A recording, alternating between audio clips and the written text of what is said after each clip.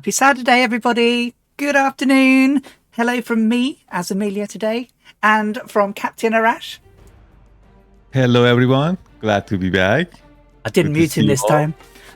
It's good to be Can back. everyone hear me? Yep, I can hear you fine. So hopefully everyone else can. I didn't touch you this time. Can we all hear Captain Arash clearly this time, guys? Yes. No. Come on. I don't see any. I don't think. Sounds okay. Here we go. So welcome. I hope you've all had a good week. Saturday again. You find us down in Miami, where today we start our flight into history, the first leg of the flight proper, where Amelia announced to the press that she was going to be flying from Miami to California the longest way possible, starting her flight with Fred around the basically trying to fly around the equator the longest way.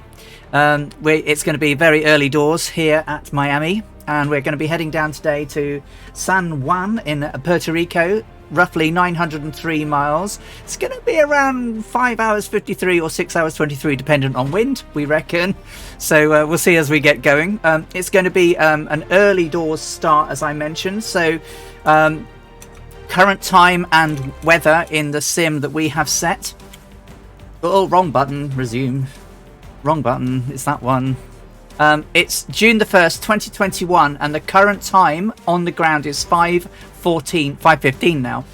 We're aiming to be wheels up at 05:56. So there's a little bit of time that we have to do to get going. You find us here in the Electra. And I can show a few pictures before we get going, but we've got this is Miami. So here's the Electra being refueled. Quite the press. This was the day before they took off. Lots of interest, everything going to plan. You might notice on the left hand side here we've got two windows, but later on when it was taxiing, those windows have been closed down. So this is a picture of the Electra as it taxis, slightly different to where we were, and then finally at 05:56 a.m. it takes off headed towards San Juan. And there's George with Amelia in her check shirt, trying to go legit with everything today. So that's just before they took off, although this was probably the day before because it's pretty darn dark out there. So let's just say hello to a few peeps then. We've got Viper Striker is in. Shernacor's here. Hello. Kazaki Flyer, who says, after slacking off for a bit, I'm here with you today. Darnish Mossman from Liverpool is here. Good to have you back. Darnish, the Dougal McTavish is here saying, good afternoon, good people. Scorpio says, good afternoon, and good afternoon, Captain Arash. Then we've got some chatting going on. Fly Darren is here. Hey, Fly Darren. Thomas World has come in. Lovely to see you, Thomas. Sound is all good apparently. Super Typhon is in the house. Yes, we're flying from Kilo Mike India Alpha to Tango Juliet Indio Golf. And then we've got Sticky Rice in the house. Hey Sticky Rice, how you doing? And good afternoon to your lovely sister. I hope she is doing well. EL737's hi, all working on something here but also trying to watch. No problem at all. And then there's Dazza T Arab. How you doing, Dazza? Good to see you. Cosmo Kramer says good morning and has subscribed for 6 months in a row. Thank you so much. My sister says love and compassion. Oh, bless her. So, right. Well, we're here. We can start getting our preparations underway, Captain Arash. So, just before we take off, let's slow down, sound down the music a little bit. It's a little bit high while we're getting prepped. Let's just have it in the background. Okay.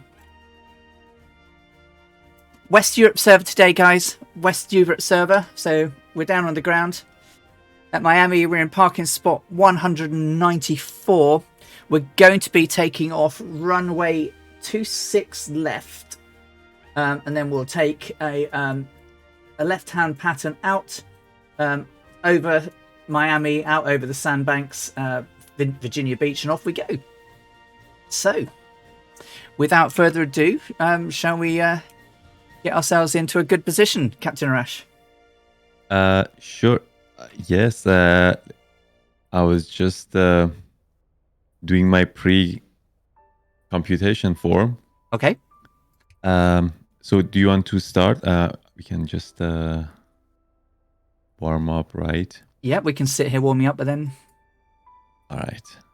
So we already have the time and date set. We have the flight plans and everything prepared, except my pre-computation form. We have the fuel loaded. We do. And flight control, we've checked it already. We have. Checked the engine controls as well. We did that before the stream goes live to make sure that everything is working fine. Now, parking brake set, please. You can see it. Parking brake is set. Parking brake set. Okay. And master power on. Master power is on. Confirmed. Master avionics on. On. Master avionics on. Beacon and nav lights on. Rotating beacon and nav lights are on. Fuel shutoff valve open. It's quite hard to see in the dark. Left fuel shut off valve open. Right fuel shut off valve open.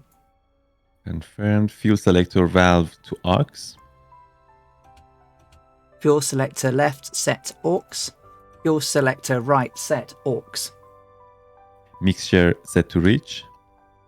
Mixture set full rich. And prop full. Left right props full. Set. Throttle quarter inch in.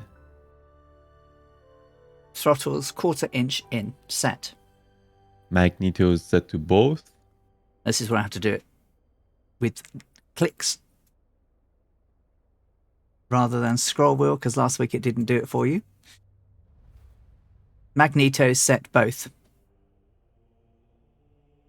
For left engine confirmed. Yep. Yes. And master ignition switch on. Master ignition switch set on. And we'll go for clear prop. Just open the window a little bit then to do that. Okay. Clear prop. Fuel pump on. Right fuel pump on. Confirmed. Confirmed. And wait. Do we have...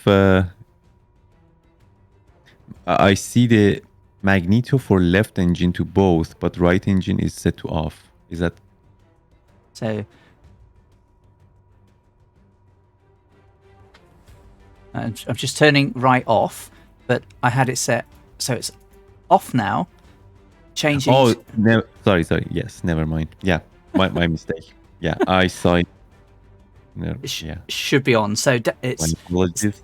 Yeah, primer and starter, please. Right primer and right starter. In the real plane, they'd be done together. Okay, we have an engine start. Just checking. That looks good. Temperatures and pressures are rising. Right alternator can come on. For the moment, I'll take right boost pump off. Now I will run up the engine just to be 1,000 RPM.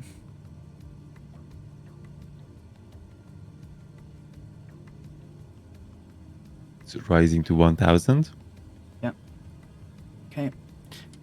Now ready for left engine start.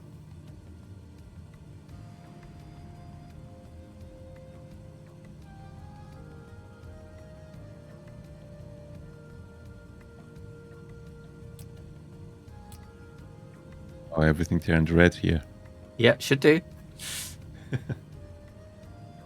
Okay, right. So, boost pump left set on. Primer and starter left.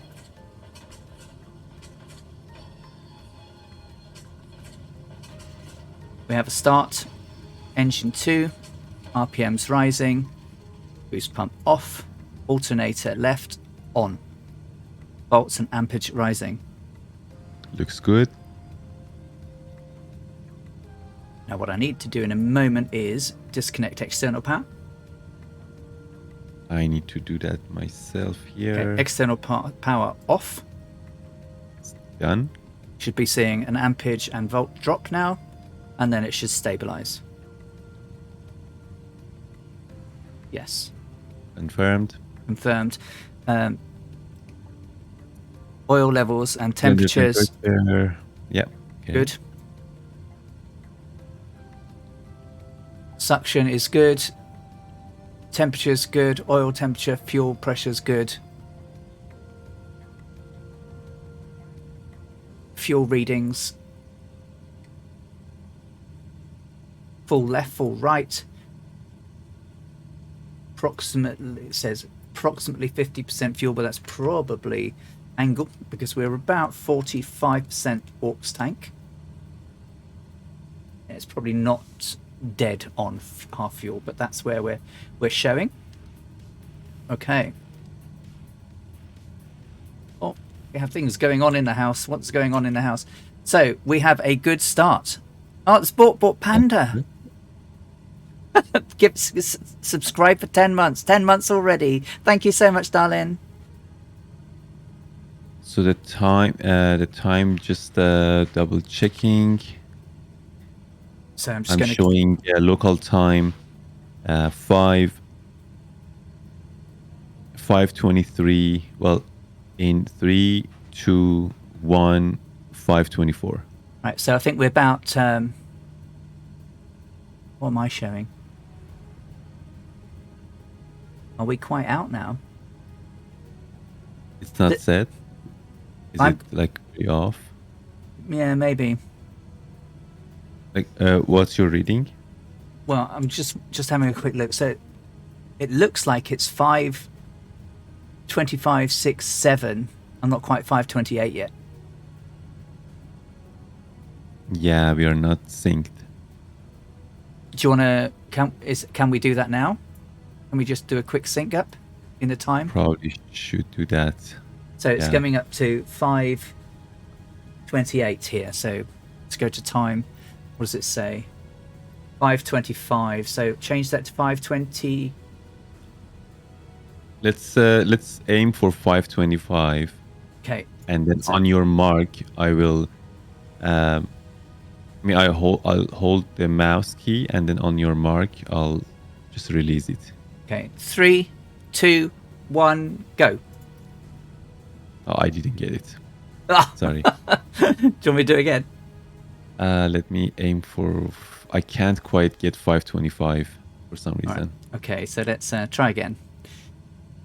Just. What can you get? 5:26.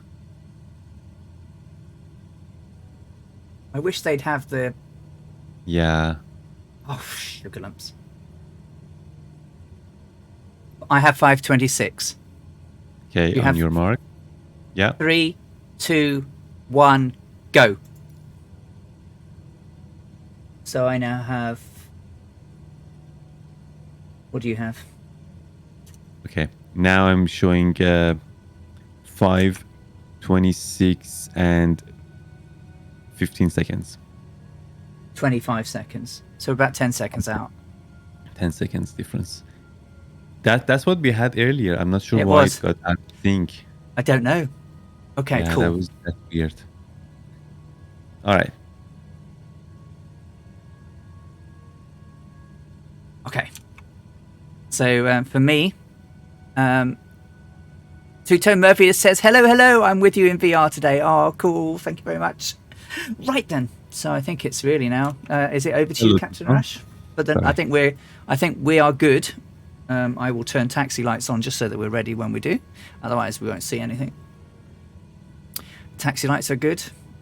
Fuel. So we have 30 minutes till takeoff, right? Yes, 30 minutes. Okay. We want to take off at 5:56 wheels up. And we're going to be departing from runway 26 left, which is just over there.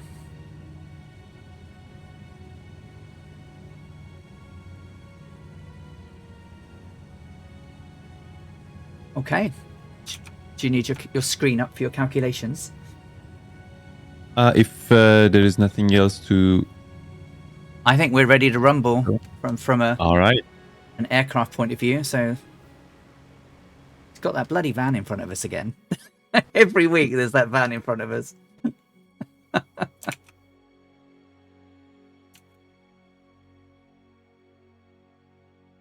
Oh, did I lose my sim? I lost my sim. What happened? Oh. My sim's not there. Oh my word. Uh-oh. Well, the sim just died on us. I'm gonna have to come back in, Captain Ash, sorry. That means we're gonna have to... Does that mean we're gonna have to stop the... No, I should be able to load in, shouldn't I still? Because your control session... Crash? I crashed. Completely gone. Yeah. No sim. No worries. We push the time back. Yeah. I'm just wondering, like, what happens with your controls application. Well, it says I'm connected. Yeah. But I bet it's gonna go boink. Probably. Should I stop it? And then once you load it in. Yeah. Sorry about that, guys. I pressed my internal button and it just disappeared us. There was no noise or nothing, just literally suddenly, oh, why is my screen black? I blame the van. Yeah, me too. see look at that. It's like, oh, it crashed.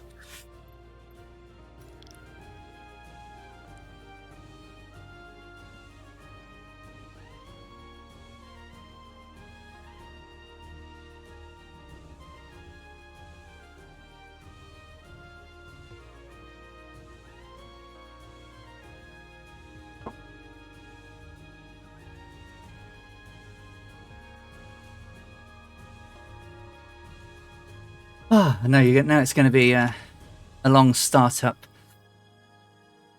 Yeah, wait, man time.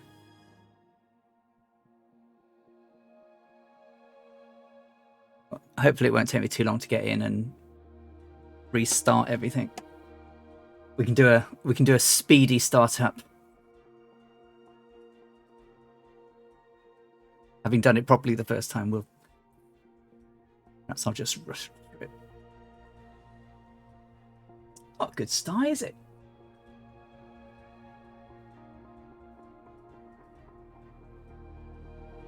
Hey Noxious, how you doing?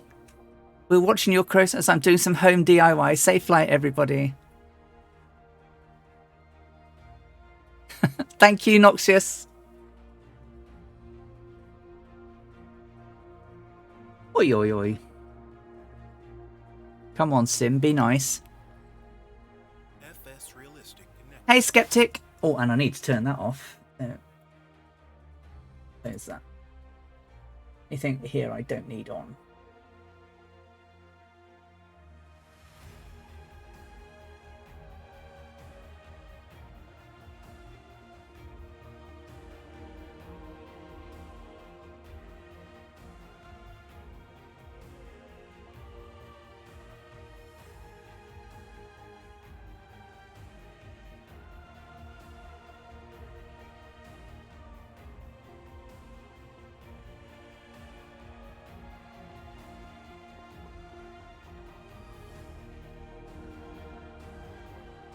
It's so strange because I still hear the sound of the engine on my side. Oh, so it's all going your side. Yeah, it's like, should I like shut down the engine, or I don't know. Or should we just go with it as a practice, like if this happens like in the air? Yeah, we can do. I mean, because I am connected to you. Well, it says, oh, I can connect to you, but I'm obviously not in the game. But I'm not on the ground yet. Did we connect it before we logged in? We did, didn't we? Yes, we did. Well, no. We were spawned in, and then then connected it. Yes. All right. Yeah. Okay. Well, if I spawn in and connect, then yours should still be. I mean, you might want to shut your engines down, and then we'll resync it and make sure it's okay. Okay. Get yourself into a card and dark, and then then we'll just need to just double check the fuel that is right. Yes. Celestial Navigator says, at Captain Rash, thank you for spotting the error in the guide. You were right. Skeptic, hello. All right, just give me a few, guys, while I get myself all readied up. So I should do that last. So let's load in my plan. Okay, I shut down the engine. Right, so then I'm just going to go to the aircraft. Well, I'll worry about the time in a minute, but it's around about 5-something time in it, 5:30. I will resync it while you responding. Yeah. So worry about that when I get there. Flight conditions, just make sure I'm loading in with the right weather because it can cause a problem. So we are loading in with few clouds. Few clouds is correct. Right, so close that. Now go to the aircraft. Let's go to weights and balances where we do so it's left wing, right wing, and then 45%, which is 338.35. No weight for no weight at all for that one. No weight. That one. No weight for that one. No weight for that one. No weight for that one. 170 for thread. And 140 pounds of takeoff payload. So I'm okay, and I'm now going to spawn in at the same space. So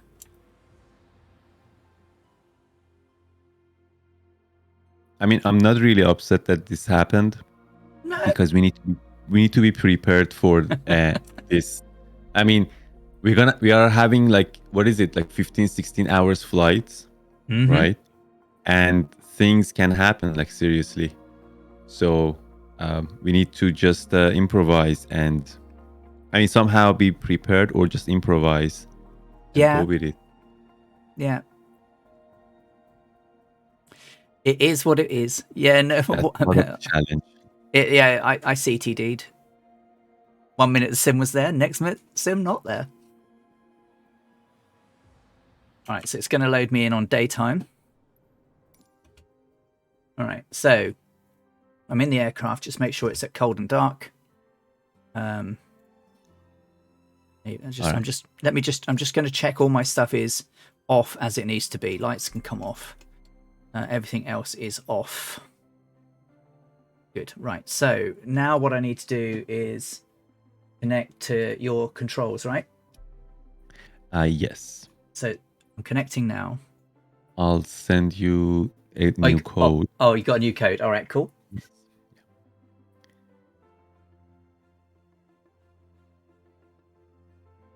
You can see all the hassle that goes into us trying to get this working now.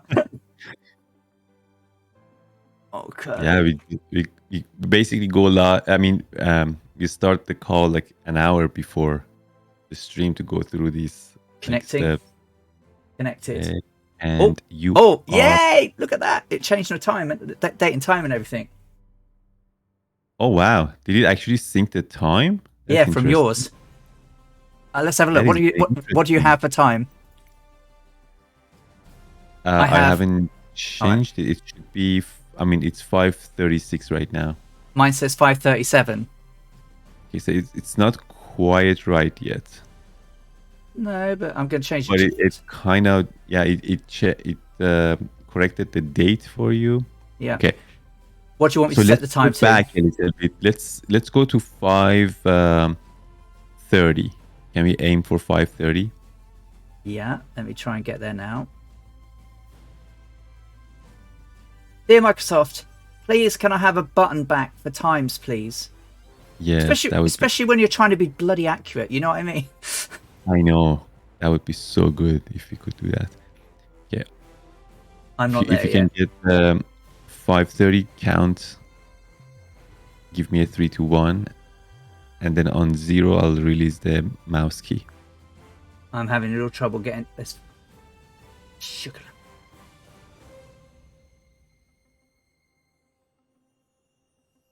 Right, I'm on 5:30 now. So 5, 4, 3, 2, 1, go. All right. Let's check the clock now.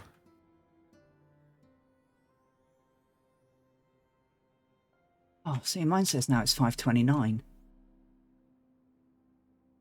Same for me, I think. I'm 5:29 and 30 seconds. Okay, I'm 7 seconds behind you. Oh, well, that's okay. Right? Yeah, that should be fine. Let's keep it that way. All right, then.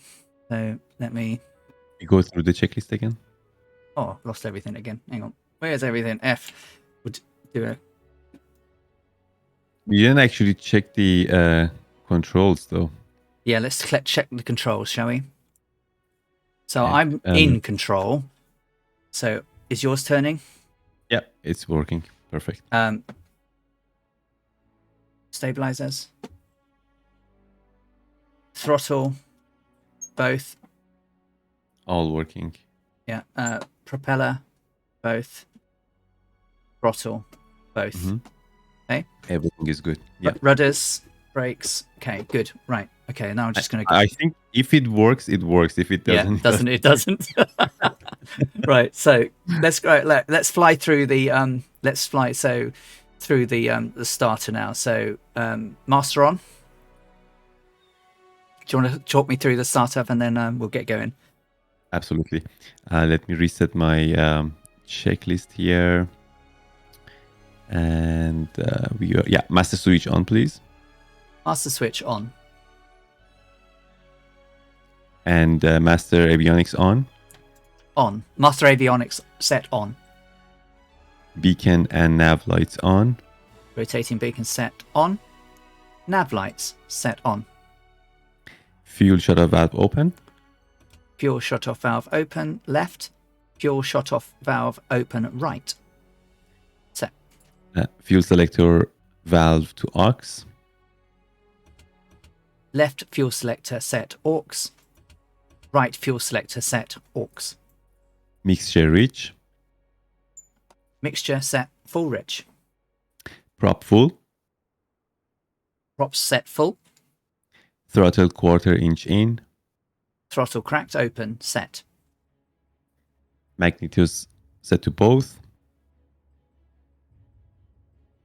Right. Oh, no, don't do that, Alison. Right, set again. Click, click, click.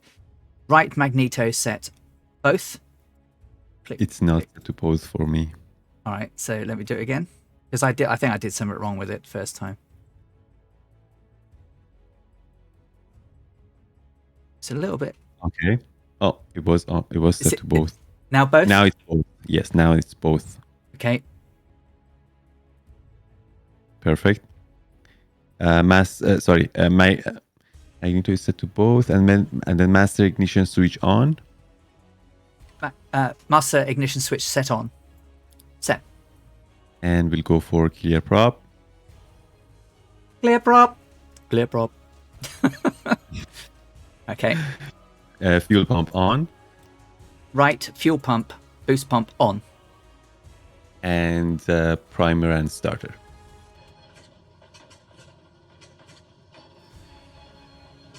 We have a good start. Engine right. Temperatures rising.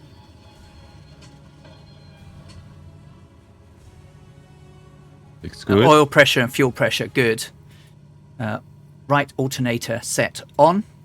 Boost pump set off. Ready for left engine start. At your discretion. Okay. Left boost pump set on. Right primer, right, left starter, sorry. Engine starting. We have a good start, engine left. Same. Pressures are rising, suction is good. Oil and fuel pressure is good. Oil levels and temperatures are rising.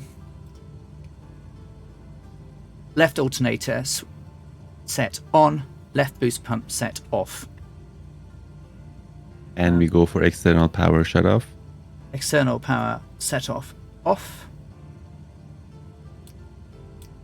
Okay, amp and volts are coming down. Yes. Alternators are on. Yep, they are. We checked the RPM. Voltage and amp are already checked. Cylinder temperature and oil pressure and temperature all good. Yes. And we have fuel flow on the fuel. Fuel amounts 50%. It's not 50%, but the dial is showing 50% and full left right. Fuel quantities accurate. Okay. The only other thing we didn't check was the parking brake. Oh yeah, that's next in the checklist. The time is 5:36 exact. I've got 5:36 and about coming up to 20 seconds. Yeah, all good. Good. Barometer set. Flaps set. Flaps set 10. Whiskey compass check. Just give me a second while I sort myself out. So, whiskey compass.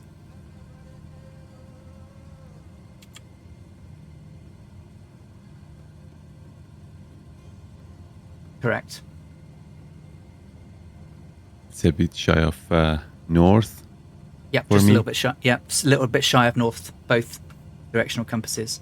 Cage Sperry gyro. Sperry gyro aged. Set the heading. Heading for takeoff is going to be 260. Just give me a moment while I go to my... So, heading.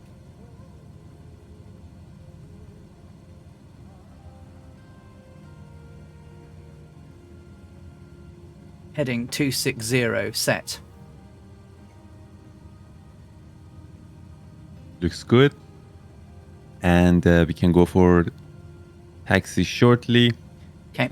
We have about 20 minutes. Okay. Give or take until our takeoff time. So I'm going to take the time to complete my... Got your screen up now. Oh, perfect. Sim Toolkit Pro should be showing for everyone as well.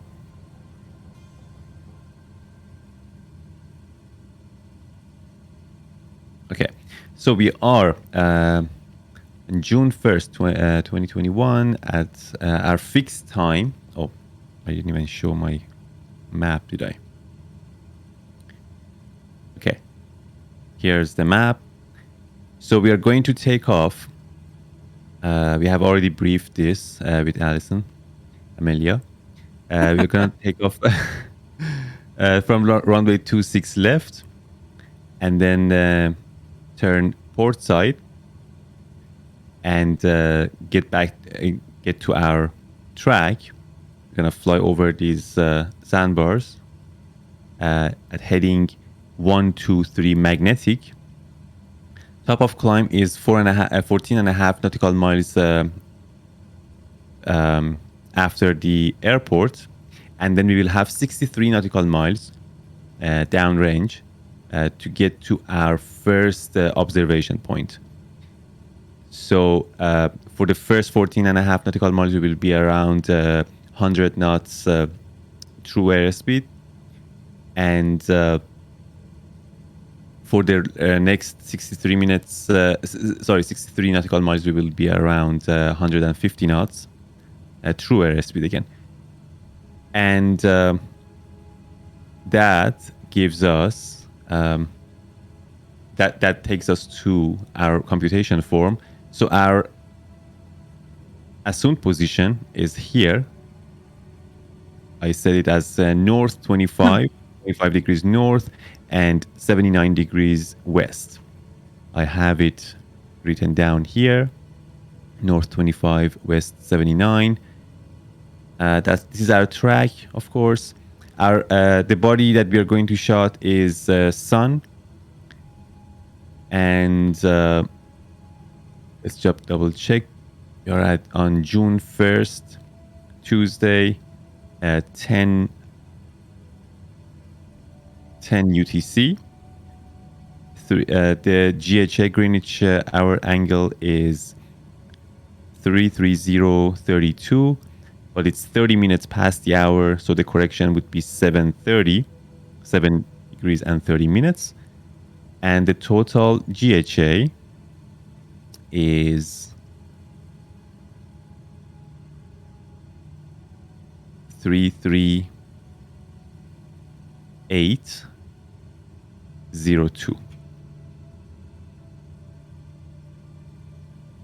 So for our longitude, we're gonna need to have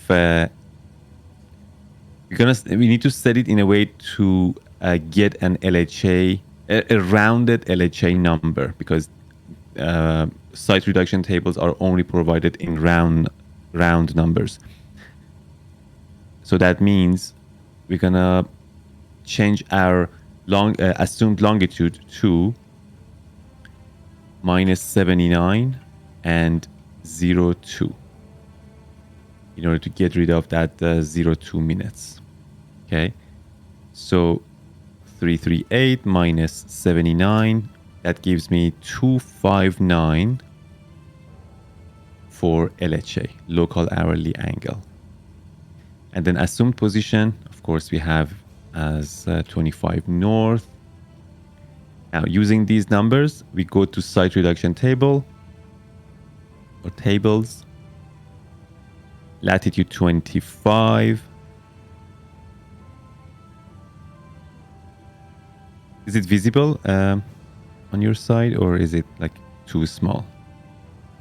The left-hand side thing is quite small for people, I think. Oh yeah, I will zoom in for that. Just need to get to the latitude 25 first.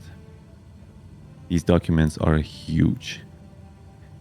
All right, so 25 latitude, we need LHA of 259.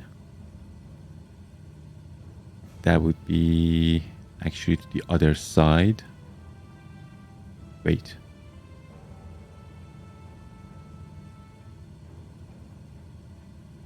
Something's not right here. I could see that there. Oh, here, the rest of them are here. I was confused for a second. Okay. LHL, local hourly angle, is 259. We find it in latitude 25 table. Are we good with time? Shall I trundle while you're doing that? So that I'm lined up? Oh, yeah, for sure. Yeah, I'll just trundle. So I'm going to take off parking brake. You can see the darn thing. It's down here somewhere. Yeah, parking brake is off. So I'm going to trundle down to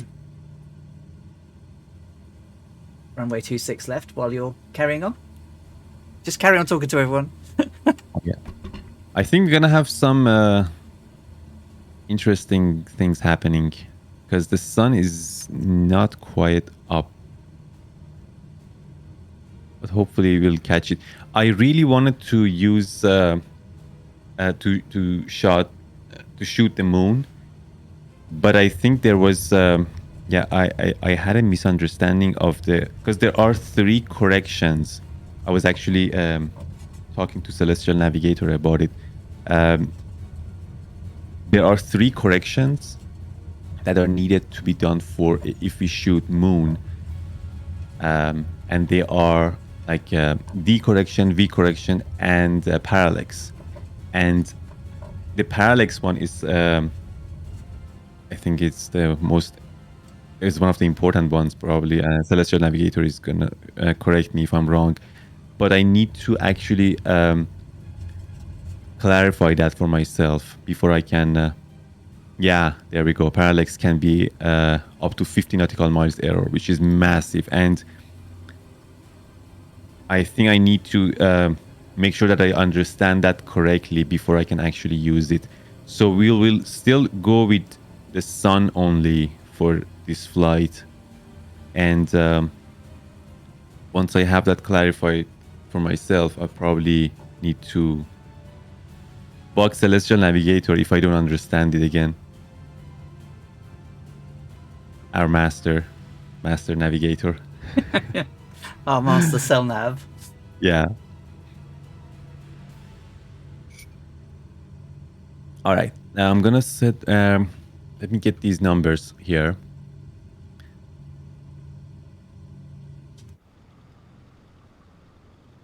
Make sure that I have it correctly. 259. Okay. And then we have 20 and 23 minus 7. Wait. 0 minus 7, 66. And then we have 0, 20, and 65. Our declination is 20.07 right here. So that gives interesting. I thought the sun is going to be higher. It's actually below horizon. Gives a negative value. -1 degree.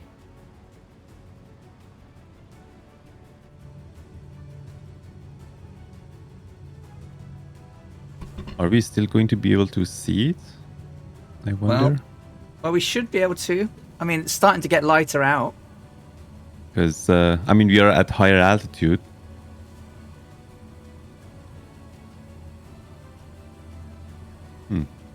We should be okay. I mean, because sunrise is soon. I mean, literally. I mean, yes, we do have stars. Can't see the moon.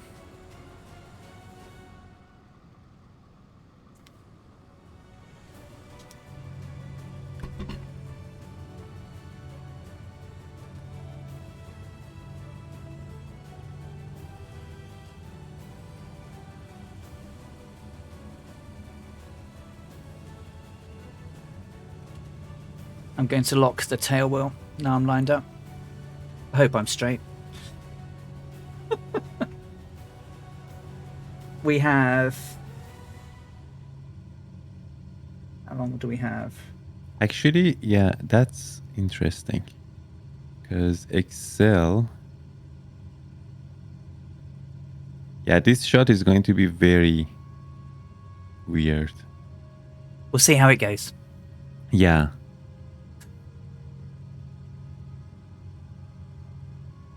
It's part of the learning process. Yep.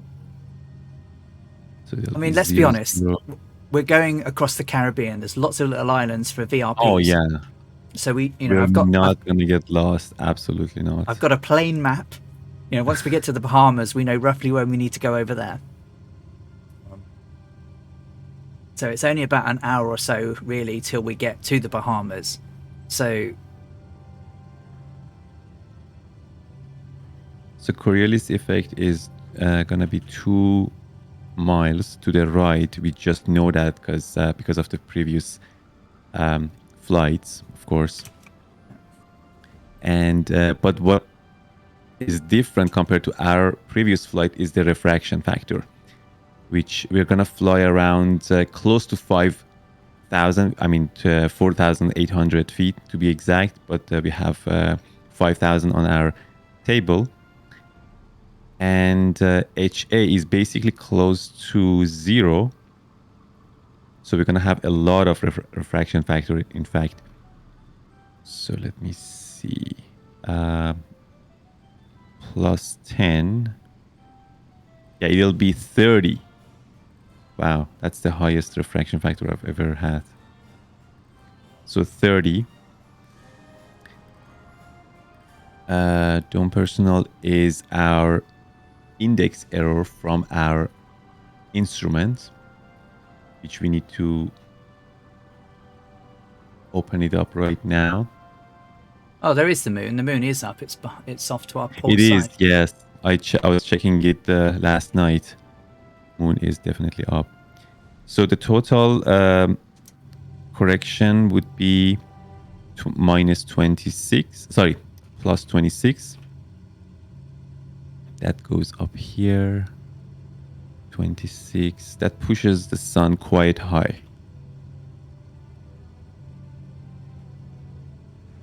26.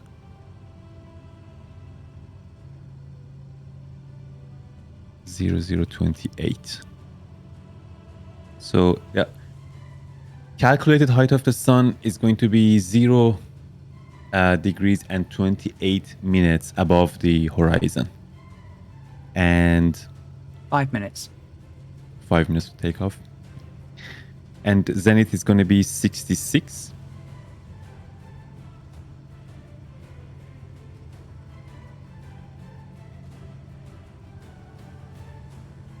Because LHA is greater than 180, so therefore Zn is equal to Z from the table that we got here. Rule of thumb, do not shoot anything under 15 degrees up. Uh-oh. Don't try this in real life. Yeah.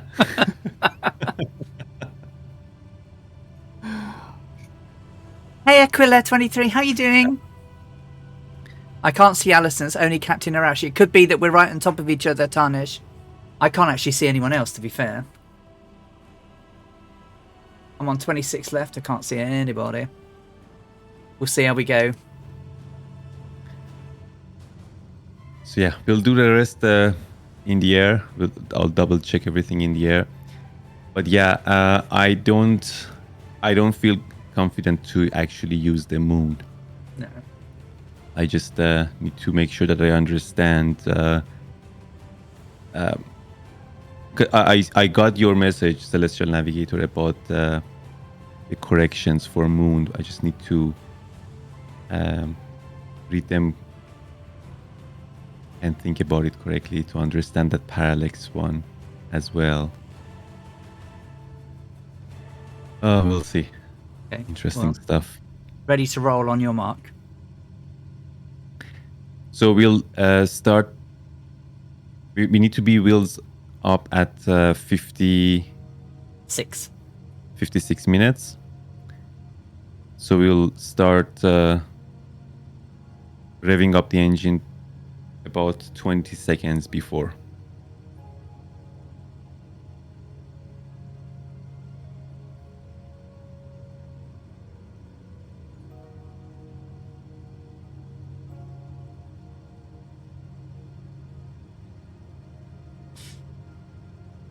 Parallax is not... Taking parking brake off now so that we're ready to go.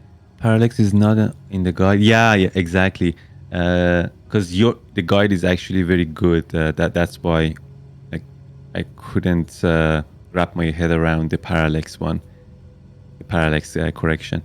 Let's chat on Discord how it's done. Parallax is also required for planets, not the stars or sun. Yeah, absolutely. I'll definitely pick your brain, Celestial Navigator Master.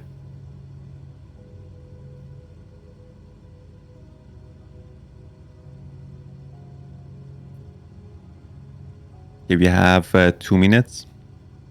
Roger that. Propeller full set, mixture full rich. And temperatures are good. Suction is good.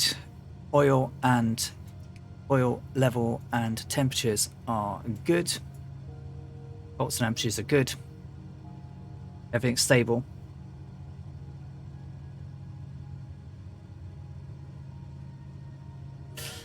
Apart from the takeoff, which will probably be wonky.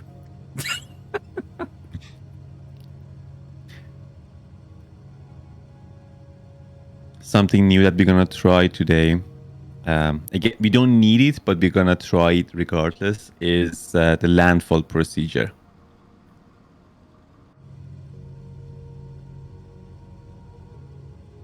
Yeah, That's gonna happen during our approach to our destination. New aviation term, technical term. And it's actually a fun one. I really like it. Celestial Navigator has created a very neat Excel sheet for plotting. I mean, technically, you should use it on a paper because they didn't have Excel at the time. But if I do it on paper, nobody can see what I'm doing. But on Excel, like it's gonna be on the screen and everybody can see. All right, let's. In 5 seconds, let's rev up the engine. In 5, 4, 3, 2, 1, go. Okay, engines at full.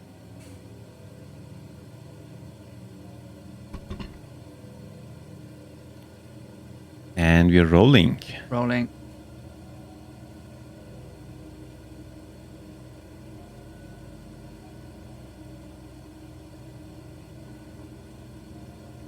Oh, tail is up.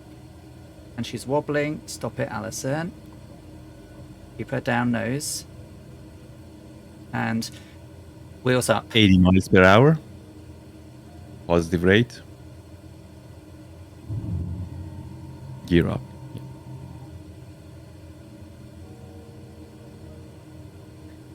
100 miles per hour. Okay.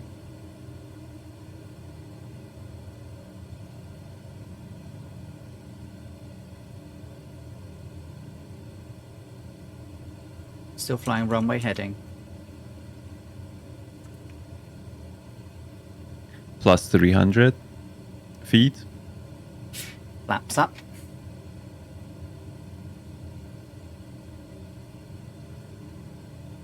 Going into runway. Slow left turn out. 110 miles per hour.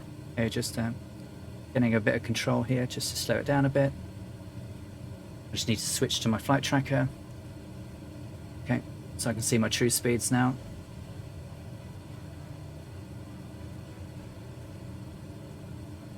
True airspeed, I read 105. Okay, slow down. Just trying to slow down a little bit. I mean, if you feel it's more stable, higher speed, don't worry about it. Don't. No, it's okay. You don't have to lower it down. Because we are not flying directly towards the dead reckoning point. We are turning, so we probably need a little bit of more speed anyway. Okay. Roughly. Well, there are the sandbanks out there, so with the lights on. Very handy. And we can uncage the gyro. Or gyro. Is it uncaged? Uncaged now? Nope. Perfect.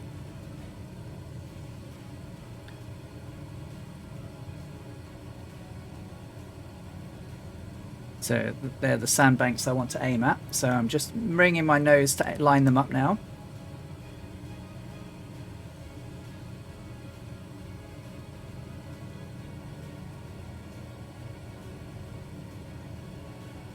So let's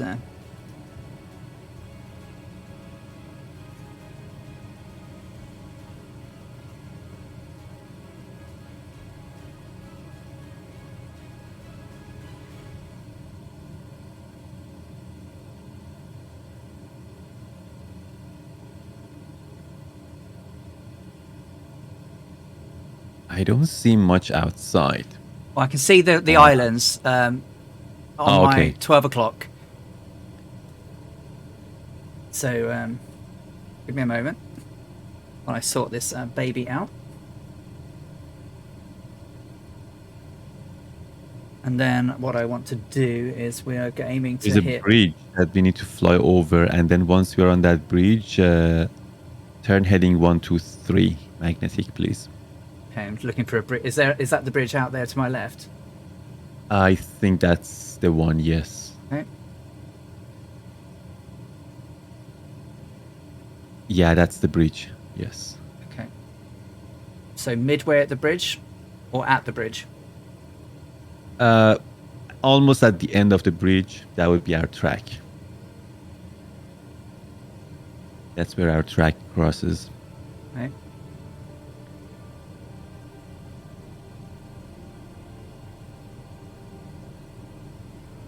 And heading, we want to be 1, 2, 3 magnetic.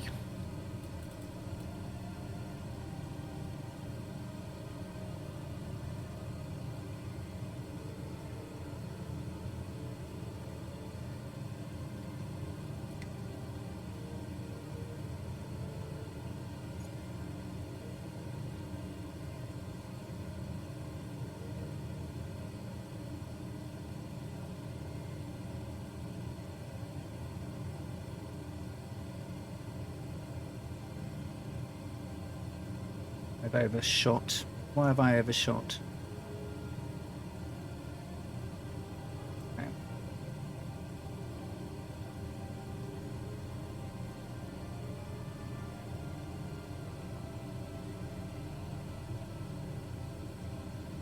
Is it between those islands? Yeah, it's between those islands there. Let's try to be over that.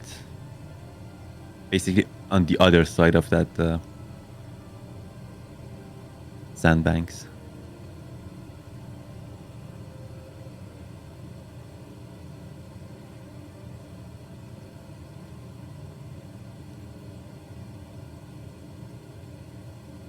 Mm-hmm.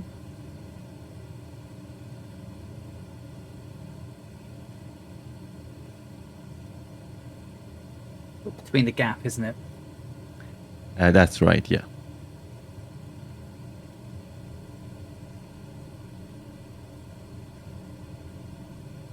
Our track is just after that gap, like on the other side of it.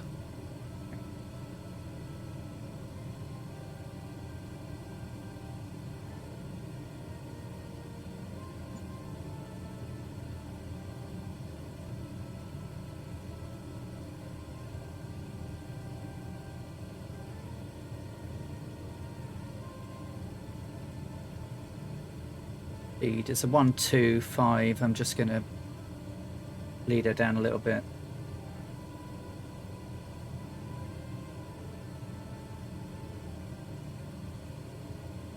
There's a huge crowd behind us. I see no one. Oh, because I don't think we can change. Oh, you don't see anyone? No. That's weird.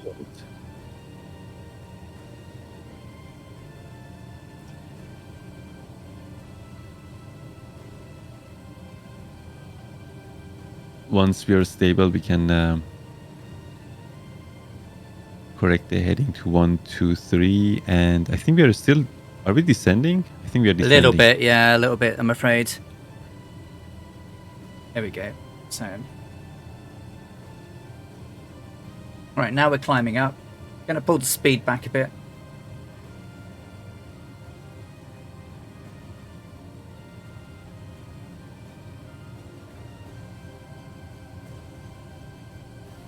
I think we're not too bad now. No, I think we are very, very good, yeah. Because I think the big trouble I've got now is I can't change servers to see people, can I?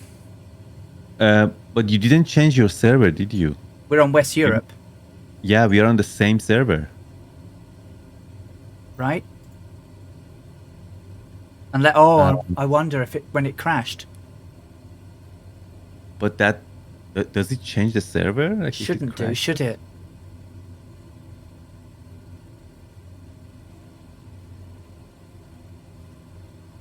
Watip says, I see you guys. Like, do you see both of us? Oh, I see Botip. I see Botip at least.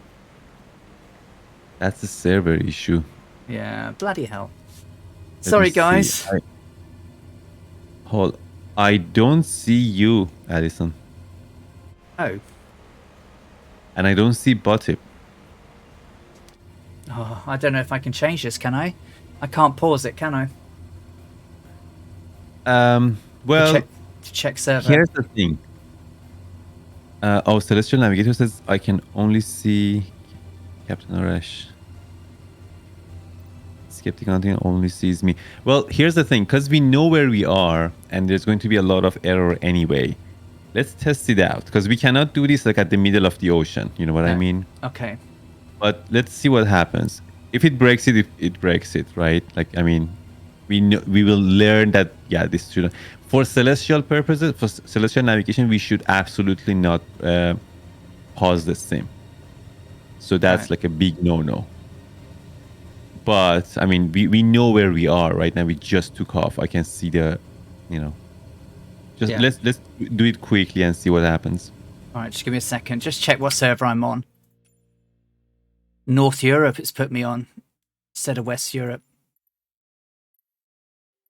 Interesting. Okay, I'm paused basically. I have my aircraft stopped in the air. Oh no. I mean, yeah, it's fine. It's actually fine. All right. We know. It needs a few seconds for people to see me, I guess.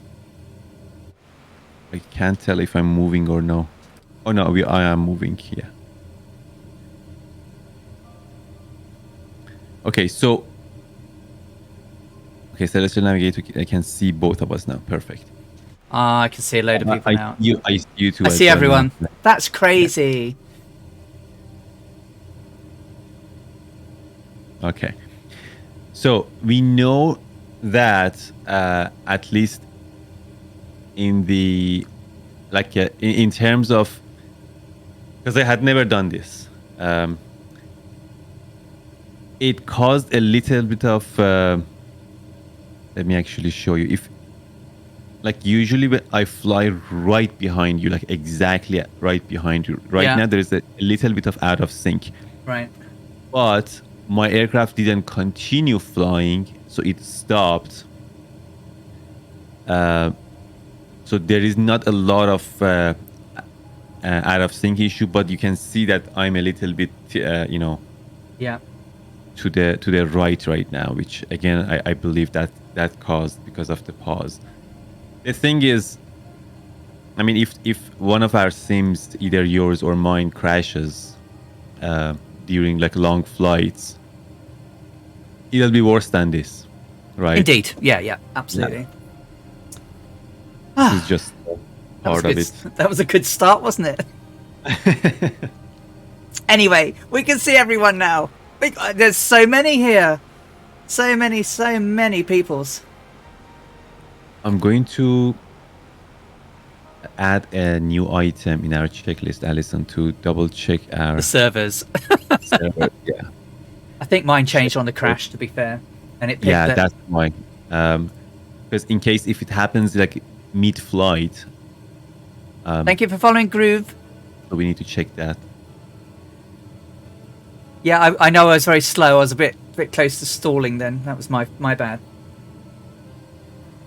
I was concentrating on trying to see what was going wrong. Why we couldn't see each other.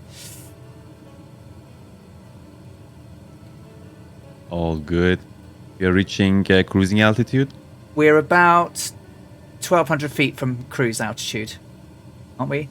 Oh wait, sorry. Yes. We are not there yet. Yeah. Not quite. For some reason, I thought we were at 4,000 already. 3,007. Yeah. No, a bit of a dodgy takeoff, I'm afraid. True speed at the moment is 126, but we lost a bit of time trying to get online. Hey, Captain Spitfire. Hello. How you doing, mate? Right. Anyway. Looks like we're starting to see some... it's SM Totoa, who was with us last week. We are at...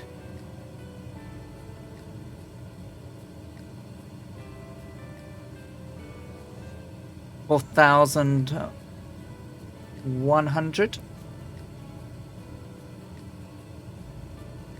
I think I've got her steady now, so 124 though, so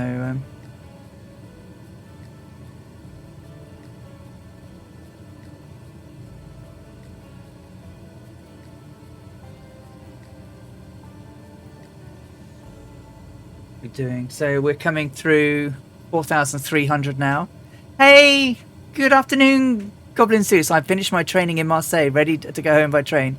I hope to do a bit of this flight. Cool. See you when you get home. Right. So we're now 117, 116 through speed. 123 heading. We are coming through 4,500 now. So I'm going to start to bring her forward. My heading shows less than 123 here. It's almost 120. Really? Yeah. Mine's definitely not 120. Have you got any drifting going on? I'm looking at the whiskey compass. It's like 121-ish.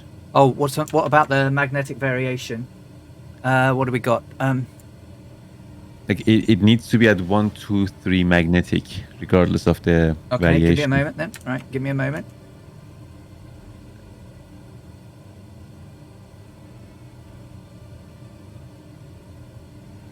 Maybe do we have a gyro drift or something? Yeah, we may have had, but right, we're at 4,800 feet. So let's look at heading now. It's yeah, I see about like 122, I would say, and now it's closer to 123. Perfect. It looks good now. Okay.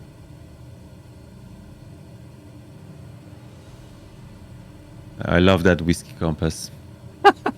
That's the best source. Like that doesn't go wrong. I mean, of course, like if you put a magnet next to it.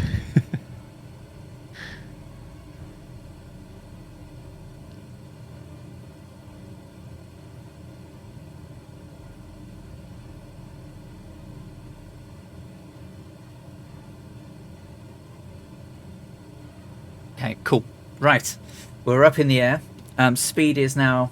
I just need to adjust.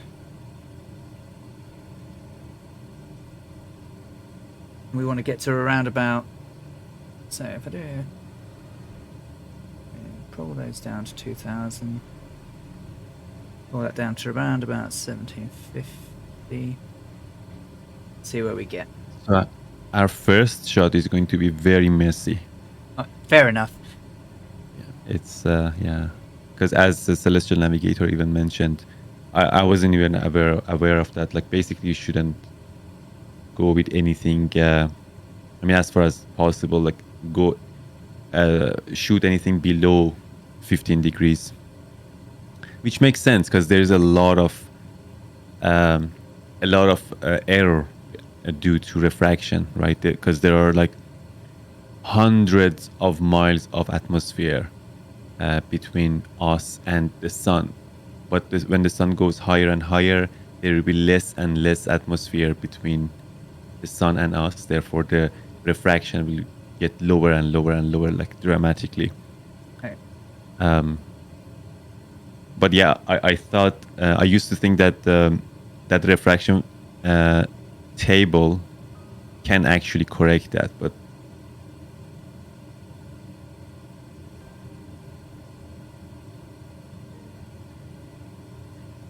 there's a huge island ahead of us after the first shot.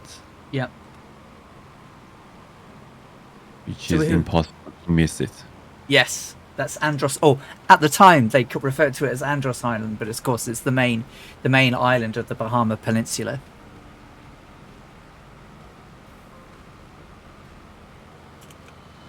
So, woof. Thank you for following XBMS Smurfy. How you doing? There was an incoming. There certainly was then.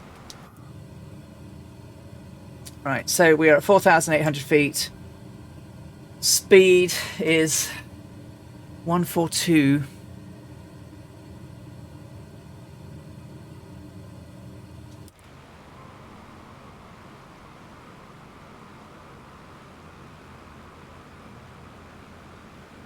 We've got Skeptic, we've got Scorpio, we've got Fly Darren, Botip, Jojo1, Cosmo Kramer, Anton Sidor, SM Totua, Tarnished Mossman.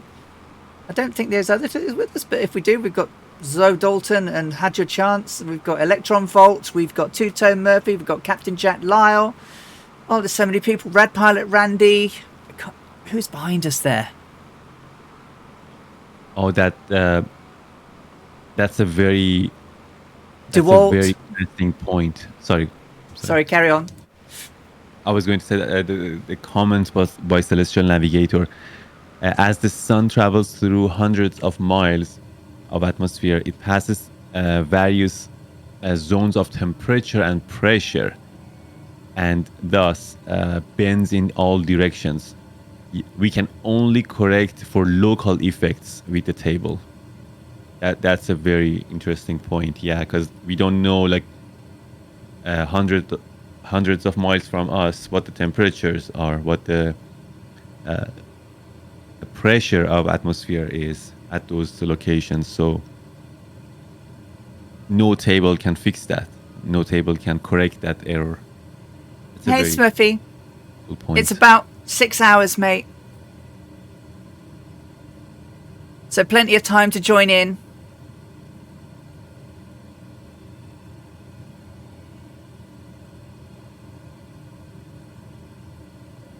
Just trying to get us down to our cruise speed.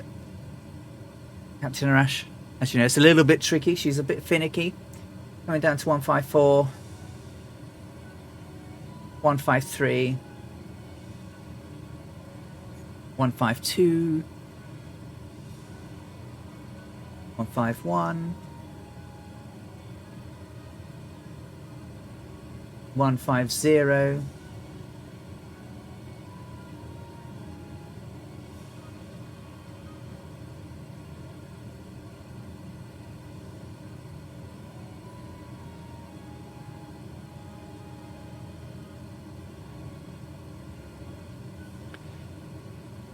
For those of you who need to, check your fuel.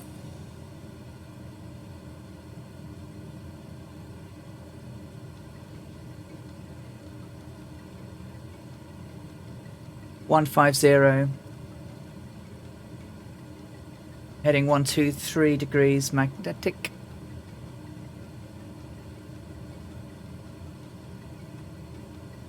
(151) again. Just so tricksy to keep her just where I want her to.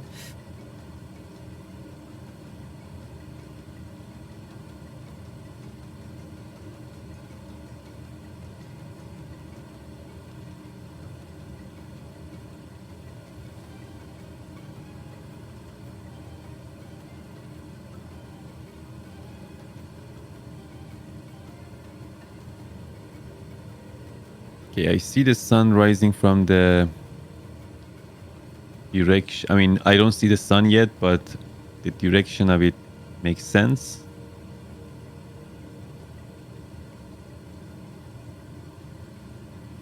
According to the numbers that we have.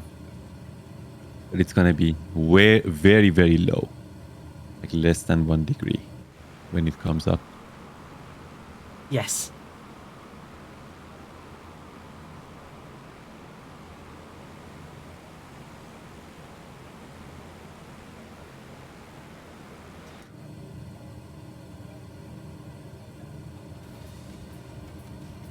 Oh, Skeptic, that's really kind of you. Thank you. Skeptic has just gifted a tier 1 sub to Celestial Navigator.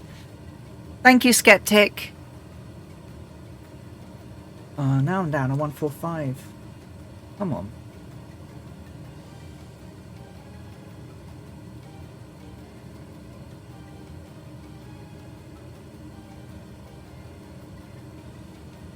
Thank you, Skeptic. That's really kind of you. Oh, wrong button. Gordon Bennett, Alison Johnson.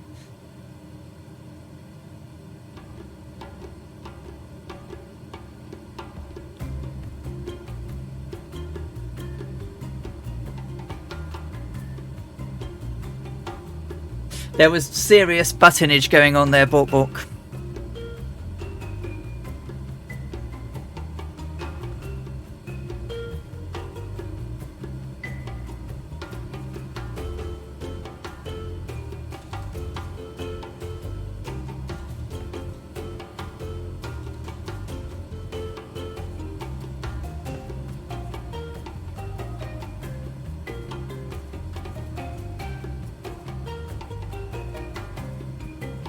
think these are the reefs coming up, Captain Arash. I'll take a look in a second. Sorry, just making a correction for Coriolis effect on the plot. Okay, I'm gonna take a look right now. I have a cloud right in front of me. Okay, I see something. Yes, that would be. It's the reef line outside of the Bahamas. Yes, yeah.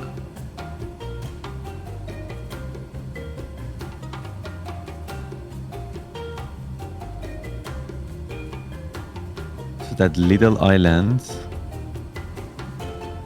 on our 11 o'clock. Okay, I see that on the map. Perfect. There are 3 of them. Yes, I see the 3 of them. That means we are a little bit closer than that third one than we should be. Which is it's all right though. I mean, we are on the. What I mean is we are on the right side. Sorry, on the left side of our track. Yes. Like here. Yeah, we should be closer. There's a longer upcoming set of reefs. This one, I think we should. It'll be. Oh, those they're over there. 3 ones are the last ones. Yes, we are a little bit too close to them. We should be more to the right. Yeah. Just judging by what I see on the map.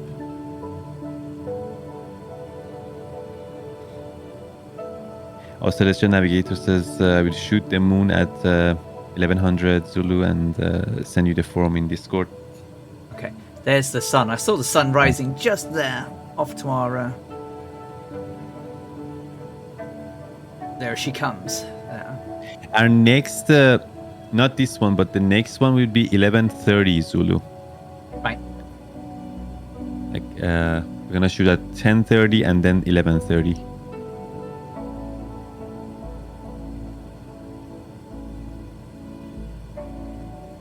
True speed's 153 at the moment, so just.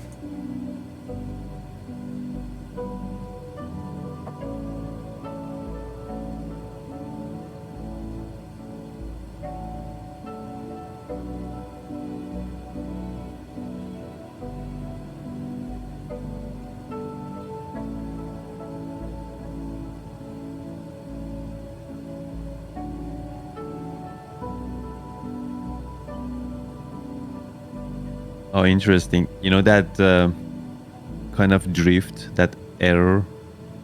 Yes. I think it's getting less. Right. Between our aircrafts, I mean. Okay. Yeah, you're quite close now. Oh, look, someone flying right on my tail. Is that Tarnish? With his big angle of attack. I don't see the nameplate. Yeah, it's a beautiful FA-18. And there's SM Tatoa, Skeptic.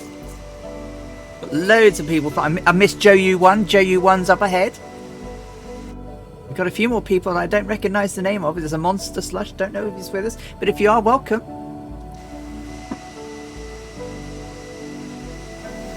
Woof. And so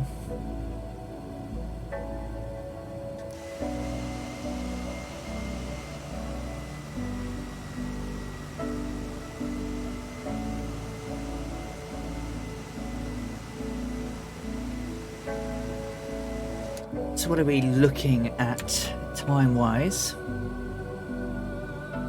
I guess we're a little bit faster. So in the real flight, they saw this reef line at 6:30.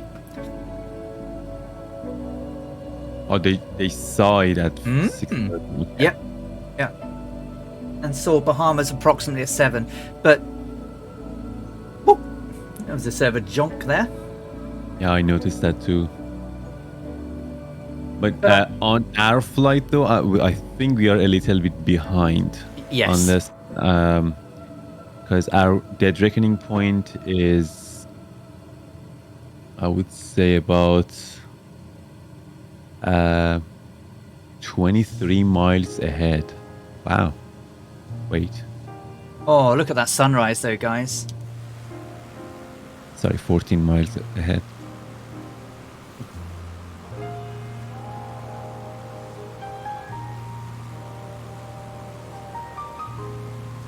Little marshmallow clouds.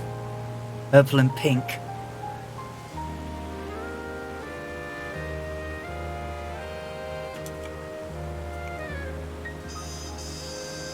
Thought it was on my wing, right. It's hard to see when the name tapes aren't there.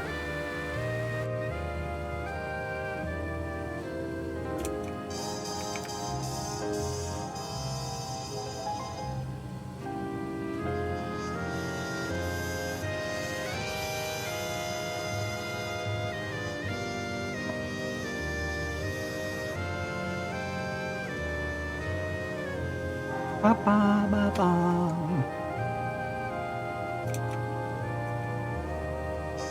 Can the Fokker keep up?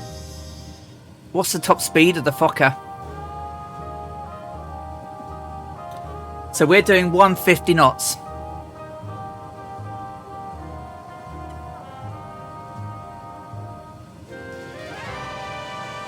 Quit, the plane's good. Look at that. That's pretty. It is, absolutely. Isn't that glorious?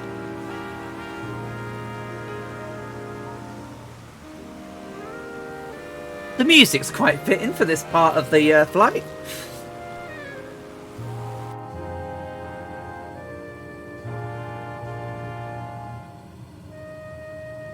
I have to unmute the chat, the stream to hear the music. Oh, bless. We must find a way of doing it so you can hear the music as well.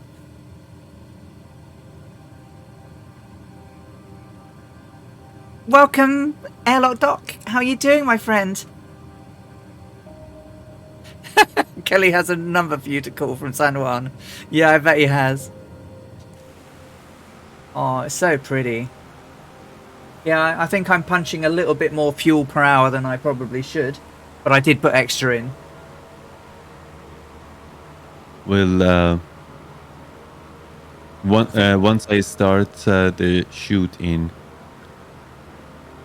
now 1 minute, I'll ask you to read the fuel for me, please. Will do.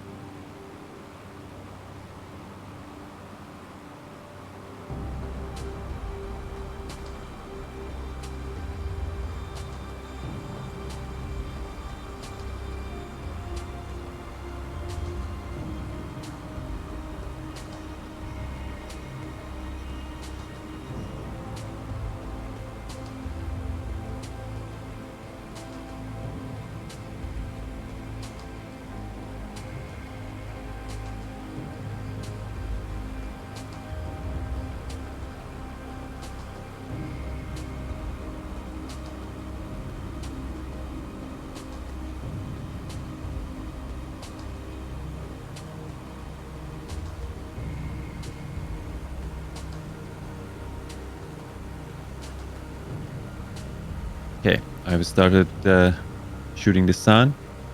Now, what's the fuel, please? 307.8. 307.8. Thank you. So we have 705 total. Yes.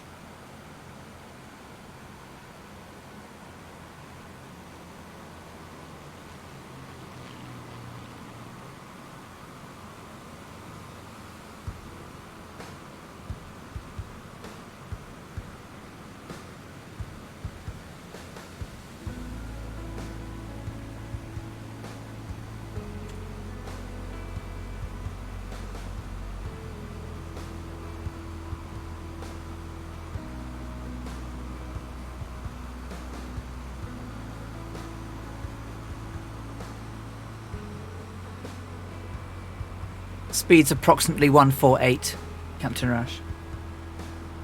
Thank you. And heading, is it, are we still at 1, 2, 3? 1, 1, 2, 3. 1, 2, 3. Yes. Okay. We're wobbling between 122.9 and 123. At our dead reckoning point, we need to turn heading 126, but I'll wait until the shot is done and the plotting is done. I want to see like how much of a error I'm gonna get. I'm not very optimistic, but we'll see. It'll get better as we go. Yeah. Oh yeah. Like, and we were roughly where we needed to be within like 5 minutes. Yeah. An hour from now, the sun is going to be more than 15 degrees higher than the horizon. We've got Electron Volt, Otip, Catch Jack Lyle. There's so many people. It read 0 degrees. It says sun below horizon. So, I mean, the sun is not below horizon. No. I'm not sure why. But regardless, we are going to turn heading 126 anyway. Then right, heading 126. Magnetic, yes. Yep. On my way.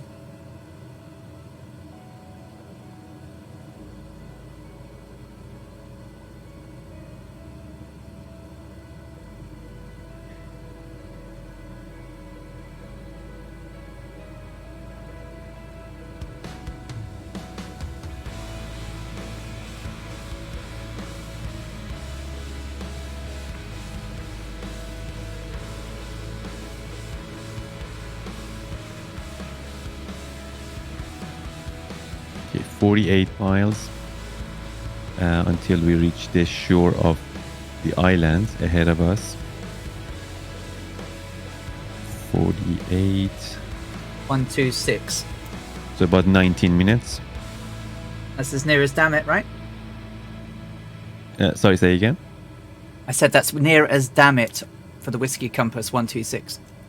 Oh, yes. Okay, yeah. Perfect.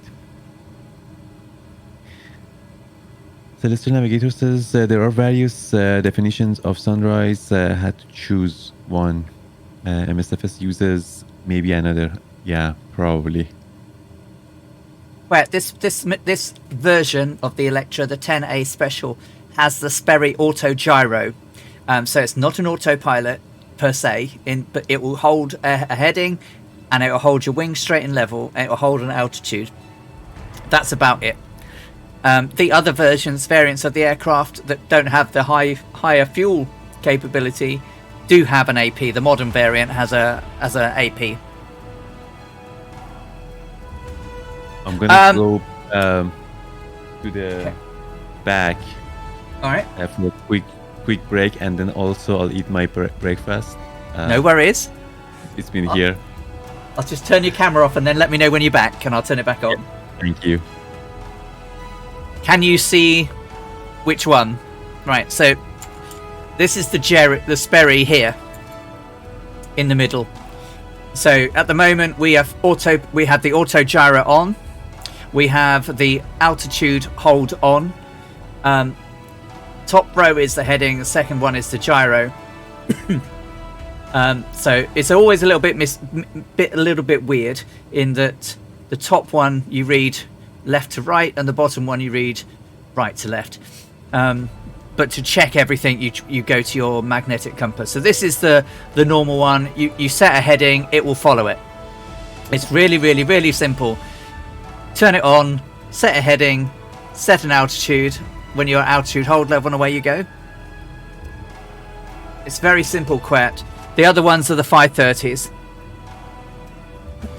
So the fuel system, that it has the capability of 1151.72 gallons of fuel, but what it does, oh shit, I hit that. What it doesn't do, it doesn't have 12 tanks to manage like the old aircraft. That's really the only difference. But it has the same range, and they've changed the configuration files for the engines to be a little bit more pokey, like they were in the 10Es. It's not a bad aircraft. The sound's still loud. There is this sound pack thing. Now, I bought it and I followed the instructions and I didn't get any sounds. So I've reset it to default, and I've sent them an email saying, and how do I get this to work in all versions? I couldn't even get so... But it's really weird because it tells you to remove all your sound packs before installing it. So I'll let you know once I've had a bit more of a play with it. Yeah, the original aircraft had 12 tanks.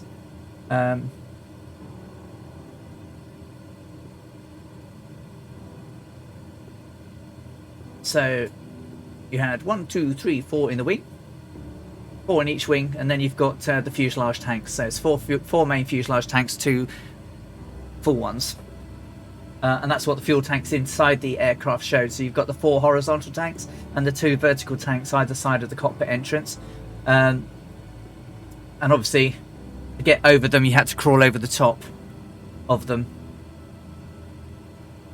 And obviously this is Amelia looking out of the cockpit to the back.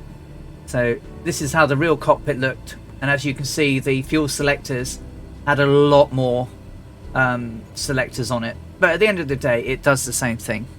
It's got the same range that she had. The only thing I'm not doing very well is not flying it quite to the right amount of fuel burn, but I'm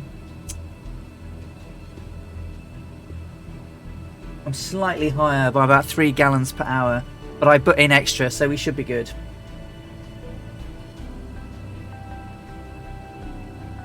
I say the only thing that's wrong with it is out of the box the sound is very loud, and you do have to.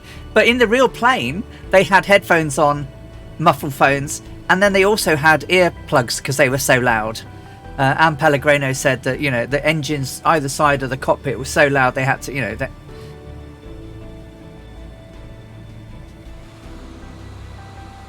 Oh, there you are.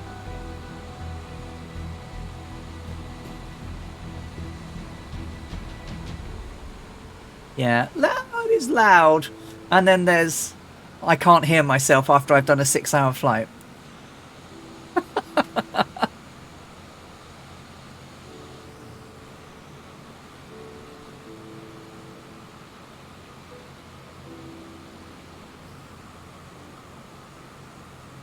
Oh, it's amazing. Once upon a time, the tail was a single tail. But Kelly Johnson, when he worked on it in the wind tunnel, he found that actually the twin tails was actually much more efficient and much more stable once it's in the air. It's not so stable on the ground, mind, but it's much more stable in the air.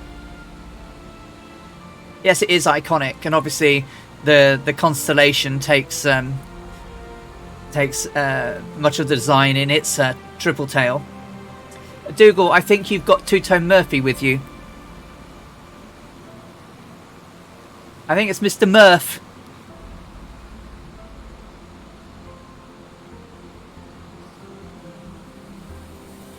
A little reminder to everyone for the week of the 14th of February, my Tuesday night stream will have to be postponed. I'm going away on business to Stockholm, so I hope to be back for my Saturday stream, but I'll let you know if there's anything that they keep us over there for any reason. So no stream on the 15th. Blame my work for that. Back then nothing was stable on the ground, says Captain Spitfire. You're right. I mean, she ripped the wheels off it when she flew to Ford Field on the original journey, where she was flying she flew from Oakland to Honolulu, and then when she took off at Ford Field, which is at Pearl Harbor, literally ripped the undercarriage, the undercarriage right out, and then it had to be shipped back to Burbank to be fixed.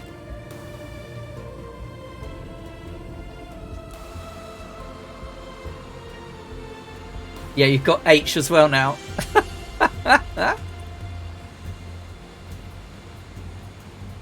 Oh, Captain Seppi, thank you so much for a 7-month subscription. How you doing, my friend?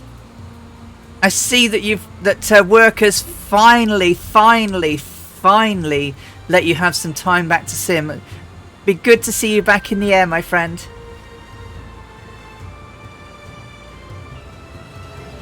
Back to the world of the living. Yeah, I know. Welcome back, my friend. Welcome back.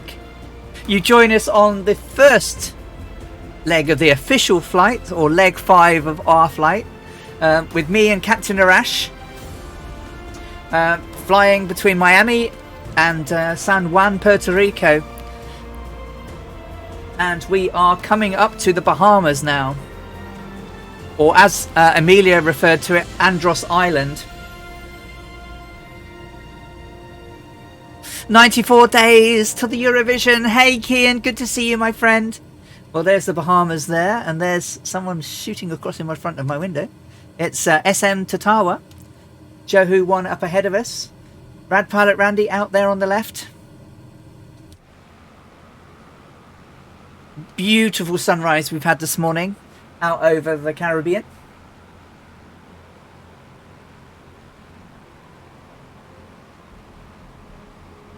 We've probably done about 100 miles now. So,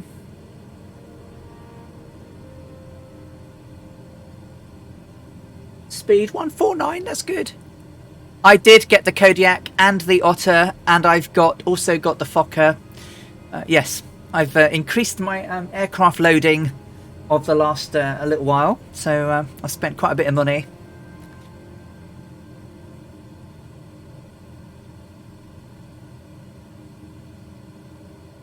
Thank you, Captain Seb. Yeah, Captain Arash and I are doing... well, Captain Arash is doing all the hard work. He's doing the celestial navigation for us.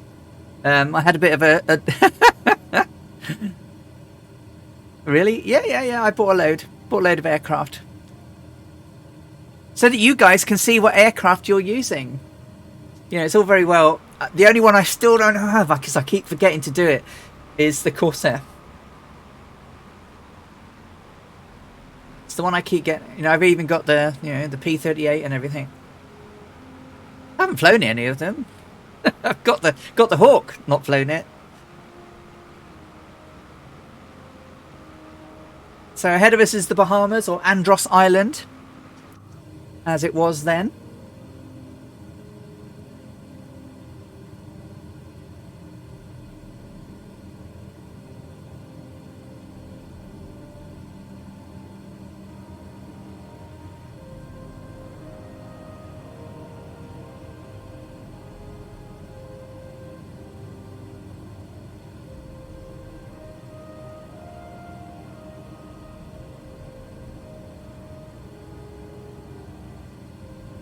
So it says around about 7 a.m, Andros Island stretched out before us, a vivid green rug before our eyes. The fringe of that rug formed by various coloured tendrils of the sea reaching finger-like into islands, some resembling vivid green snakes wriggling in a maritime garden of Eden. Those beauties of the tropic seas viewed from the air were sharp contrasts to the leaden dullness of the northern Atlantic and far reaches of the Pacific Ocean as I have seen them from a log. My penciled log scribbled at the cockpit as we flew records that the Andros we slightly sighted a slightly submerged wreck, which we won't see. We looked down upon the little rocks and reefs which poke their heads above the water. So few lighthouses in this mess. One pities the poor mariner. On some soldier ground we saw trees and black silhouettes against the varnished sun path. A friendly course, hardly out of sight for one island, but another pancakes on the horizon.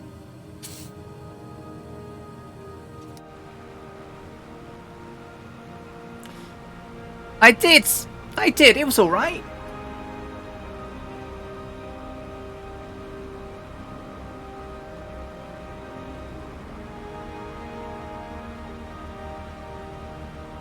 Hello. I'm back. Welcome back. I can turn your camera back on. Oh. Sorry, it took a little bit longer. It's all right. You get up really early to get prepared for these streams. You can sit in the back of the aircraft and eat your breakfast. No problem at all. Captain Seppi says, "Hey, Captain Arash." Captain Seppi, my friend, how are you doing? Glad to see you, my friend.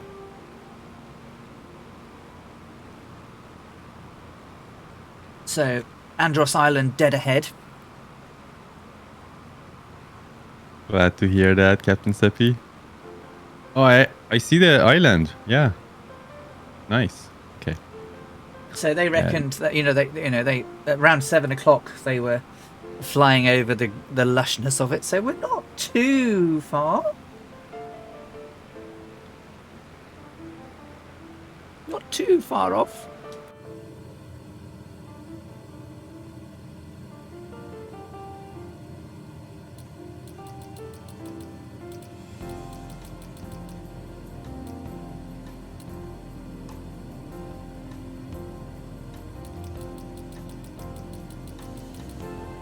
See, Teuton is flying with P-51. Right? There's... Yeah, P-51. Yes, Teuton's in the P-51. Oh, Electron Volt is also flying with us. Yes. Yeah. I didn't see his plane earlier. Kodiak. Yeah, we got loads of people flying along as always. Thank you so much, guys. Bunch of people. I know. Look at it. It's crazy. It's amazing. Oh, I hit that again there. Right.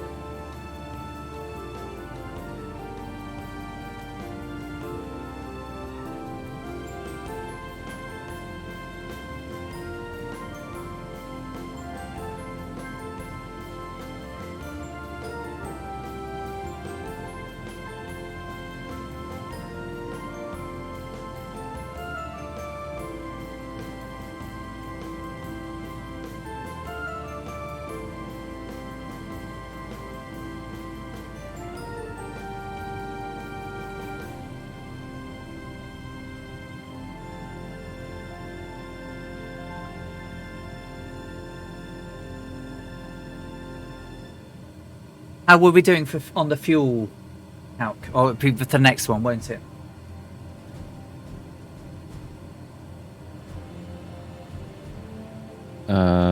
Sorry, did you ask me? That's for the next, isn't it? Let me see.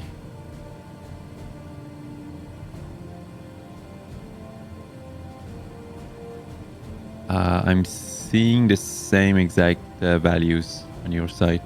Okay. Just looking at your stream.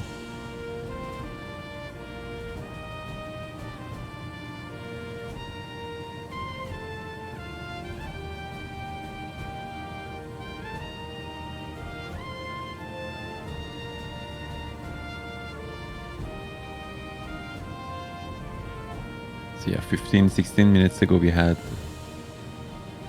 how much was it? 705? Yeah. Yeah. On board.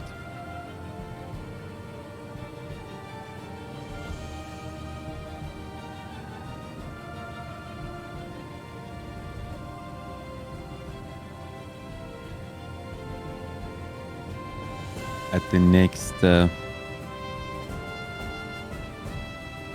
fix, we will see how much we've been burning for the last hour.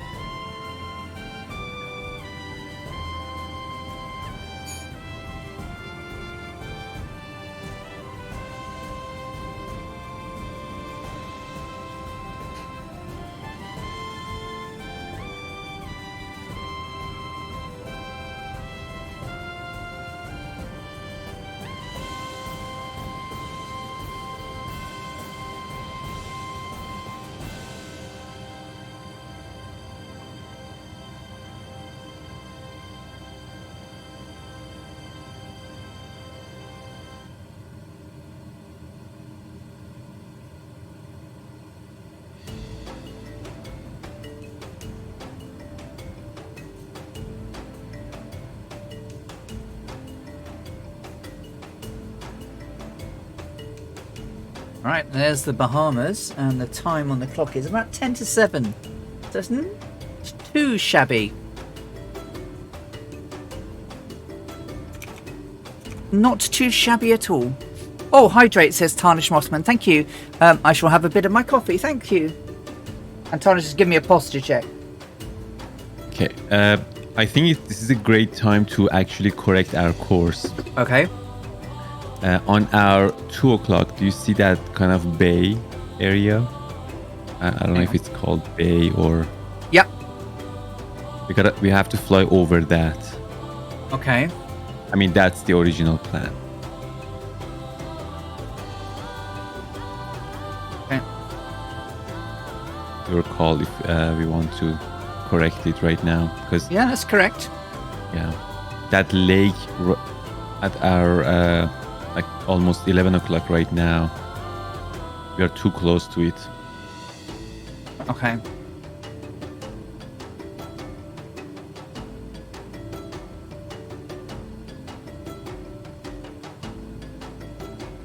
Basically, if we can aim for the kind of the side of that bay and fly over it, and then turn heading 126 magnetic again. Looks beautiful, this shoreline.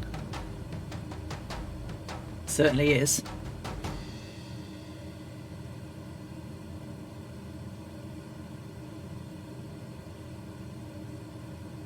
Quite a heavy That's great. correction. Now we can turn heading to 126.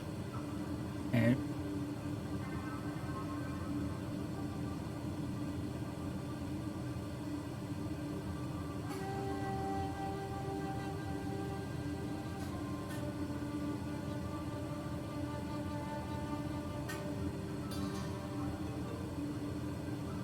So on my estimate, we were about 2 miles drifted to the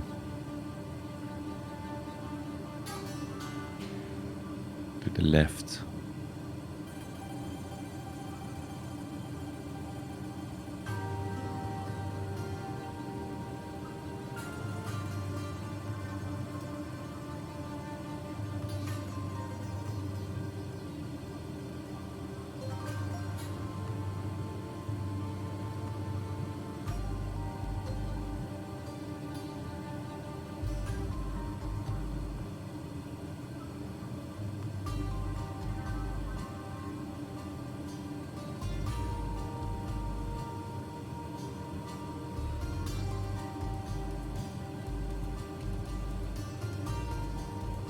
Sorry, something's gone horribly wrong.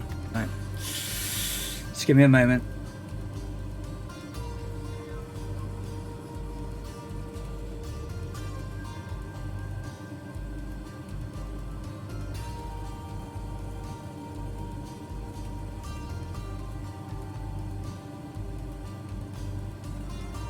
I want to be more towards that lake at 126.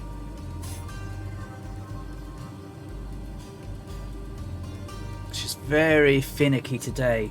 Very finicky. And I need to... Does it overshoot? Yeah, it's overshot by quite a lot, yeah.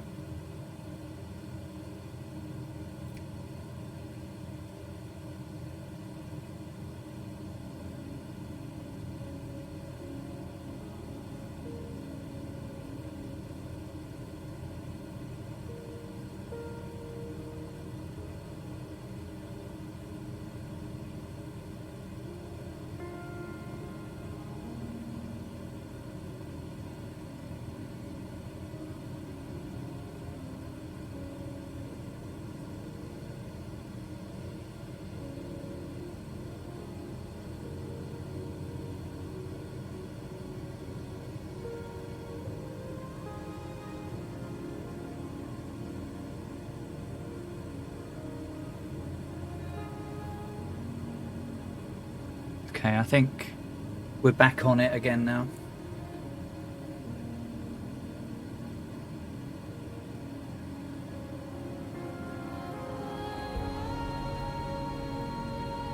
Yes, we're back on it. 126.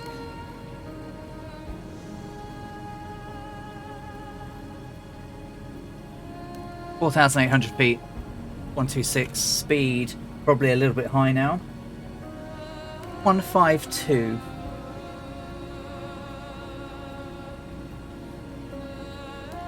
Dougal says, Tanish says, I feel like going for a swim in the sea. It's beautiful out there, right?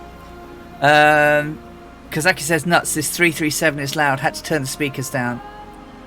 Yeah, they need to fix Caronado, please fix your aircraft. Hey, Mrs. Jojo.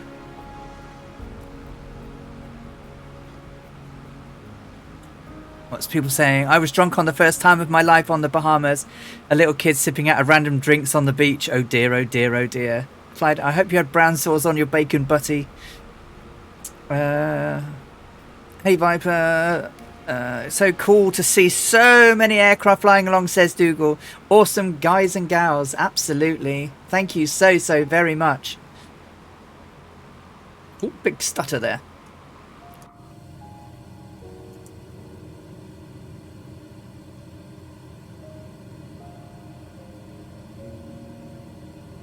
Apparently it's going to rain near here.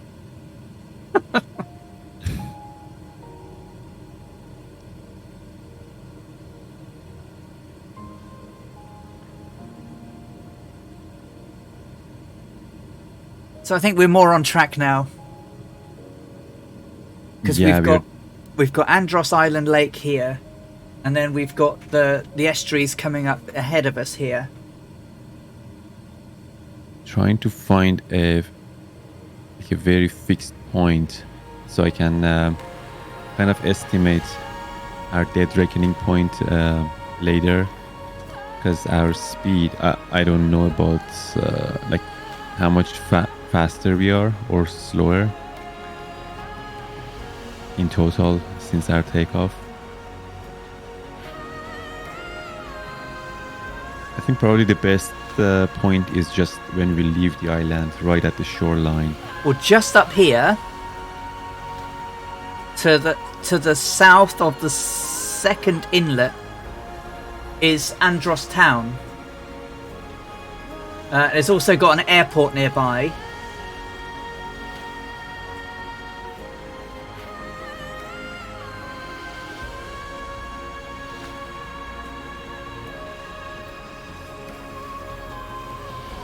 Not only the sounds are crappy, even though I'm a fat old man, my pilot avatar is not, and my co-lot is based on my wife, not some young I wish they would just use the standard sim avatars.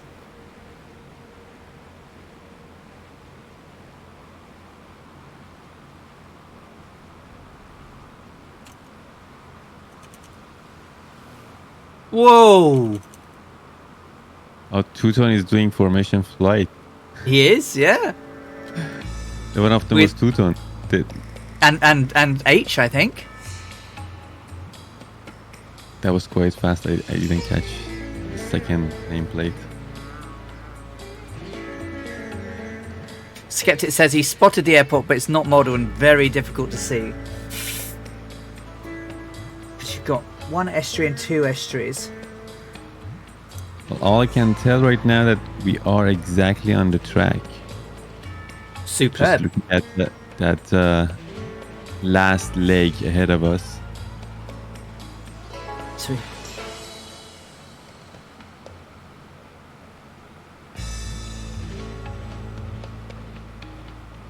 Because it's all slightly different from the Google map I'm following.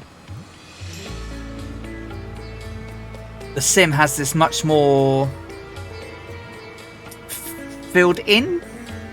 Sorry, less filled in than it shows on the on Google. Probably so there's they were taken in like different times, so the tides were higher or lower, maybe. Yeah, totally. So who's paying them for their? Oh, and there's Botuk now going to join in. I don't know who's paying them actually. I've just discovered my stream depths weren't improved. Hey, call me Joe. How are you doing? Karen, Mrs. Jojo is very well. Lovely to see. I posted something a minute ago. Did you? Okay, well, I'll have to go and have a look in a bit. Because, so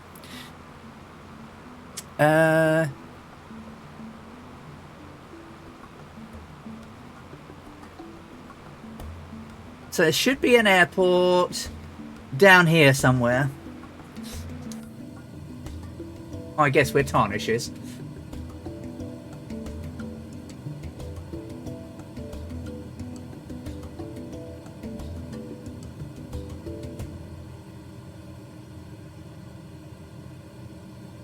The rising sun is too bright. I can't see the airport, but yeah, I heard it from my work. Tarnish. Yeah, there's the airstrip down there. So, okay. So we know we are coming up on east of Andros town.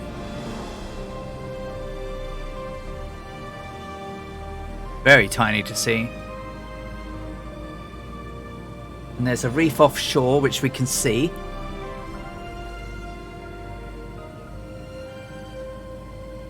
We've got an opening there. And then we've got a circular bay. We should... I think we're all right. It was doing training. TNG. Touch and goes. Yeah, it was noisy. Because we're not far from the airport, our office.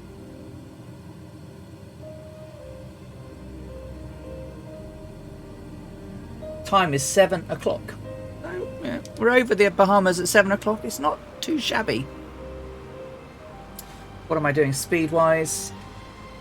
151.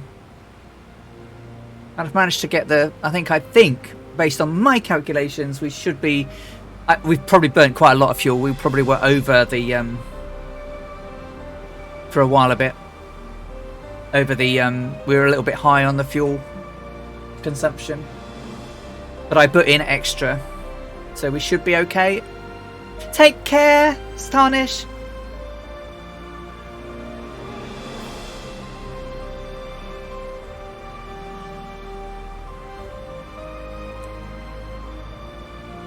H and Two-Tone are still doing their formation flying. Electron Volt, see you later, Cosmo Kramer, Jojo1, Botip, Mrs. Jojo1, Tarnish, Captain Arash, of course, Drake. Oh, Draco! I didn't see you sneak in. Hey, Draco, how you doing? Lovely to see you. How you been keeping? Out the side, we've got definitely had your chance. We've got Rad Pilot Randy. We've got Quet, Scorpio. Oh, there's Two-Tone and HCBR. Nice flying, guys. Scorpio 49, Johu 1, Kazaki Flyer Skeptic, Dougal McTavish, and the Moon. So now we're coming out now. We're crossing out over the ocean again. So there was a road there. Yes, we're good. That was the Queen's Highway. Yeah, I corrected my dead reckoning point on the map. Okay. There were like 3 miles difference. Okay. Just timed from right now that we just left the island.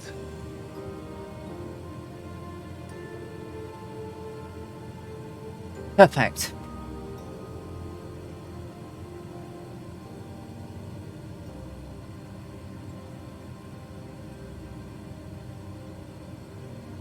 Okay. So we should see a reef line shortly ahead. And then we're out over the ocean again.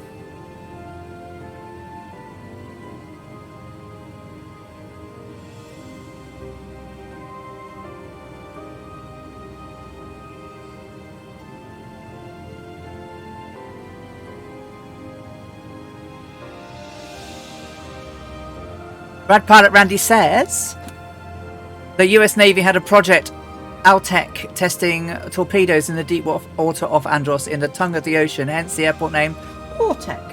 Ah, cool.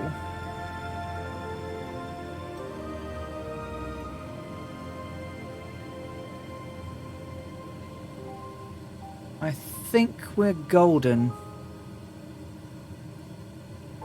We are more towards the platinum.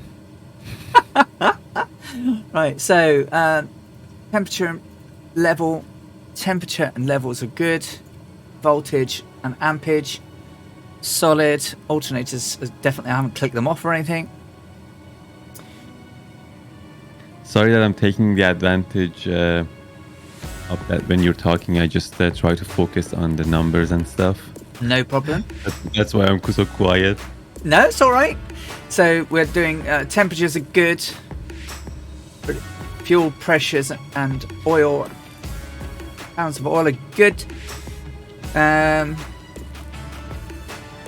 Just gone 7:06 in the morning. Altitude 4,800.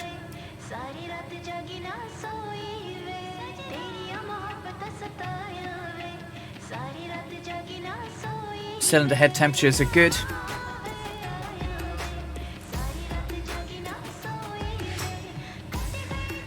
Carb heat's good. Outside temperature, good.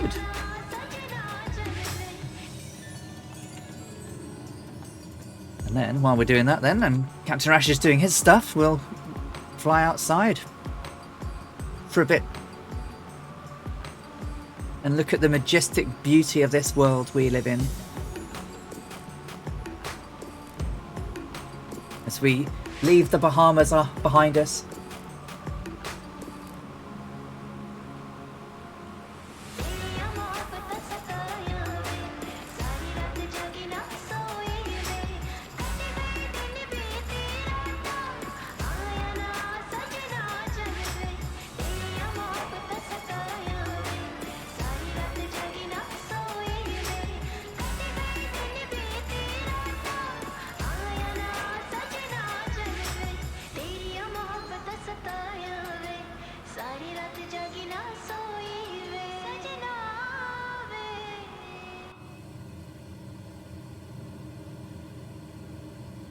Okay, so how are we holding? I think we're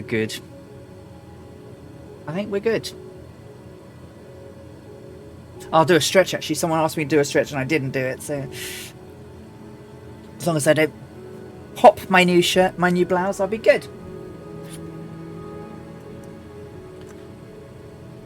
I thought I'd wear a check shirt and a neckerchief of Amelia today. Get into the spirit of her flight, where she was wearing one too.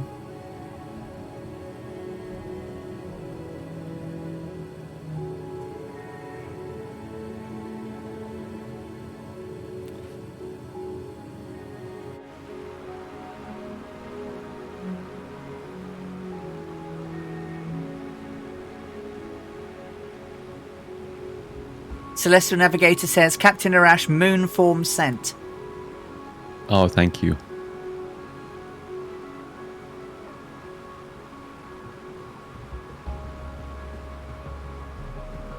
Oh wow, yeah, that's a lot of correction needed for moon. Larson, thank you for the follow. How are you doing? Nice to have you with us as we're flying towards San Juan in Puerto Rico. We've probably got about another 800 miles to go. Well, just under 800 miles.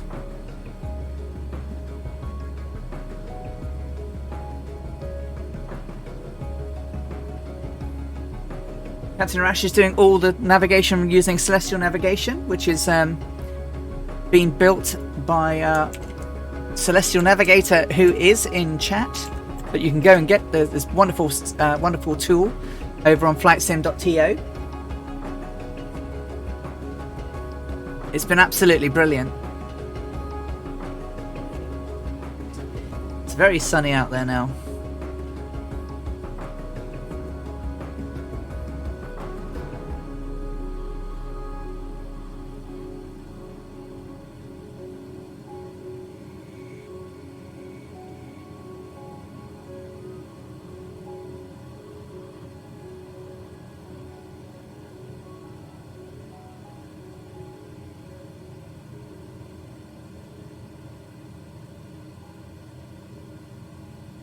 Skeptic says, I'm flying with the TBM mod and the G3000 mod, and I'm really impressed. Yeah, the TBM mod's good. Just remember to keep an eye out to make sure it's all up to date.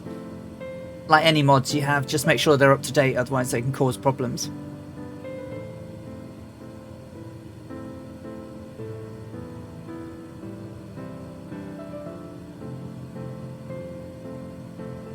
So I think I'm doing pretty good on the speed, Captain Rash.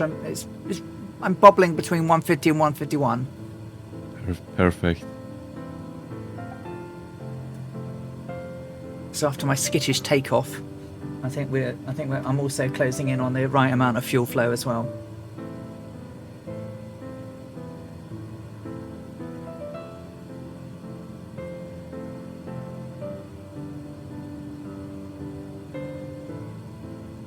I posted on Two Tone Murphy's Discord the other day a new event that's going to be starting on the 17th of June, where I fly the Fokker 7 3M Friendship from Newfoundland to Wales. It will take roughly 20 hours, 40 minutes. And I will be streaming that solidly from start to finish. I've even taken the day off work so I can fly it. We'll be flying it actually on the anniversary of Amelia's flight as a passenger in the Freedom. But obviously I'll fly it. But I hope to see you there in June. So a little bit of notice, but bit of a sub-marathon there. Sorry, a flight marathon, sim marathon. Speaking about the modding of the planes, has anyone else done all the fixes to the twin, especially on CCMs? My god, it's great now. I haven't, Kivo. Good morning, Alaska 559. How are you doing? Good to see you. No, I haven't. I haven't actually really flown the Otter yet. I've got it, but I haven't really flown it. Look at the crazy amount of people flying with us today. Look at it. Madness. Oh, there's a look. Is that an Islander or is it is that the Twin Otter?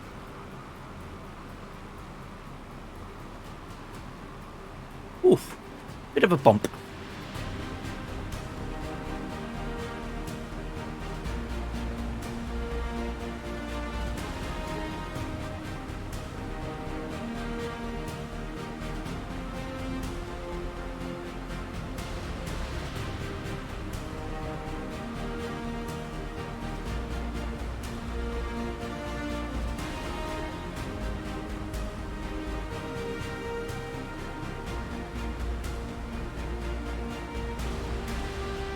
Here comes Botip in the Tomcat. Okay. We got the numbers. Oh, by the way, last night I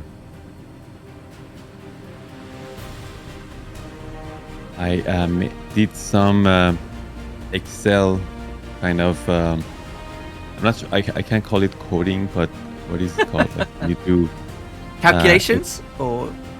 Like when you do like Excel formulas. Yeah. So for as a like I made like a second set of I don't know how to make it larger here. Let me see. Well, hang on. I just need to get back and it's turn it. Oh, wrong one. That one. That one. And that one. All right. Yep. Showing now. So like I've been using this kind of table. Yes. Here for the last few weeks. Basically, it's the interpolation, right? Like, I mean, using this formula. I mean, you can do that directly using the tables because there's like a D value like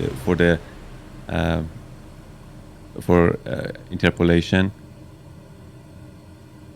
Where is it? Here, like this middle number.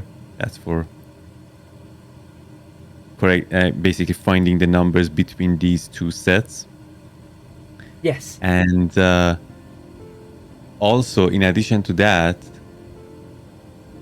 there is like a full formula in order to get HC and like calculated height and zenith of the sun using formulas directly. Just let me show you.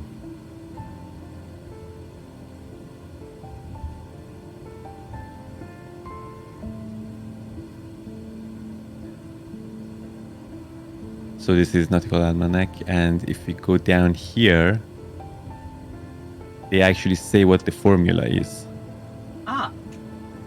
Like there's a lot of sine, cosine, like a lot of trigonometry stuff.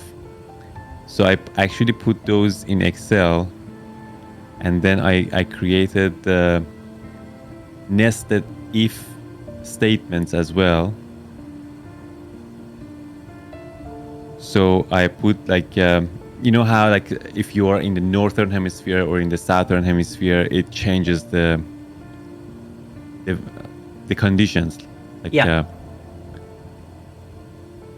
for instance, like if you look at the size reduction table, up here it says like if LHA is greater than 180, then Zn is equal to Z. If it's less than 180, then it's like Zn is equal to 360 minus Z. So I included all of that in the table here, like in the nested if statement at the top. I mean, it's probably too small here, but if I do maybe a screenshot like this, and anyway. Crikey. Yeah, I know. I wasn't sure if it's gonna work actually. I am not relying on this. It's just a testing phase. I'm gonna still do the same thing I used to do, but I also put the numbers in the section below here to see if they match. Like right now they are close, but they are not quite the same. Like see, for example, HC interpolated calculated height of the sun is 14 degrees 51 minutes. Using the trigonometry functions, I get 14, 50, 57. I mean, it's close to 51, but it's about like 23 seconds difference. There's 20 seconds difference between them, but Zn is pretty accurate anyway. But like those if statements also work in this way. Like if I put, for example, south here, then it changes the Z. The conditions are different for southern hemisphere versus northern hemisphere.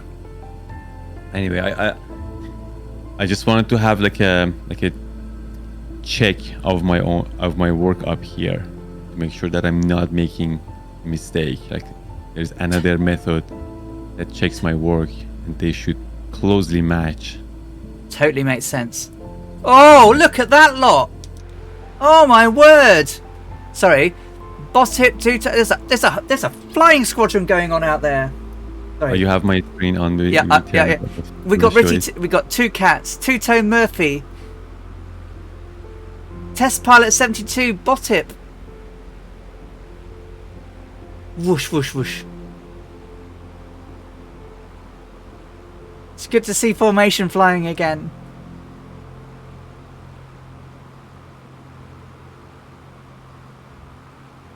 Right, when are we next up for a check?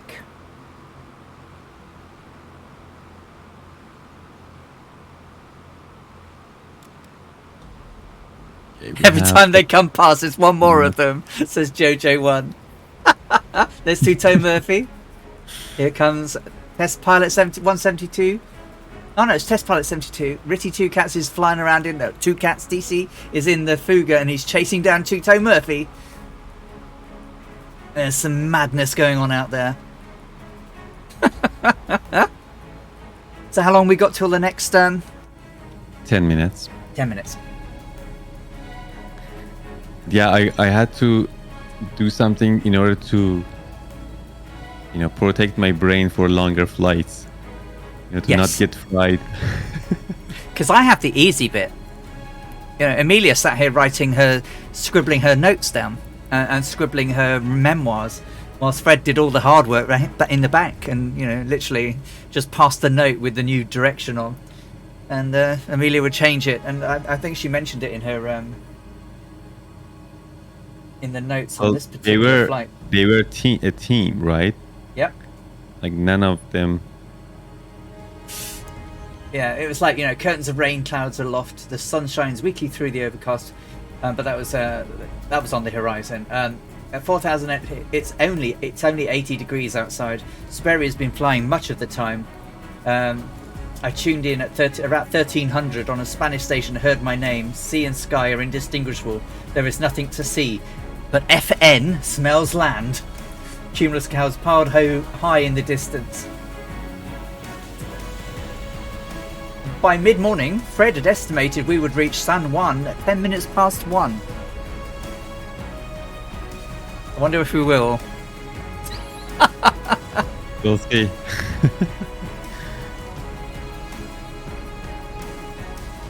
Like I say, you've got all the hard work.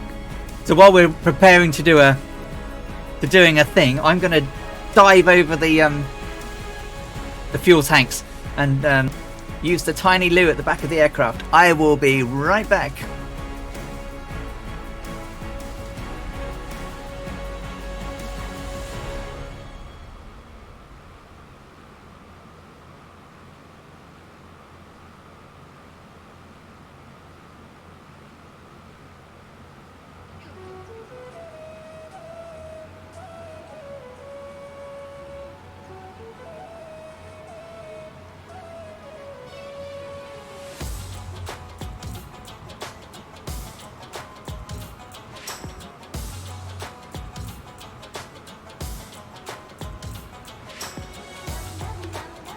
All right.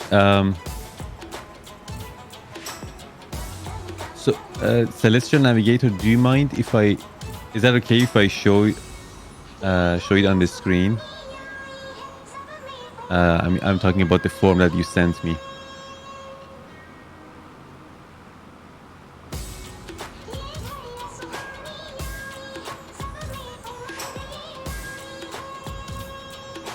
See you in a bit, Jojo One.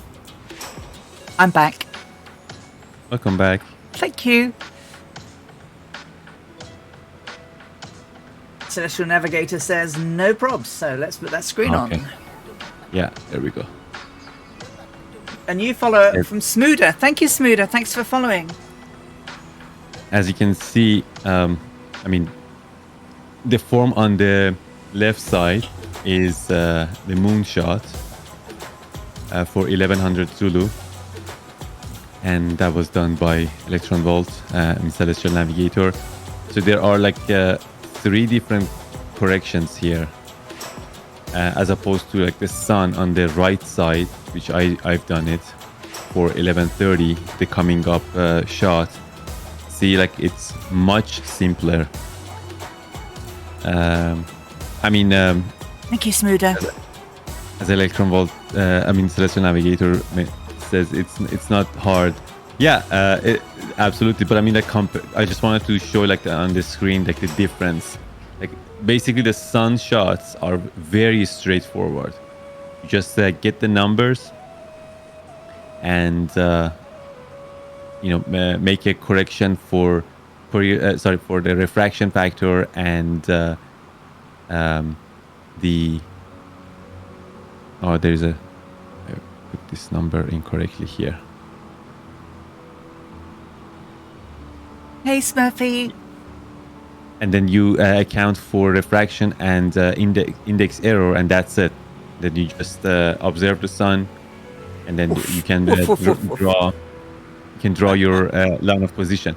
However, for the moon, you have 3 different corrections, including parallax, which is I didn't know it's just that important. Like you can actually get like 60 miles error if you don't account for that.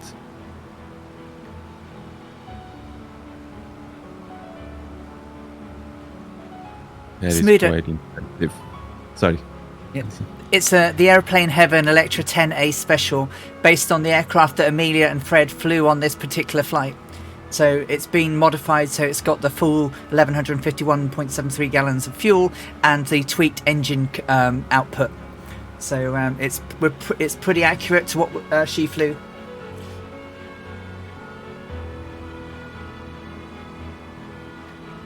Okay, coming up in 5 minutes. Roger that.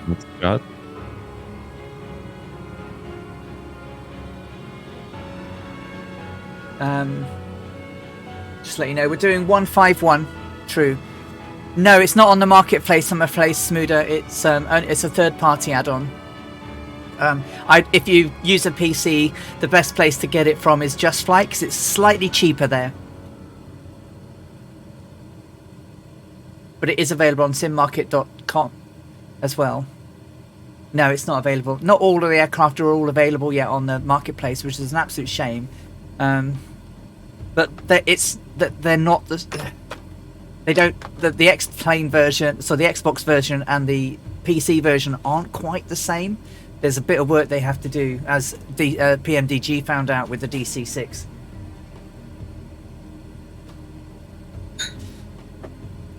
But it's pretty accurate to the actual aircraft she was in. The only real difference is we have a radio stack which she didn't have, and instead of having 6 tanks on each of the fuel controls, we've only got 3. But the auxiliary tank has the same capacity as all of the extra 10 tanks the aircraft had on it. Oh, thank you. So it's pretty cool. It flies pretty much like hers does to the numbers. I'm still getting used to flying her.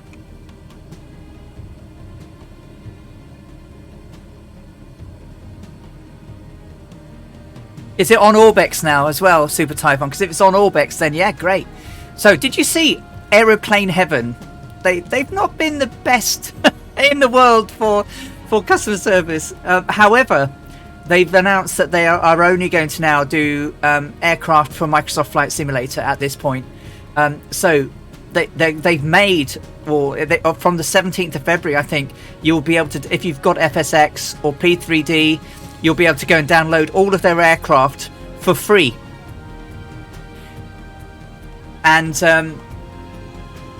yeah, so they've advised people, if people want to buy Aeroplane Heaven aircraft for those simulators, to wait and then get them free. And if you've bought an aircraft from them for an FSX aircraft or a P3D aircraft since the 21st of January, contact your reseller and they'll refund you. So I think that's a pretty good thing if you're pulling out of a sim market, to give all your stuff away for free to people. I think that's pretty cool, even though they're quite old products. So good show, Airplane Heaven. Those guys in formation look so cool, they do, don't they? Here they come again, look. Hey Ricky Bobby, how you doing? Oh, Jay Winnicker's out here as well. Hey Jay Winnicker.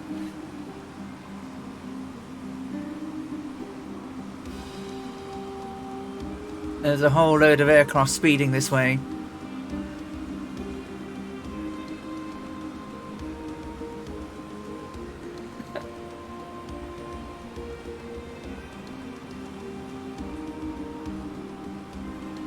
As we are getting closer and closer to the equator, the Coriolis effect will be less and less. Right now we have 1 nautical miles correction needed, as opposed to 2 nautical miles that we had like in the previous flights.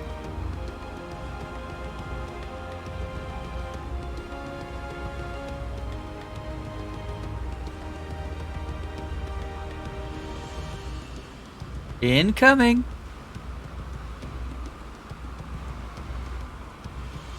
There they go. Look at that. Nice diamond, guys.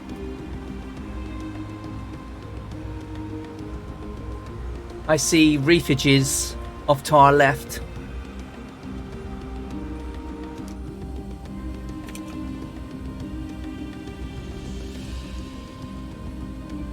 Which there should be.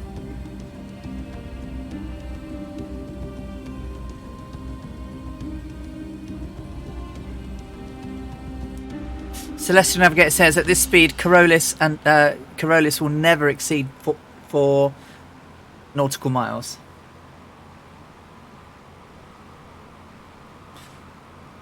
Right, started the shot for 11:30. What's Roger the that. center tank fuel? 261.8. 261.8. All right, thank you. So we've burned 46. Are these gallons or pounds? Sorry. Gallons. Gallons. Yeah, we've burned 46 gallons in the last hour. All right, so we're right. We've pulled. Yeah. So 48 was the average. So now we're under. We were over for a bit. So now we're under. That's cool. It will even out. I did my. So West Europe smoother. There should be a big load of green dots on the map.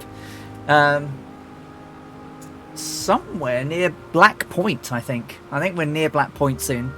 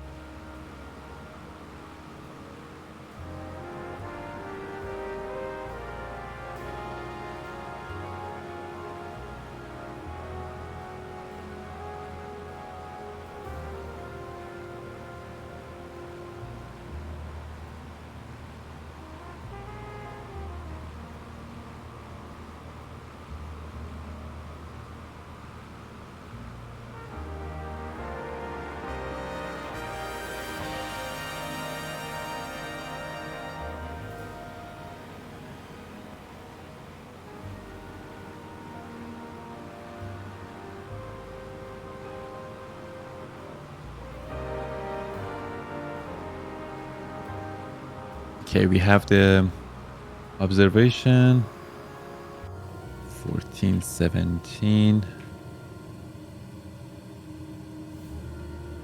Let's see how we've done.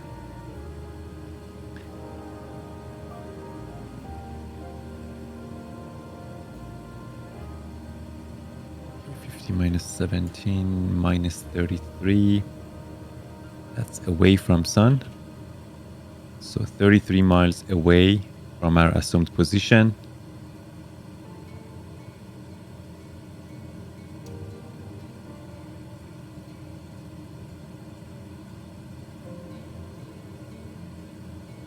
That is 252 degrees.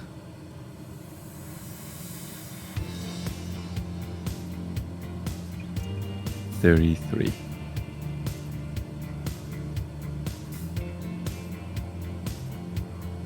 $252.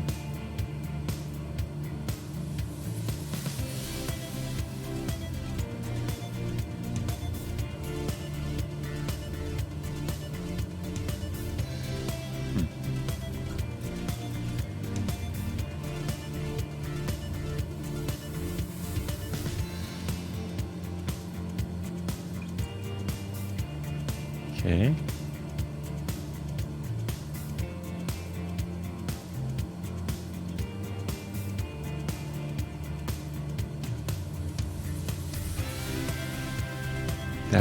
This is our line of position.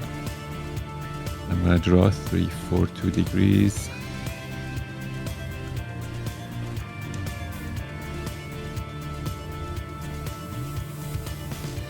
Okay. So from our dead reckoning point, I'll draw a line closest to this line of position.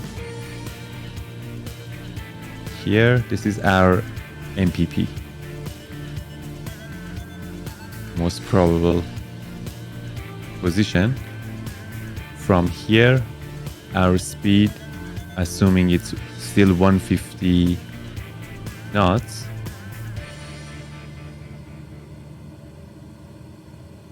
so heading 118 through 127 magnetic, please. 127 magnetic, our new heading.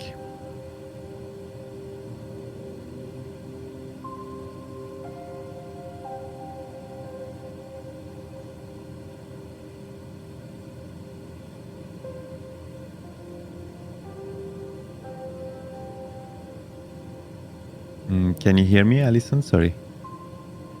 Yes, sorry, I was talking away. 127. Set. So I just need to... We were a little bit closer to Black Point than I thought we needed to be. But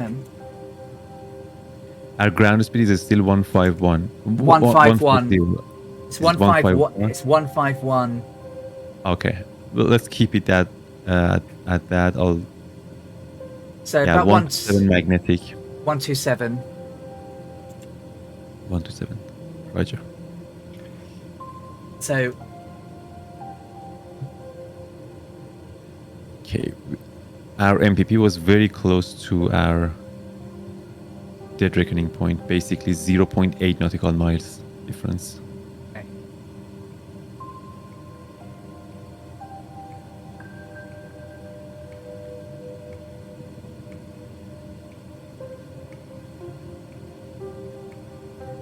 Where is the... How can you... Oh, here, I found it. I wanted to change the radius of that circle. There we go. That's the uncertainty circle. Like, we are pretty much at the center of it. I'd say not bad at all. Okay. So obviously this stretch of islands go down quite a long way. Are you going faster? Don't think so. So Black Point is up there. So there's an airport at Black Point. We definitely passed that back a while back. Just a little while back. I haven't looked outside yet. Let me... Okay. So right now we're just coming up, crossing the islands.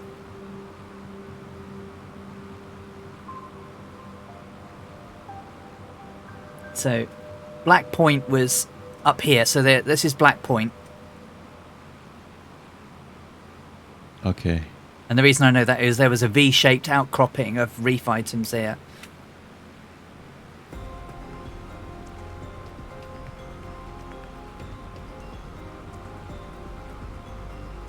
So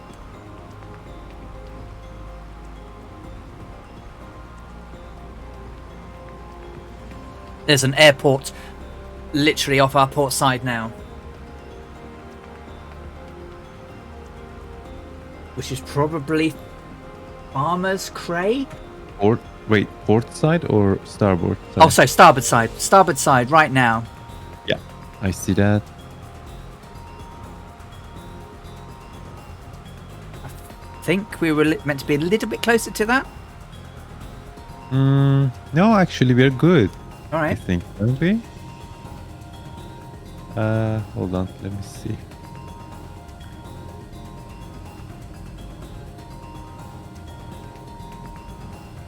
Well, we'll know when we get to the next one, won't we? Yes. Yeah, we should be on the other side of that airport. We should have been on the other side of it. We are a little bit to the port side, drifted to the port side, but not that much. It's Nah. It's just 2 I mean, miles. yeah, it's nothing. Less than 2 miles, yeah.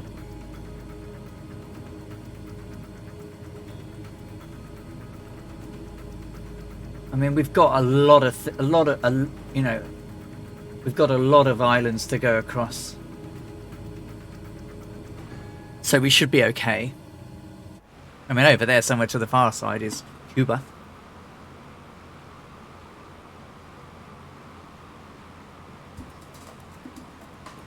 The party is back, and it keeps on growing. Yeah, they're all back. Look at them.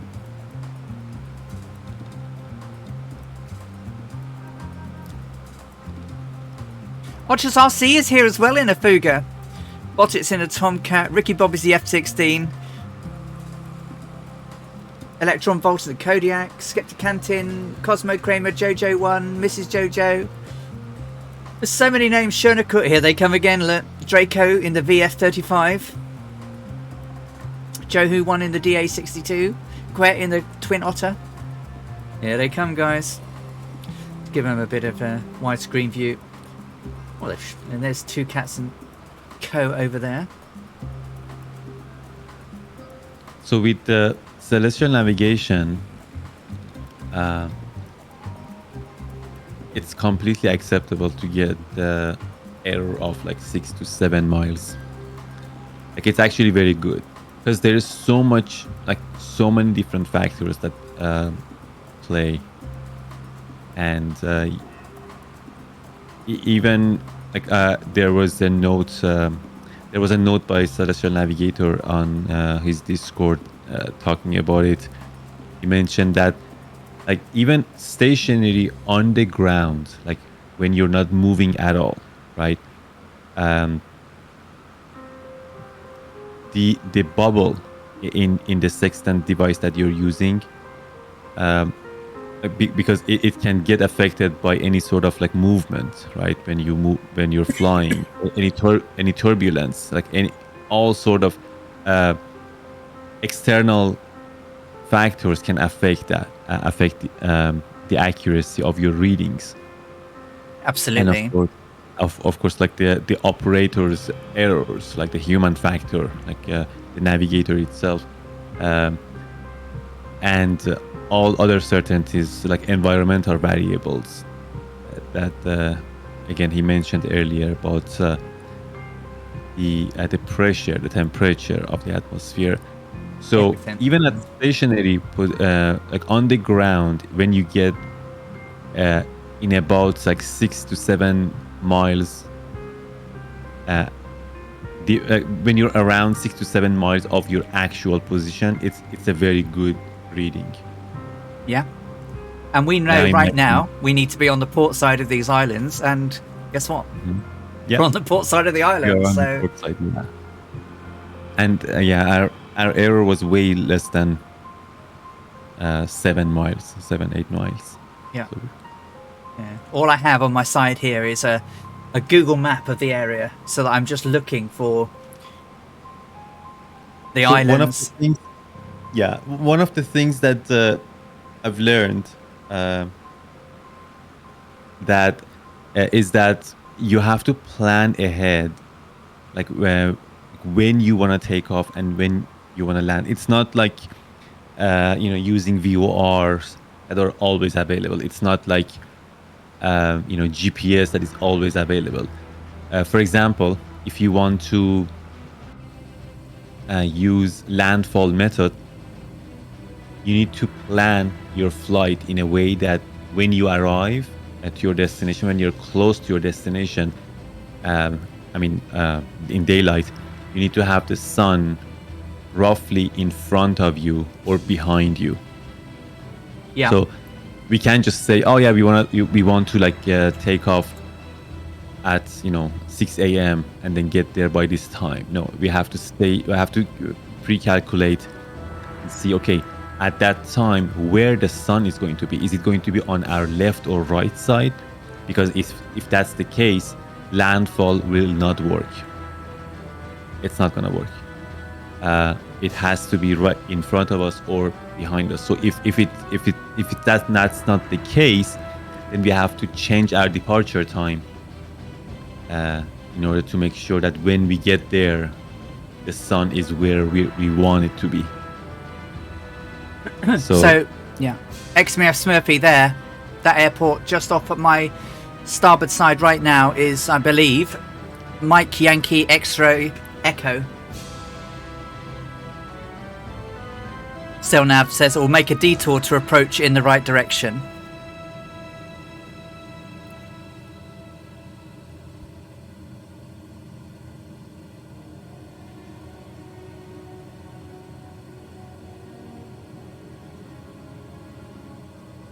How accurate would that be? I wonder.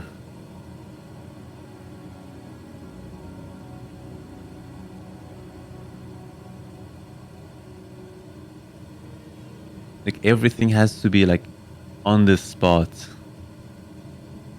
right? Because last week when we had a turn, right? We had a change of direction because there was an airport at the middle of our flight, and we turned quite a bit.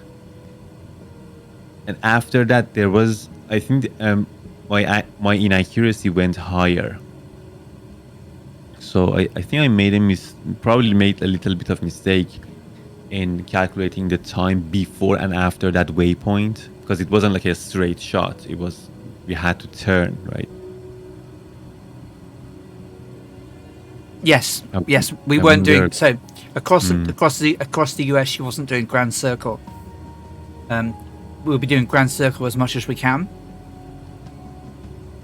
but there are a couple of bits where they skip it because of weather, and also when we go around the coast of the Saudi Arabia, etc., we have to follow the coastline, and she wasn't allowed to fly over it. Mm-hmm. But we'll just follow the coastline.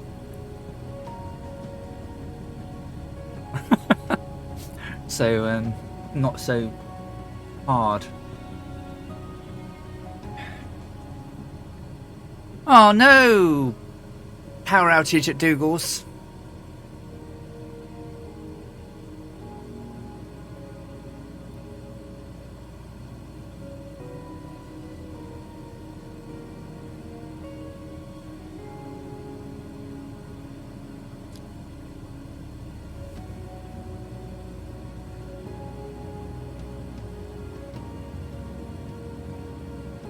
I'm now on the lookout for landmass that we should cross with it on our port side.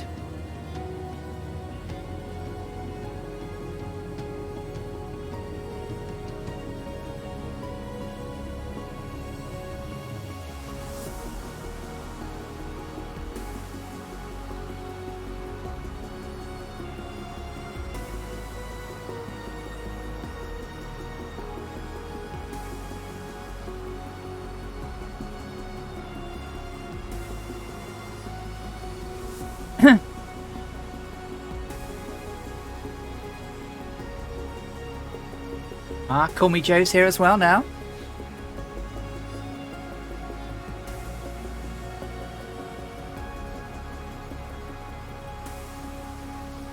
Gibbo, hello mate, how you doing?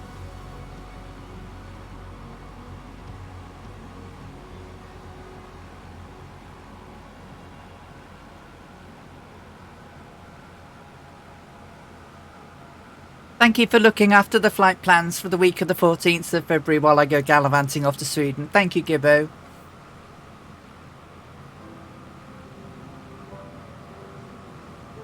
You have been discovered indeed. Oh, look, there they go, look.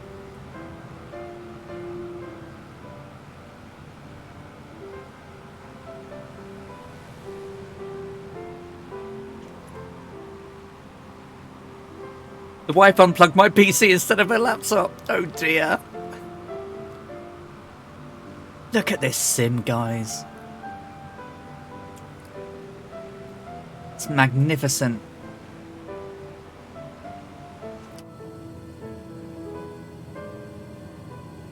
And all those guys flying close together, look, practicing the formation of the flyage. Shall I bring you back some salmiak then, Gibbo? Salmiaki.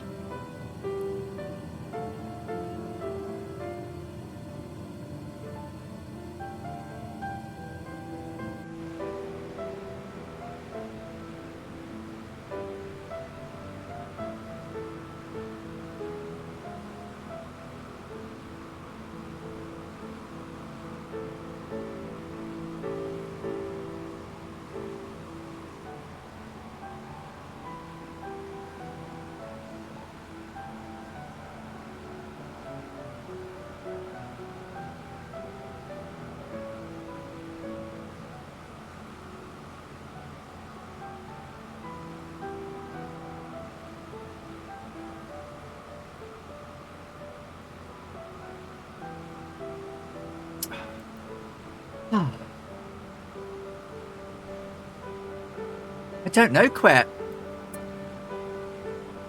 I really don't know. Might be some good tapas bars, though.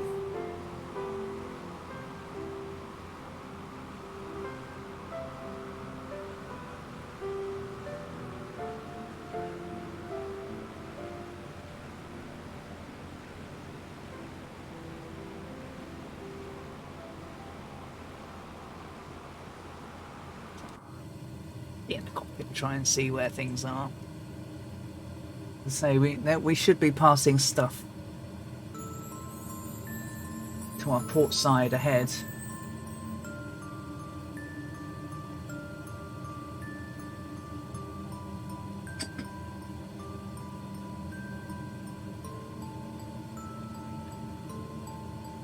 Oh, I see where we are.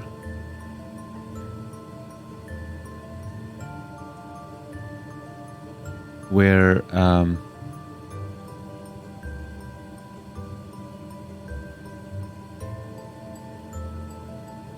at our 2 o'clock there are like two parallel masses of land.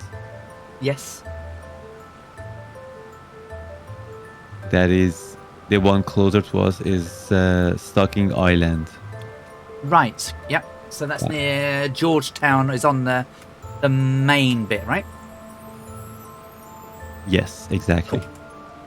Nice. Airlock says we're in a plane. We are in a plane. We're definitely in a plane. The plane. And there's just so many name tags in the sky. It's incredible. Incredible. Isn't it? It's amazing. Absolutely.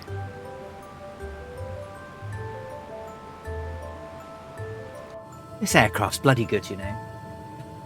I do love this aircraft, even though it makes me look rubbish when I take off. It is a hard aircraft to take off with.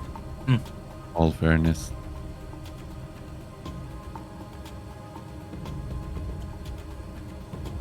PM_pilot. Why did you choose 150? Does it give best range or just good to calculate?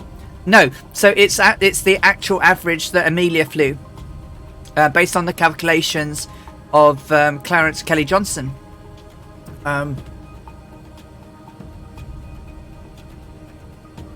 So we're trying to fly it to the numbers that she did. So roughly averaged 47 to 48 gallons per hour fuel flow, and we're roughly on 49, 47 between that at the moment, based on the pounds per hour flow that we've got.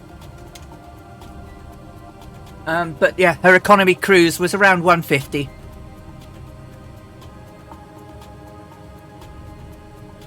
Yeah, it doesn't matter what speed we fly, whatever it is. We just need to know what it is. That's all. Yeah. Because when we know our position, we can only aim for a dead reckoning point based on our known speed. That's all. But yeah, it can be any random value. Yeah. But we try to keep it Authentic, like. Yeah, authentic, but also at the same level, because then you're not adding in extra amounts of variation that can affect your calculation. Exactly. So if we try and keep it there, we know roughly how far we can recalculate for the inaccuracies. It is possible to actually incorporate any like the speed changes. It makes calculations a little bit complicated, but there are methods for it. Like, let's say for any reason you have to change your speed, or like all of a sudden you realize that the wind speed is changed, therefore your ground speed is different now. So between those hours, like between your previous shot and the next shot. So, but then you have to include that in your form, so you account for that variation as well. It just makes it a little bit more complicated.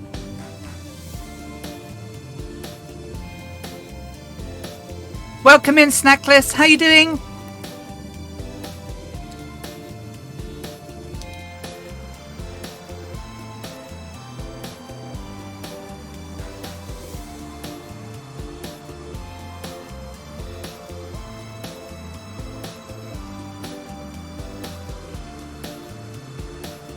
It's almost as entertaining for not noticing you've turned off the power supply on your laptop and all of a sudden it turns off.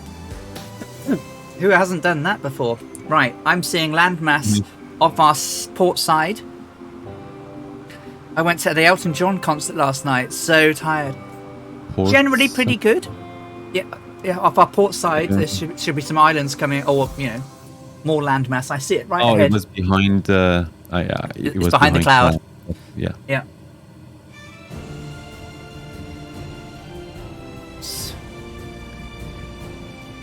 And we should be passing between the two, so that's good. Stella Maris, yeah. That's what it is. You're very welcome, PM Pilot.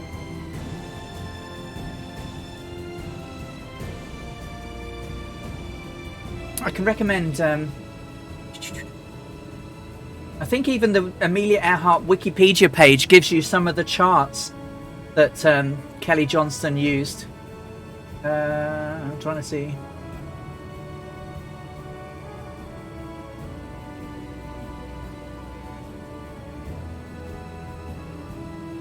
Or is it the T-car ones that have got the better ones? Oh no, here we go.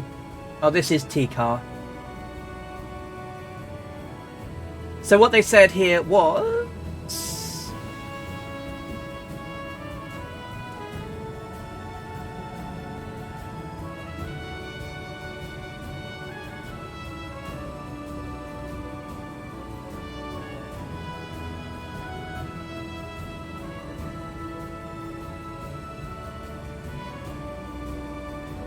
Oh, that's for the takeoff from...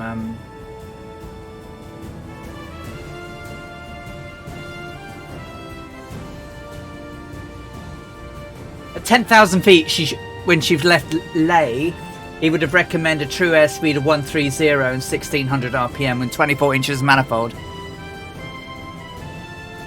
What time do I have, Dougal?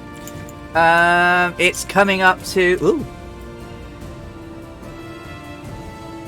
Just coming up to 4 minutes to 8. 4 minutes to 8 in the morning.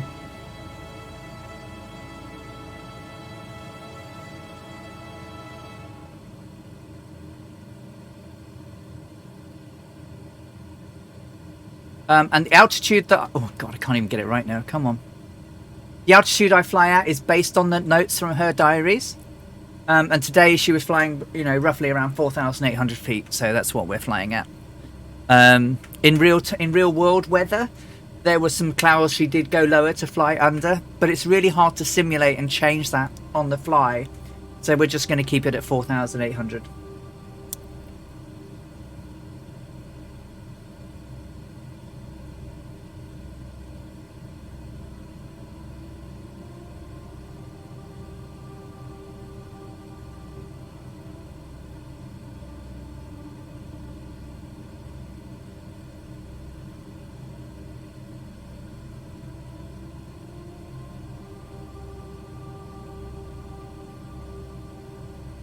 And it was interesting because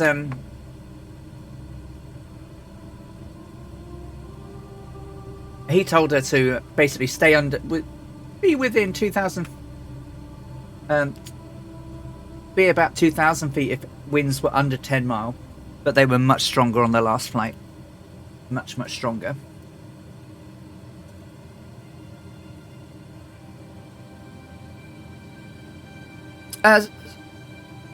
No worries. SJ Fly, how much long have we got on this leg? Probably about 4 hours or so. 4 hours or so.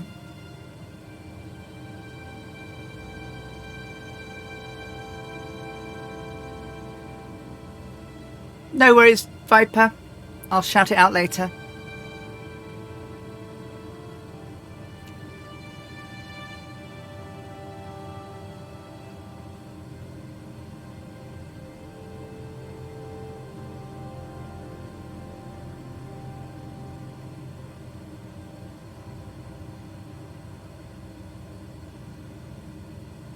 Yeah, this is a 6-hour one. Poor old Captain Arash.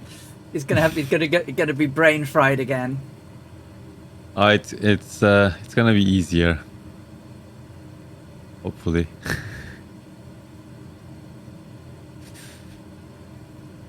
Yeah, I hope so. I mean, where we think we should be. It's already like the sun is like 30 degrees above horizon. Pretty much just 1 minute of refraction error. It's gonna be... I like to... I'm looking forward to do the landfall procedure though. Once we get... once we're like 2 hours... And... yeah, about between 2 to 1 hours time to our destination, I start working on the landfall plot. No worries. Again, it's a huge island that we're gonna arrive. We don't need landfall procedure, but it's fun to do it, and it's gonna be a practice. No, see you later. The big crossing's in a few weeks. The 10-hour job. No, that'll be in a few weeks' time now.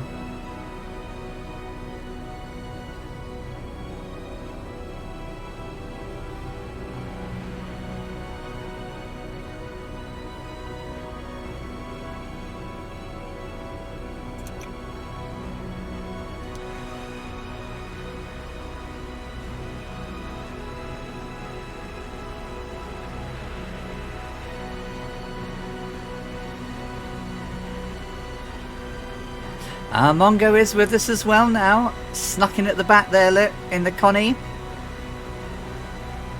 One thing that I can tell, if anyone is interested in like celestial navigation and what they are, when they see the procedures, they might afraid and never try it. From my experience, I can tell that start with the easy stuff, like straightforward procedures, and just do them several times, and then read the material again. Like all of a sudden, things become way more clear. Like I tell you, the first time that I read the guide on how to do it, like I did not understand. Like I can tell you, I didn't understand like 3/4 of the material. I was like, I have no idea what this is about, like how it should be done. But once you start it, things become clear slowly, and then when you read them again, you just okay, now I get it. It's just actually it makes total sense.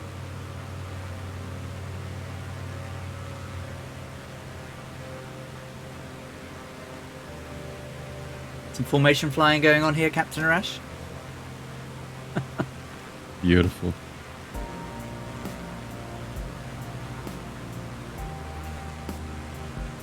Okay, so bay.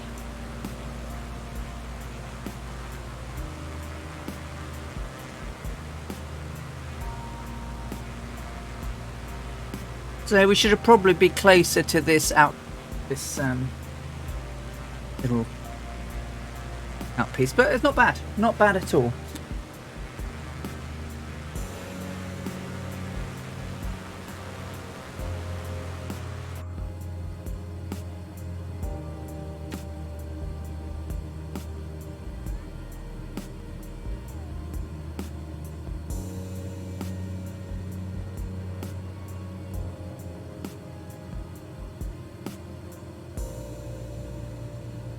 We're travelling at 151 true, 127 degrees on the nose.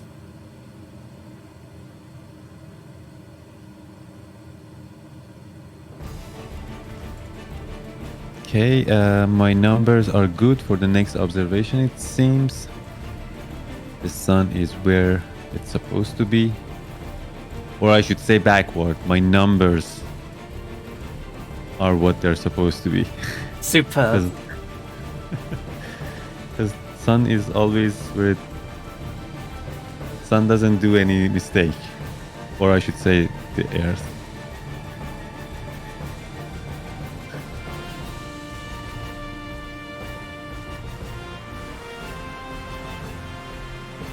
There's Murphy, Botip, Draco, Rogers RC, Ricky Bobby, Jojo, Draco, Kilo Zebra is snuck in at the back as well. Electron Volt is still here. Skeptic's still here.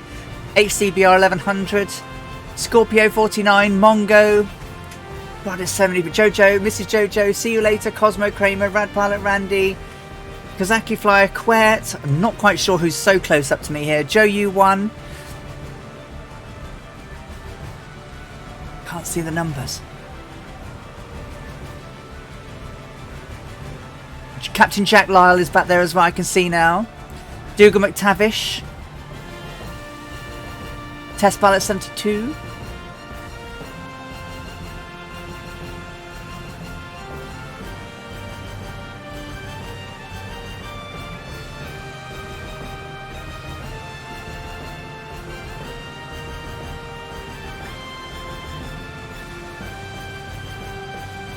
Oh, the raid. There's a raid going on. Is a raid going on? Is there? Have I missed it? Border just raided. Oh, well, Howard, thank you so much. How are you doing? Hello, raiders. Welcome in. Hello, fellow flyer. I hope you're well. Oh, thank you so much for the resubscription for 5 months, Howard. That's really lovely of you and really appreciated. We're doing great. How was your raid? Sorry, how was your flight even? Thank you so much. We're good. We are flying from Miami to San Juan in Puerto Rico on the first leg of the official flight, but fifth of our flight together. We're a little bit off track, but not too far. We're roughly going where we need to be for the navigation. We're doing purely celestial navigation as we drive down in. Hey, Andrew, how are you doing? Oh, Andrew doesn't know. Howard does know. It's a great choice, Andrew. Oh, thank you. Well, welcome in, guys. And if you want to fly along, we're on the West Europe server today. And based on where we're near, the nearest airport is probably Mike Yankee Limo Delta down at Dead Man's Cay, which is down over here ish. Actually, it's down over here ish. The real Charlie 6. Hey, how you doing? Good to see you guys. We've got about another 4 hours to go. Yeah, we are actually crossing that. I mean, kind of crossing that airport. Mike Yankee Lima Delta. Yes, it's down there somewhere. Just down there. Right on our starboard. Oh, I saw a beacon. I saw a beacon. Oh, did you? Okay, cool.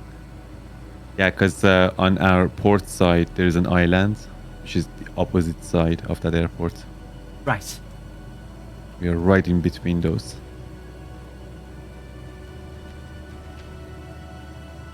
And the island to our port side is Rum Cay.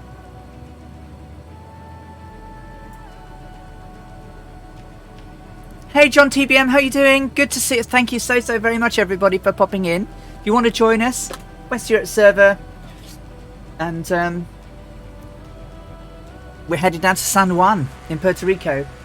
We're not actually going into the main airport. We're actually going into the airport that Amelia flew into back in 1937, which is still in use today. Hi, John.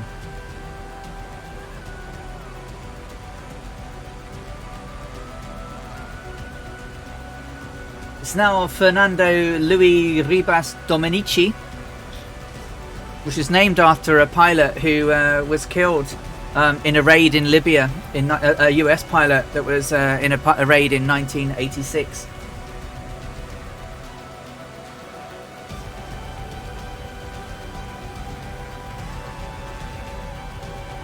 Originally it was Isla Grande, or Isla Grande Airport. Aeropuerto Isla Grande.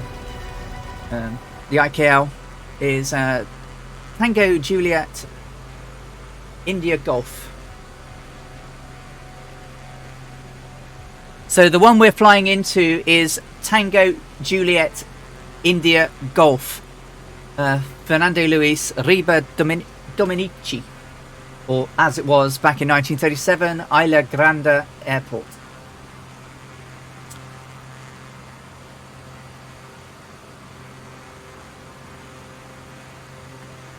And we're about 4 hours out. Still doing 151 true, heading 127, altitude 4,800 feet.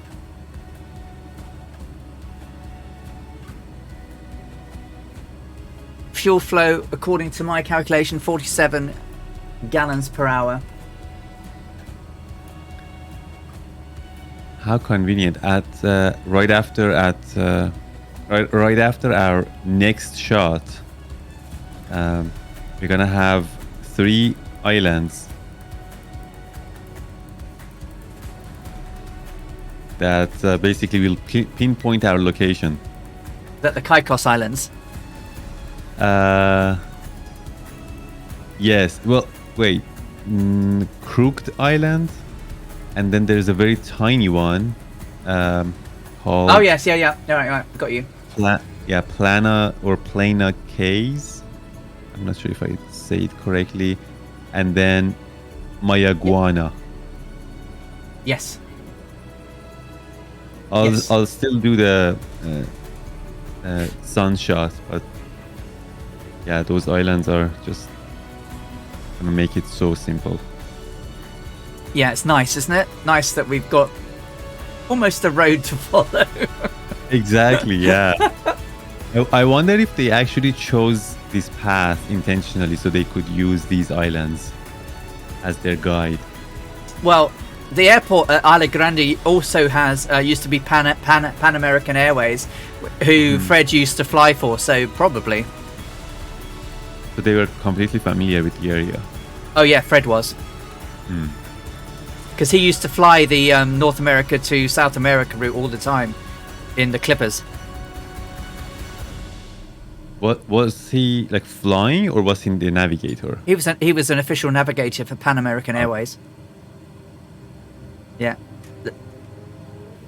he started out as a mariner, and then went up to navigator. He did have a pilot's license, but it's not known whether he flew on this journey at all. We think Amelia did everything. I mean, she didn't write anything in her diary to say that he did any of the flying. It was either her or Sperry, the gyro pilot. Oh, you got a sub bomb by 2-ton. Oh, 2-ton Murphy! Oh, wow. Wow, 2-ton Murphy being a total legend, gifting out 10 tier 1 subs. He's gifted 107 into the channel, and it's gifted out to Dr. Oculari, Tekepa Gaming, Airlock Doc, the Pneumatisch Al, the Dalla DK, HCBR 1100, MAGC 888, Dejing, Strap 21, and Baron Co. Thank you so very much, 2-Tone Murphy. If you've got a gift from 2-Tone, please say thank you. Welcome to the Earharts. Enjoy your badges and your emotes. And thank you so very much, 2-Tone Murphy. That's lovely of you. Thank you.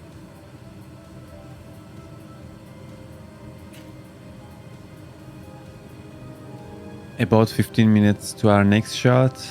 That means...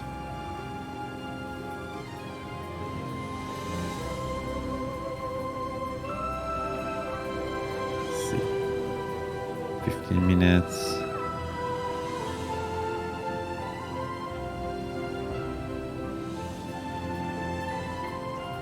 About 38 miles. Roger that. Everything else is looking good. All good. Still running 151, 127, 4800. All on the money. And if you want to come along and fly with us, there's a load of us out here. Oh, Skyhaven's out here now as well. Simuel Fly is there. Some new names I'm seeing coming in. Welcome. You're all very welcome. As you join Captain Arash and I on our 28,800 mile round the world, using the Electra Special and Celestial navigation only. A little bit of dead reckoning and visual referencing as well, but mainly going around with Cell Nav, and we're coming up on our next shot soon. So Captain Arash will go through all of that. Oh yeah, during daytime, basically Cell Nav would be like a complementary of. Dead reckoning and like direct observation. Nighttime will be different though. Nighttime we will do like 3-star shots. It gives us like basically a triangle. I mean, in the ideal world you would get like a pinpoint location, but all of the different factors, those 3 lines of positions from 3 stars will not cross each other. Like if they do, it's a miracle. But yeah, they will create basically a triangle, and you will be at the middle of it, kind of. Yeah. 2-Tone Murphy says that was some of the best flying and fun I've had in ages. Special shout out to HCBR 1100, Test Pilot 72, Cat Spot-Tip, Jay Winoker, Roger RC705, Ricky Bobby, and I'm sure I missed someone else. Epic stuff, lads. It was really fun to watch, guys. Thank you so much. Cold Nebo says, how do you like the Electra? I like it very much. They still need to do something with the sound. It's way too loud, but having been chatting to Anne Pellegrino, she was saying that even with the headphones on, they also had to have earplugs in because the engines in the Electra are really loud. So I'm sure they are loud, but they are rather deafening for streaming. So I have to turn them down a lot. Other than that, they've adjusted all of it. we're able to fly it within the numbers that Amelia and Fred flew at. You know, we're pretty close to it at the moment, so I think it's not bad at all. You know, it started off a bit wonky, but when they introduced the Electra Special, it's made it, yeah, it's pretty cool. She's tricky to handle on the ground, which, yeah, as was the wont for aircrafts of that time. But once she's up in the air and everything, flies lovely. Very cool, says Bottit. My hand hurts. Goblin Zeus, welcome home. Welcome home. We'll see you in the air soon. So it's good, Cold Nebo. If only you remember, you're going to need to turn the sound down. There are 2 add-ons that you can probably get as well, which I've linked on the Discords before. One is camera views. So the camera views in the original one are just dreadful, but these ones allow you to bounce around very nicely indeed. And then there's a sound mod. Now it's not the payware one. It's on Flight Sim TO again. It takes, and what it does of all things is it stops the bungees squeaking. And thank God to that. Exactly. Thank God for that. Because it used to drive me a bit crackers, to be honest. I mean, it was what it would be doing in the real aircraft, but it would still a little bit bonkers. I don't know who's literally off my side. It's all someone else in a hawk coming very close. Oh, Accord is here as well now. Oh, I see now who it is. Who is it? I did a quick head count. I think it's Call Me Joe. Like 25. Yeah. 50. How many? 25. I counted 25 people flying. Wow. 1, 2, 3, 4, 5, 6. HCBR. Call Me Joe. Rat Pilot Randy and Puerto are doing formation flight with us. Oh, nice. And Call Me Joe. Call Me Joe is the one off of our starboard side in the diamond right now. Fabulous. So yeah, I would recommend getting it if you're into your vintage aircraft. I mean, she's a classic, right? Hey, Guybrush. Good to see you. Hi, Captain Arash, and hi, awesome community with a love heart. Oh, you're absolutely right there. Guybrush, what a community we have. Martel, hello. Did I miss you? I hope I didn't, but hey, how are you doing? Yeah, I know that there's Colonel Flork, bless him, he keeps telling me one and I keep forgetting which one it is. But there is one that makes it smaller and easier to read. And one day, Alison will get her off her ass and get the right one in.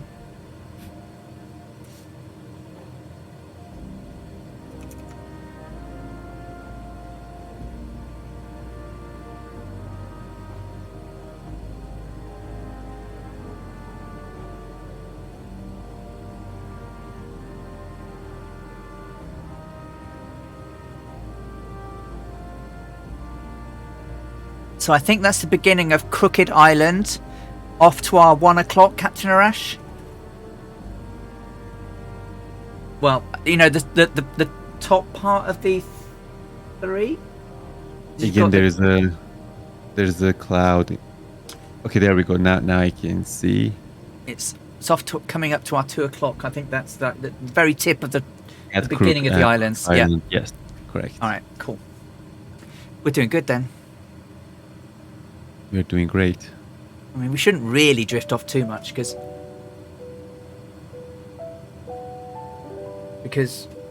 everything's staying the same, right?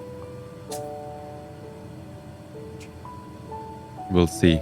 Our next shot is in about in 9 minutes. Superb. Cool. Again, we have we're gonna fly over 3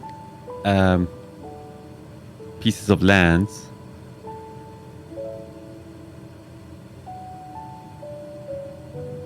Very shortly. Yeah. And then shortly after that, we should be going over the Caicos Islands.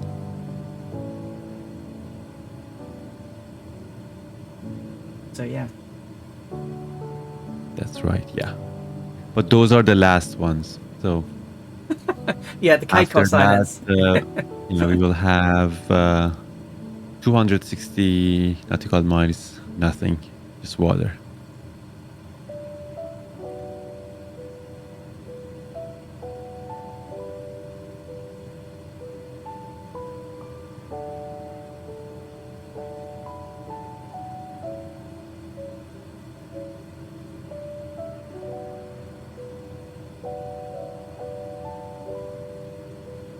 Welcome back, Tarnish.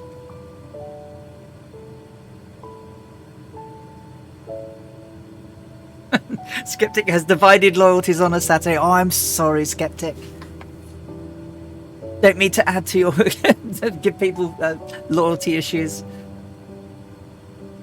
Icevogel RNG. Hey, you two, first time checking in. Well, welcome, Icevogel. Hope you're having a great Saturday. If someone wanted pretty special old school fictional liveries, Ewald made a great one for me. I invite you to discover it. It's a short promo.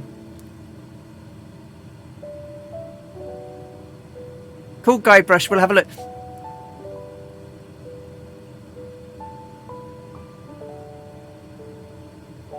It's not a trotter twatter, is it? I know I've seen someone with a Dell Trotter or Trotter Trading Company.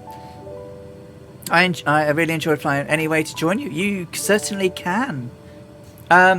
We are on the West Europe server. We are... Oh, God. Where are we now? Is there an airport nearby? There is an airport coming up short. There's several. I guess... Mike Yankee, Charlie, India. But we're quite close to those. Or one that's a little bit further ahead, which is Mike Yankee, Mike Mike. We're flying between Miami and Puerto Rico. And there should be plenty of green dots heading across the Caribbean right now. Barranco, Alison and Captain, you are both great. Away from my computer today, but love watching the stream. Oh, thank you, Barranco. That's really lovely. Thank you. We're both glad you enjoy it. 5 minutes. 5 minutes till cell shop. Yeah. We have a load of people flying along, and we welcome anyone. You want an aircraft that's going to do around about 150 knots cruise, because we're doing economy cruise, trying to keep as much of the fuel in the tank as we can. We're flying around about 4,800 feet, and we're just about to cross Crooked Island. Is just down here off our starboard side. In a while.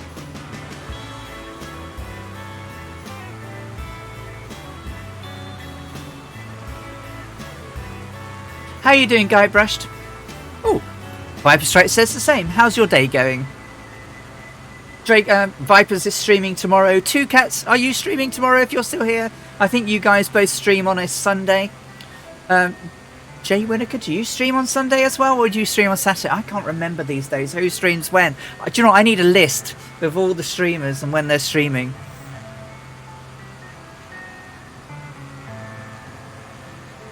Captain Arash streams on Monday, Wednesday, Fridays, normally Saturdays, but I've nicked him for Saturdays now, and he now has to fly around the world with me.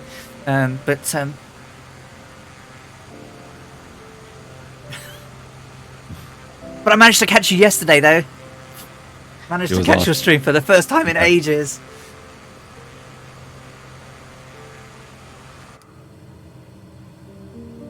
It was fun to get back to the Friday flight.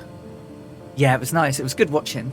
And I could listen when I was when people came to ask me questions. Ali, my birthday is tomorrow, and we'll be talking about the Russian cuisine. Well, everybody go and join Viper Strike on his stream tomorrow. It's his special birthday special. Happy early birthday, Viper Strike. Yeah, happy early birthday. I'll be along to say wish you good happy birthday tomorrow on your stream. Right. Okay, I'm looking at the island. We have drifted to the left Yeah, we're definitely drifted north. Yeah. Yeah. Or northeast. We will fix that though. I see the part that we are supposed to fly over it. At our, if I'm correct, we need to get closer to be certain. Yeah.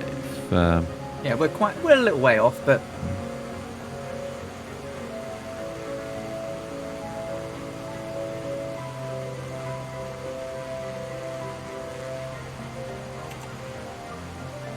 We're probably only 5 miles offshore.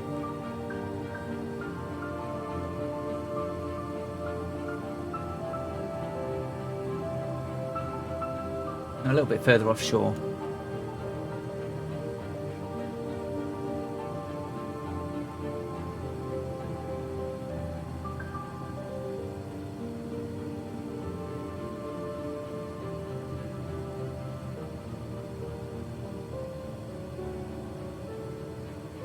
Okay, have all the plots ready.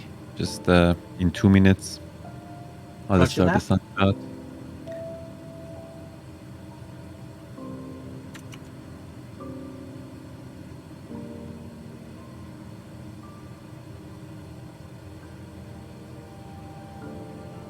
Enjoy your dinner, Dougal.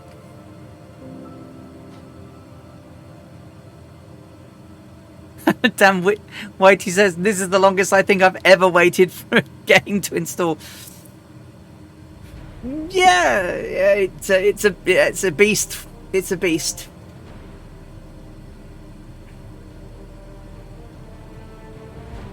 And welcome in, by the way.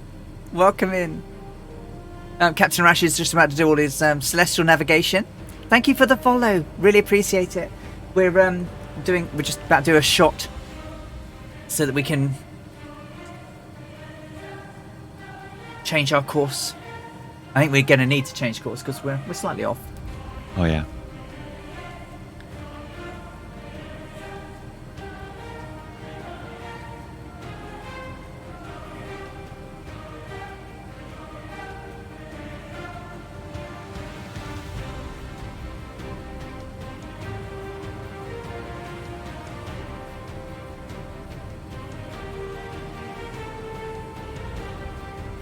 Thank you so much. Thank you.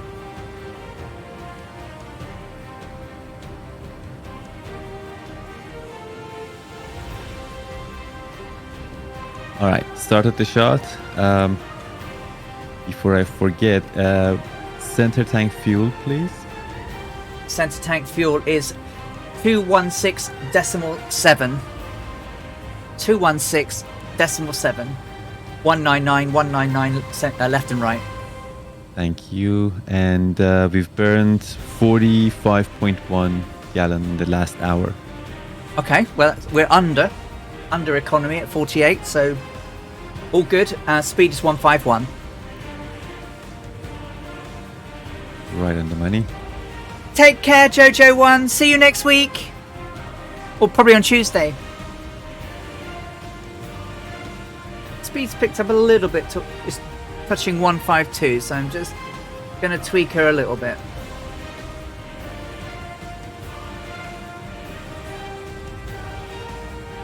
Seamus, how are you doing?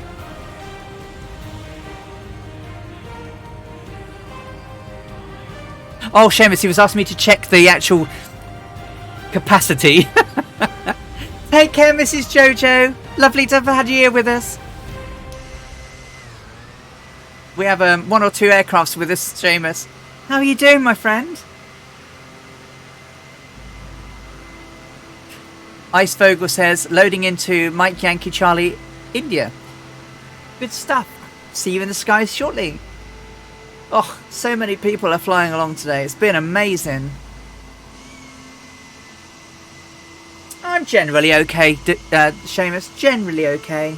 My body tells me I'm a little bit run down at the moment, but other than that, you know. It's winter and all that, right?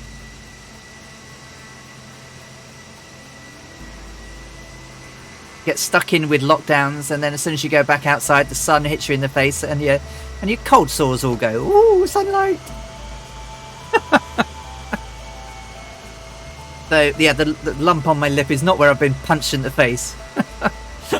You have 12 inches of snow. Looks lovely, but the wind chill, it's minus 20. Okay, I got the sunshot. Yep. We have the numbers. I'm gonna just do the plotting right now.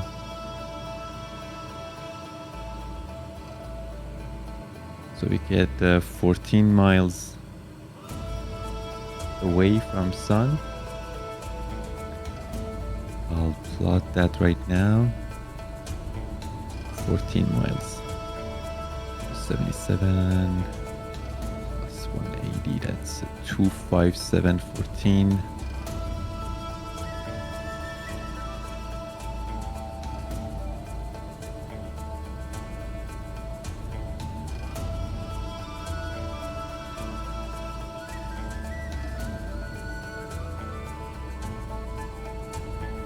I do see that island off to the port side behind the cloud.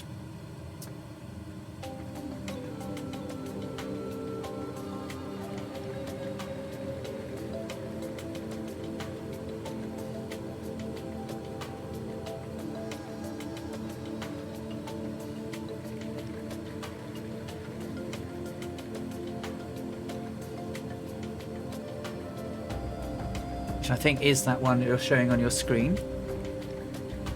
And we have the... yes, visible. Interesting. Our MPP is very close to our Dead Reckoning, but we are a little bit drifted though. Yeah. Still, we are in the circle of uncertainty. So let me see if I just go with the Dead Reckoning. I mean, from MPP Dead Reckoning to 151. That will give us heading 129 magnetic. Okay, turning right, 129 magnetic. We probably need to turn more though. Okay, so what do you want me to do? Let me see. I just need to see the outside for a second. Yeah, that's the island. See that piece of land, kind of peninsula attached to that island, kind of thing. Yeah. We should fly over that. So that would be, I'm estimating around heading 159 magnetic. Okay. Give me a second because I'm not in the cockpit. 159. Yes. Turning right, 159. Bit of a stutter there.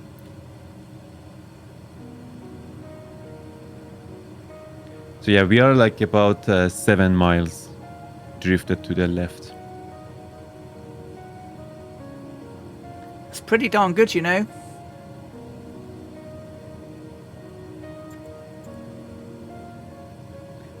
So yeah, if we fly over that piece of land and then turn to heading 129, then we'll be right on the money. Okay, well I'm doing... it's just off of the line, so 159 and a bit.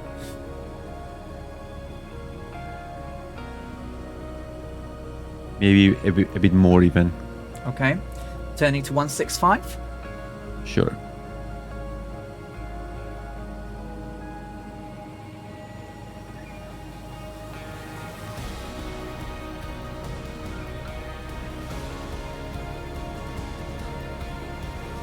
Hey Muse fan, how you doing? That Swamp Donkey is in the house as well. Hello, hello, hello. We're having not a bad day. We're not a bad day at all. It's probably about right? I'm doing 166.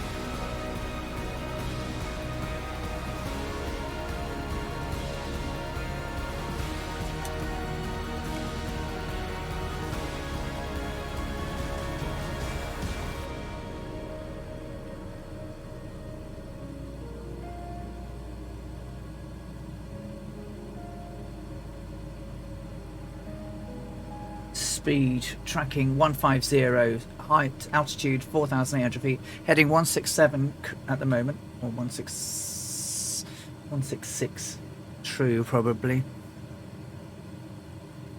to do the interception.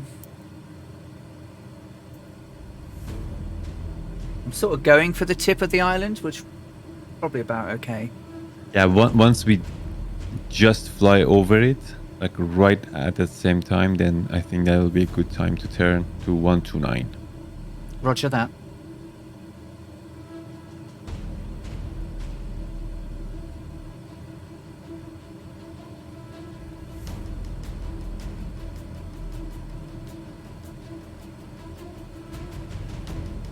I just hope she doesn't overshoot when I turn. I'm kind of accounting for that overshoot. All right, cool. Roger that. Yeah.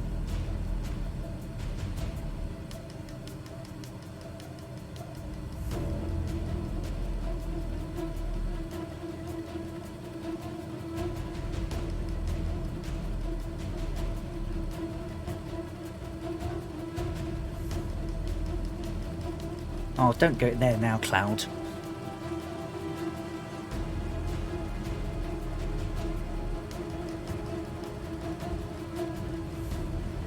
And it doesn't need to be like very accurate either, because there are, again, shortly after we're gonna have 2 more islands that we need Fair to fly enough. over them. Okay. I'm just gonna sort of get into. So I'm coming down. I know roughly whereabouts on the island I am. So. Okay, I'm gonna start turning left to 129. Right now, yeah.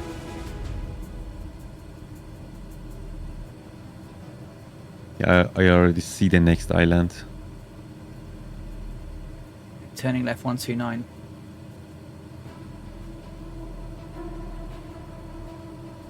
Yep, see it there. Gonna start rolling out.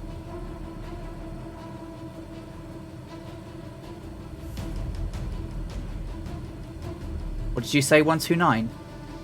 Yes, please.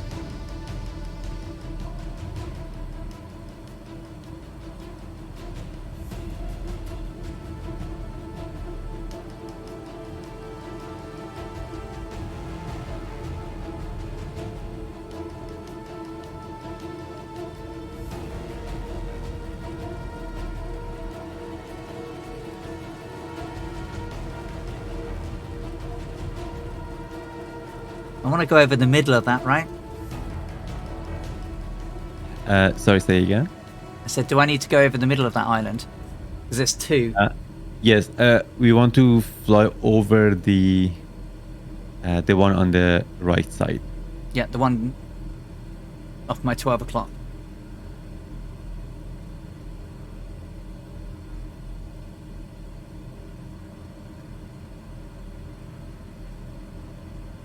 I was looking at the map. Yeah, I only see one of them outside, but I can see one straight ahead. yeah, the second one. I think they have the same name, don't they? Covered by that cloud. Yeah, there's another one just out. Oh yeah, exactly. To our 11 o'clock direction. Yeah. I think the islands have both the same names. I think so. Lana Cays. It does, yeah. They do, yeah. And then Same the next name. one after that is Mayaguana. Yeah. Okay.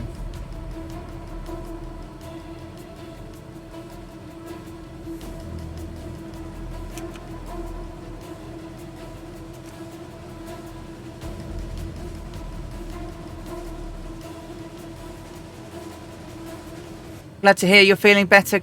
That Swamp Donkey. Seamus says, Captain Naresh, I hope all is mate since I've been able to catch up with you on Twitch. How you doing, Muse? McNeil, thank you so much. It's all good. I hope you're doing well as well, my friend.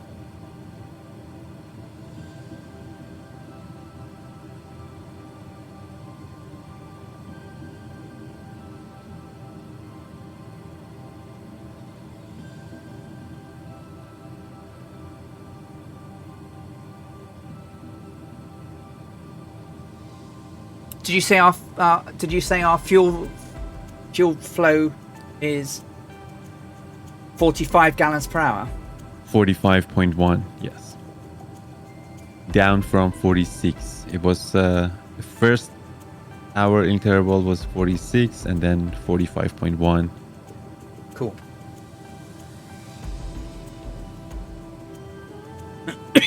Excuse me.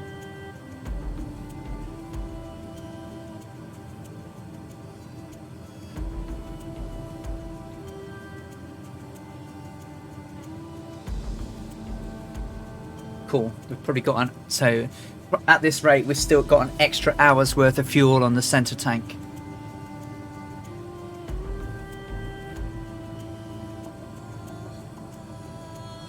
So that high burn at the beginning of the flight is okay.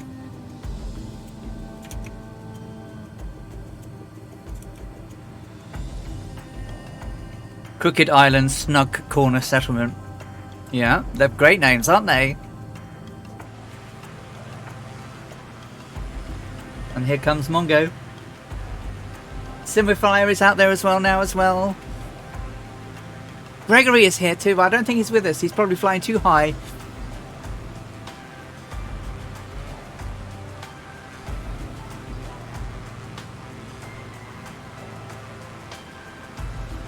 So I see we need like about 147 to 140 to 150 gallons of fuel until we reach our destination, right? At the moment, we've got 206 gallons decimal 4. 206 decimal 4. And we need 150. Yeah, we've got plenty. I was a little bit worried at the first because I wasn't quite as efficient as I was on takeoff last week. Don't we have like about we got loads of fuel. I mean the maximum fuel that we can have on board, isn't it like 1151 gallons? Yeah. 25 hours of flying. 25 hours. Yeah. Mm-hmm. Yeah. But I'm trying to do it like she did, where she didn't fill it up all the time. There's a couple of flights where she does do it. The next one, she cut it back a little bit. She wanted to go from San Juan to Paramaribo, which was a very long flight, but the weather wasn't brilliant, or the anticipated weather on arrival. So she flew to Carapito in Venezuela instead. However, Carapito doesn't have an airport anymore, so next week we're going to land at Mataran, which is the next town over, but it's not quite the same. Mm-hmm. And for the flight in June that I'm going to be doing, Jefferson 2001, the man, the myth, the legend, is creating 2 seaport departure and arrival locations at Trepassey Bay and Puil. So that's going to be cool, because at the moment I can't start where she started and I can't end where, well, I can end because I can just land on it, but it would be nice to actually plot the course that everyone can follow. And somehow we've got to get from Newfoundland to Wales. God help us. 20 hours, 40-minute flight though. So that's like endurance race kind of length. I think it'll certainly be my longest so far. It's easy if you go over Greenland and Iceland. I haven't done the Grand Circle navigation yet. She was trying to aim for somewhere else. So my calculations will. I'll aim it to where she actually landed, but she was quite a long way off her course. She thought she'd landed. They thought they'd landed on the south coast, but they actually were in Wales. She thought it was Ireland to begin with because of the accents. So she upset them immediately after saying, "Hey, well, where are we? Oh, that's a very strange Irish accent." And it's like, well, it would be, wouldn't it? Because we're in Wales.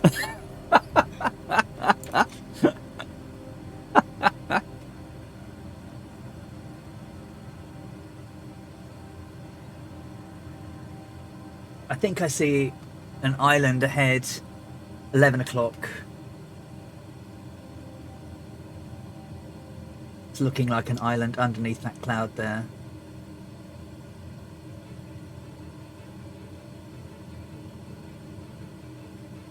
Which is Pirates Wells? Yeah, I see that. There's Icevogel. Icevogel is out there now as well. Captain Jack Lyle. Accord, Simul Flyer, Kazaki Flyer. Oh, Mutant Fat Cat, welcome in.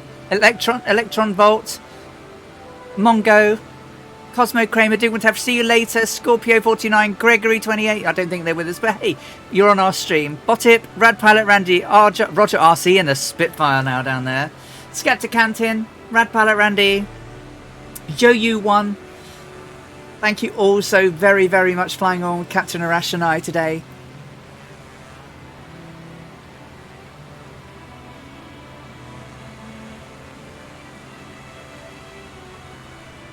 So what's the longest flight you've actually done then, Captain Arash? Because I know you've done a few of the... Yeah, I think the longest continuous flight was last year's. I mean, when I say last year, in basically 2020, not 2021, endurance race in the US. Flying from New York to Los Angeles, it was over 22 hours. Wow. If I'm correct. I have to look up the video again. This year's, this last Christmas race was a little bit shorter for me because I was flying a faster plane. Yeah. But yeah, that flight, the first endurance race that that actually happened and I participated, that was the longest one. Has been the longest one so far. Wow. And it was brutal. I bet. Yeah, I mean, what's my biggest so far? Is it 15 hours, 18 hours? I can't remember. But it's no more than 20. So I'll see how I go. The thing is, with the endurance race, basically because the fuel is limited, so I don't think I flew in general, I didn't fly for more than 5 or 6 hours continuously because I had to land for refueling. That was part of the rules. So and there is a mandatory 10 minutes stop on the ground whenever you land for refueling. So I was taking the opportunity to basically restart my computer during that 10 minutes in order to freshen up everything, get rid of the cache or whatever, to avoid any possible CTD. To be honest, I don't really trust this sim to go beyond that. Sometimes it does, which is great. It should, but sometimes it doesn't. So basically the risk of CTD just goes higher and higher after, I'd say, 7 to 8 hours. It is more stable right now, but last year it wasn't as stable as what we have today. So, what was the longest flight that we've had so far during this series that we're doing right now? This will be the longest so far. Oh, this is the longest one. Okay. Or is it? Yeah, good thing that I reduced the... Mario Guayana is dead ahead. Well, we're going to pass where I think we need to pass. We're going to pass on the southwestern side of the island. It's hidden behind that cloud, but the tip of the southwesterly northern point, if you understand what I mean, exactly, is under that cloud right ahead.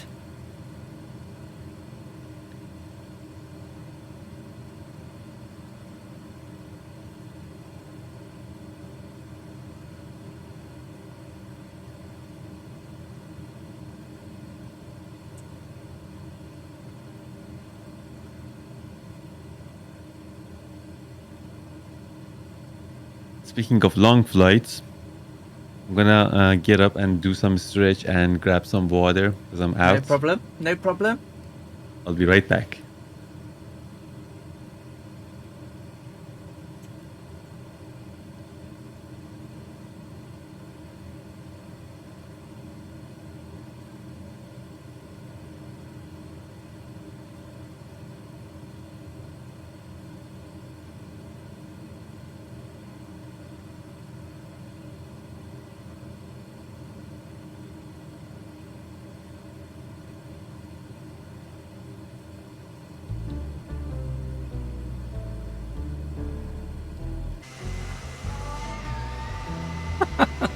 This lot.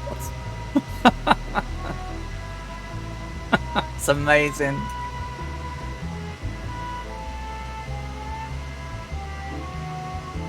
I see you, Goblin. Thank you, Captain Spitfire. We're doing great.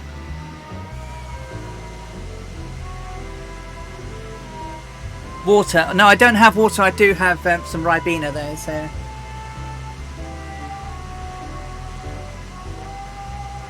Arash is a smart man, restarting the sim for long flights. Yeah. Landed in a small clearing, says Quet.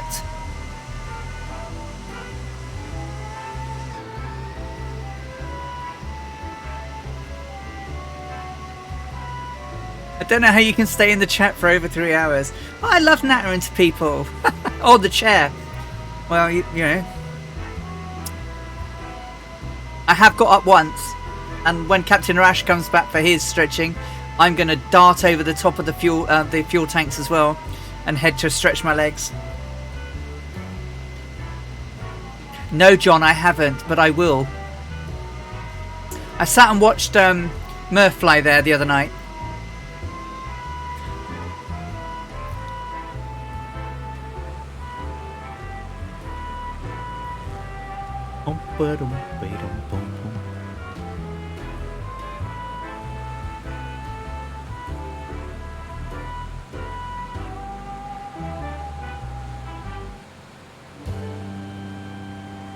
There you go, stretched it. But I will stretch my legs in a little bit when I get up, when Captain Arash is back. Gotta have a little boogie.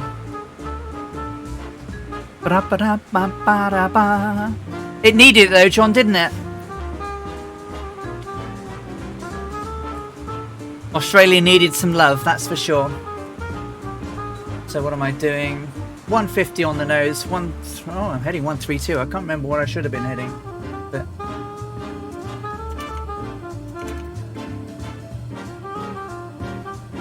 perhaps it was 129. Oh, Floxtrot, you devil, you! Welcome in, Floxtrot. Welcome in, Raiders. Happy Saturday. How are you doing, guys? Thank you for raiding us, Floxtrot.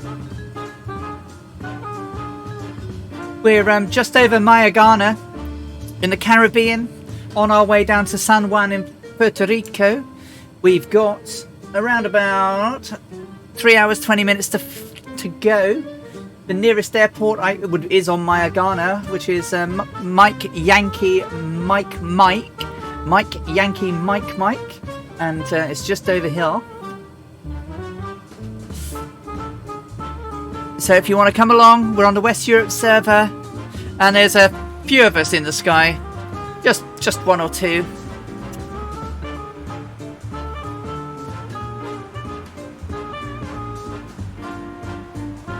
Where were you flying today?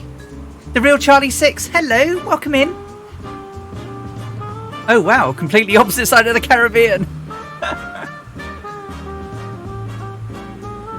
Yeah.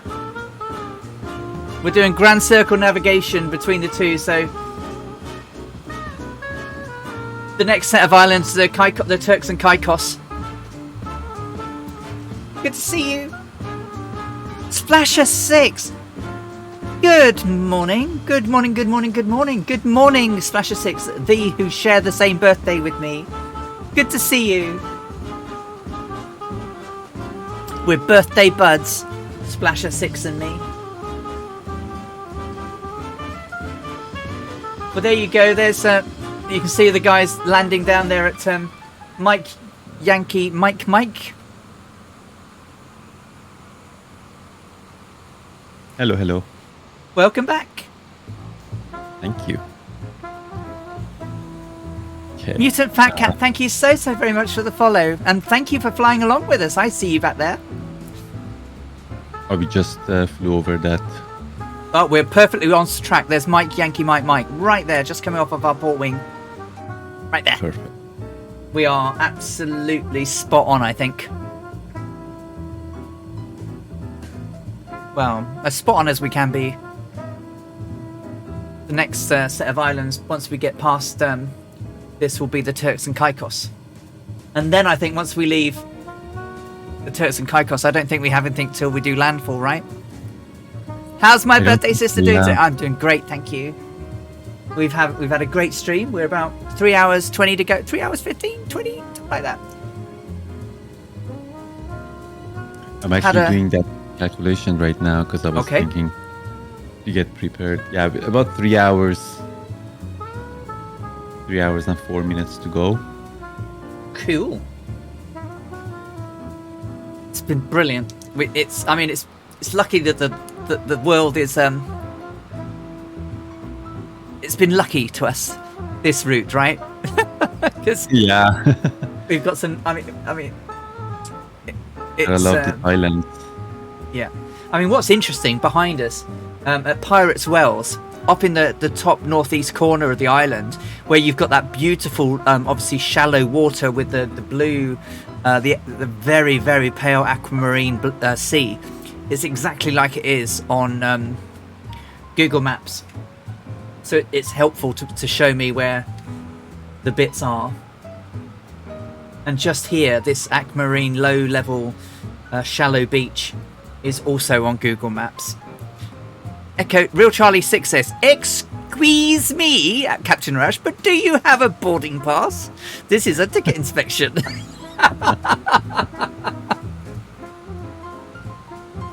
I'll leave you to sort your ticket out. I'm going to dive over the tanks. Be right back. How are you doing, Real Charlie 6? Glad to see you, my friend.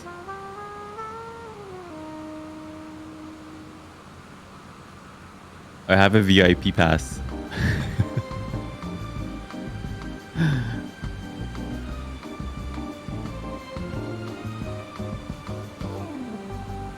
So I think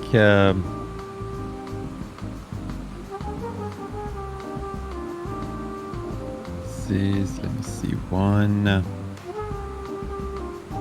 3, 4. So 4 p.m.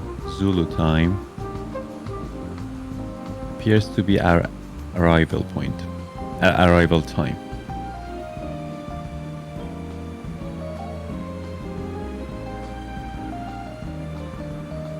So 1600.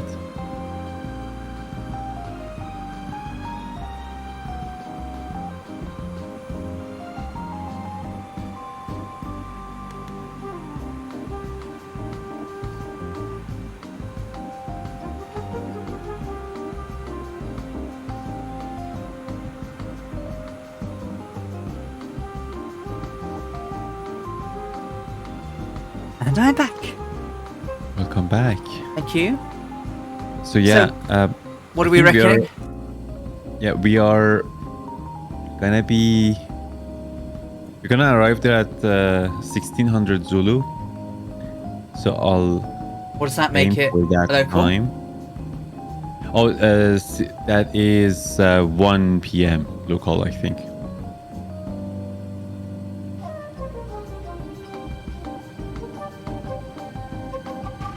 So on their original flight, Noon had estimated that they would reach San Juan at 10 minutes past 1. That's very good.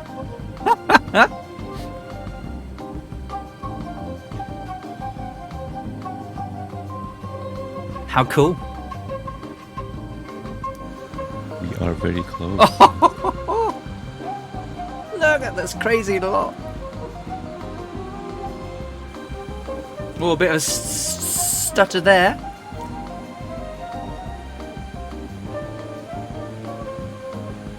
It's okay, says Splasher. He's with the band. Boom, boom, boom, boom, boom, boom, boom, boom, boom, boom, boom. Weird. The his isn't quite accurate. I need to switch from 1-3. Remember magnetic deviation, Icevogel.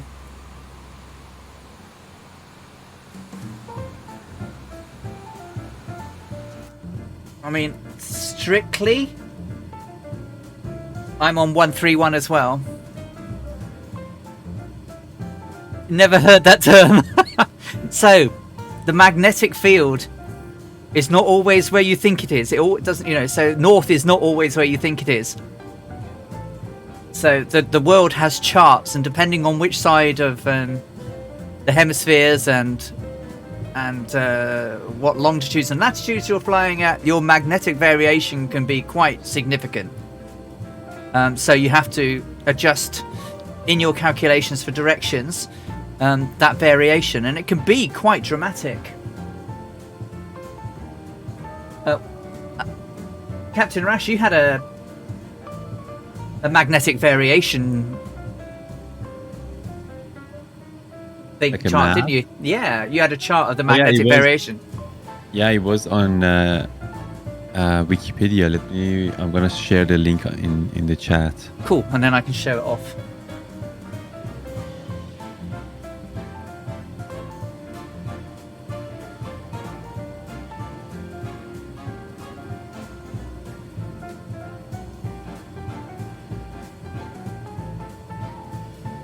There are different terms for it, but yeah. Yeah. Here.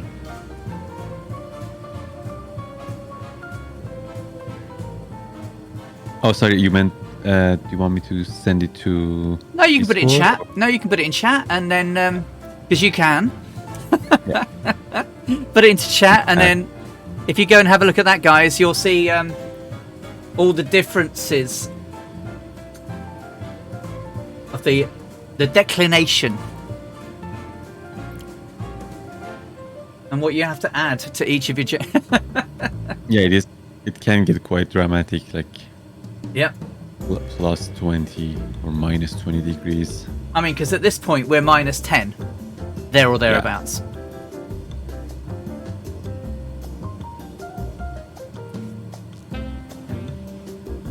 So basically, like, I do things on a true heading. Yeah. But for the aircraft, like, you have to set things to magnetic. Because our source in the aircraft is our whiskey compass, which only shows the magnetic north. Yes.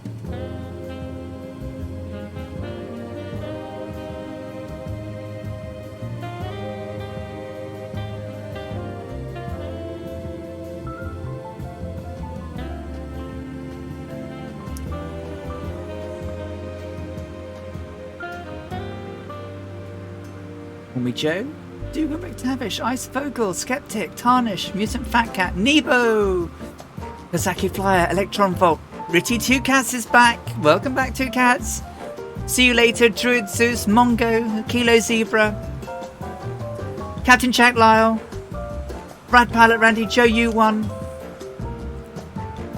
Isn't it pretty though? The Caribbean is beautiful from the air. Mongo's back there as well.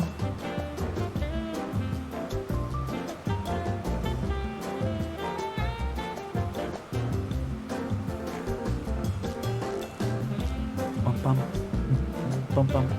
And Tarnish in the F-35. So you had to buy the F-35 just for Tarnish. Granny Sky says, God created the compass. And yes, he was drunk. My friends and I once took a Grand Caravan trip from Tokyo to Mount Fuji. We thought it would be a 10-minute flight.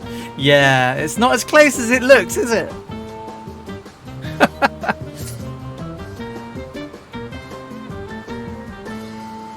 Malin, are you daar? Kan jag far on Kranbar? Yes.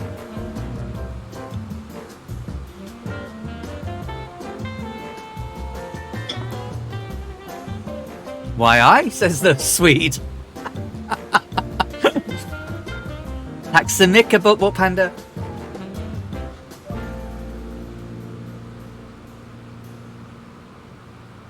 I'm sure I made a word up there. It's kranbarges. Yeah, I said kranbarges. She knew what I meant.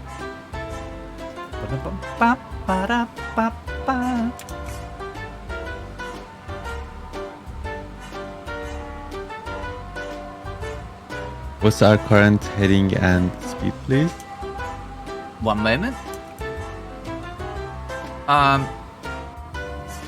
Now, according to my system, 131. But what are we on? Yeah, 131. 150. Thank you.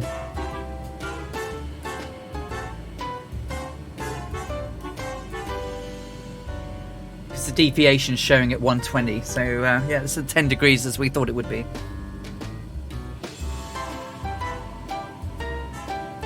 But let me know if you need me to correct. No, that should be fine. We're gonna fly over another island again. We're gonna aim for Mangrove Cay.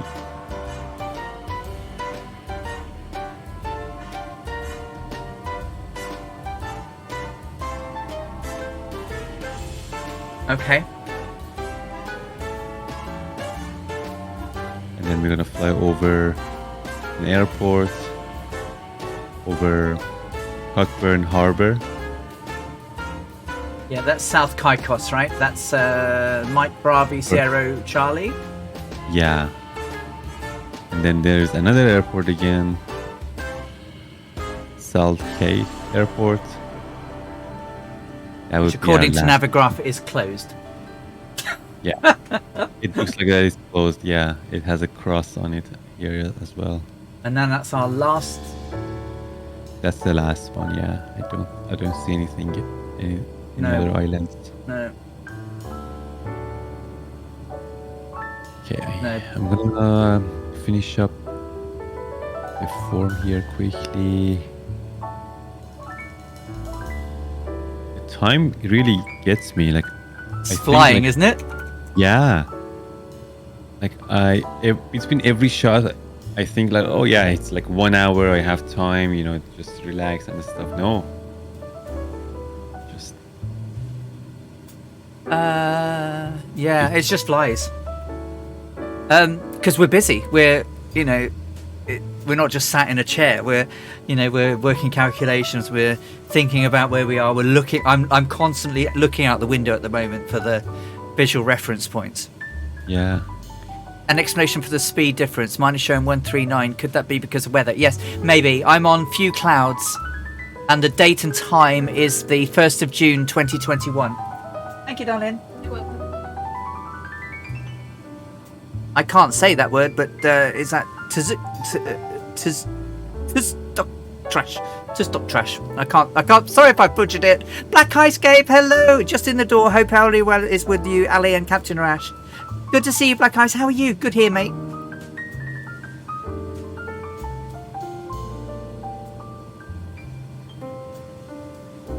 So yeah, that speed and times and weather all have an impact.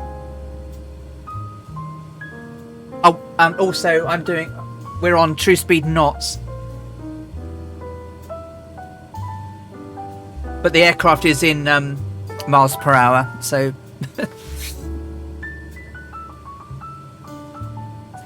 so I can share some photos to maybe for those that weren't here earlier.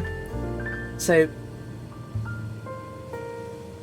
this was the Electra refueling back in Miami before they departed. I nailed it. Thank you. I'm so rubbish at people's names. I'm so worried. This is the Electra being refueled. People watching it quite intently. This is Amelia in the aircraft with George, saying just before they said their last goodbyes, and she's wearing a check shirt, so I thought I'd wear a check shirt as well. And this is the Electra taxiing out to the runway. The takeoff, bit wibbly wobbly like mine as well. And then when we get there, we'll see how different it looks now. But this is looking at San Juan from the air as we come in.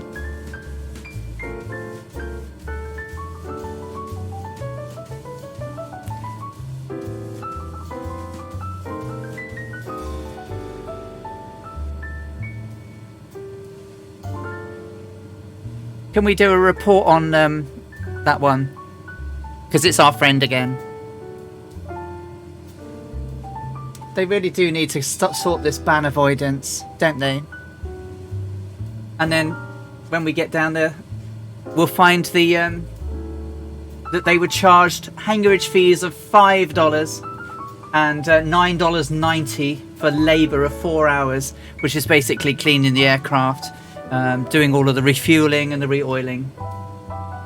Billed to Amelia Earhart, 16020, San Juan, Puerto Rico, June the 2nd, 1937. And that's Amelia's signature there, saying she's paid it.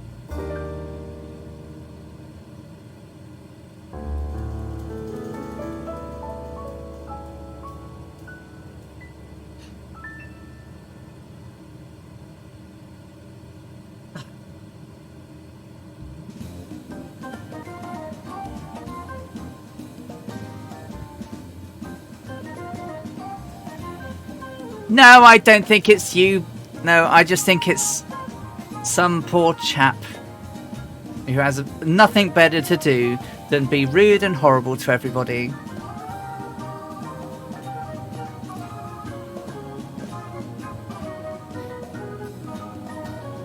I mean, last week it was Noah's Ark wasn't real. This week it's got a nun on it. So, you know, it's all there to bait.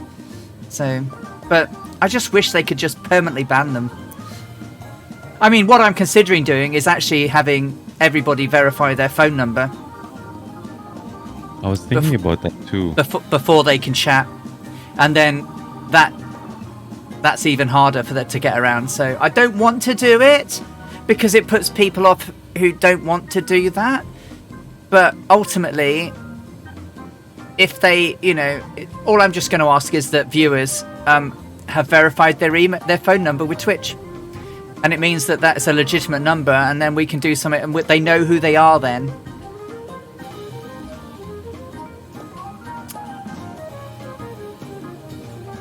Well, we do permaban them, but like you know, you can get around it. Ban avoidance, VPNs. We ban them permanently, don't you worry, but every week they come back and, you know, or every other couple of weeks once they've got round the ban avoidance. But we just report them. We report them for ban avoidance all the time. So the AI will get cleverer in time. So Real Charlie 6, we do. I don't let them back. Arctic Turns had it recently as well. He's had a load of nonsense on his streams, and he's the nicest bloke in the world. But if I do decide to do it, I will post that I've done it.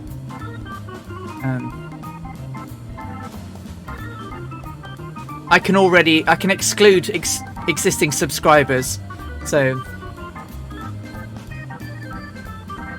But it might mean that people who are just followers would have to come along and reconfirm everything. Hey Draco, how you doing, mate? I did speak to you earlier, but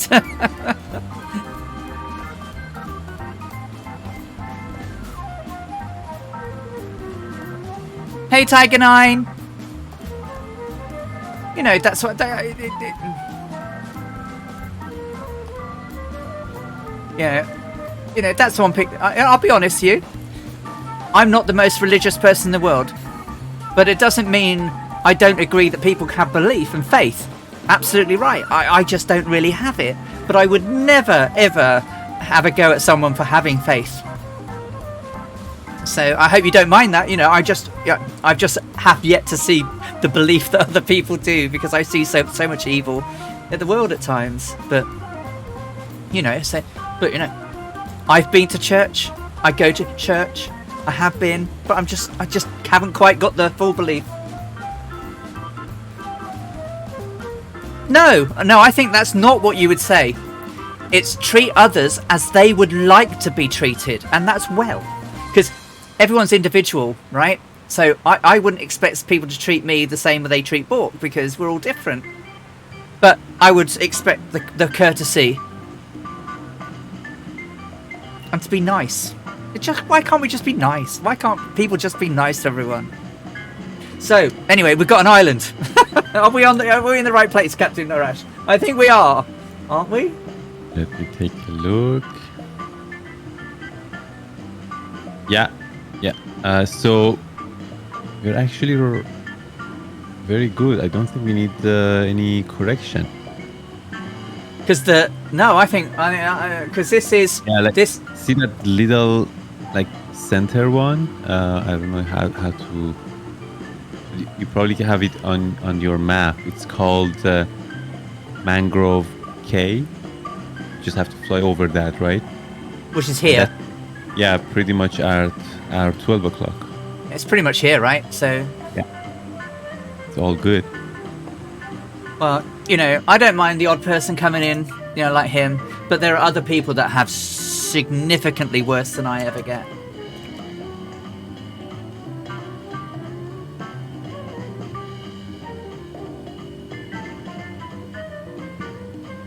Yeah, but it's not because of you, that Swamp Donkey. I'll talk to you afterwards. I'll send you a message. But it wasn't aimed at you. It was aimed directly at me.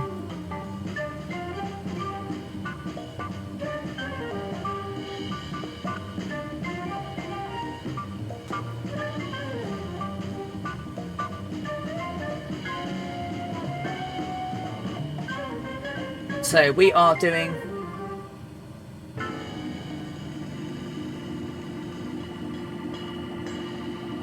still doing 131 150 4800. Gadget FPV, hello, welcome in.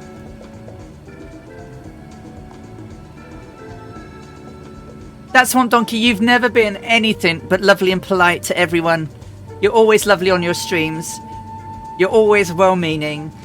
You have a home here. It's not you. Honestly. Don't you ever think it's you.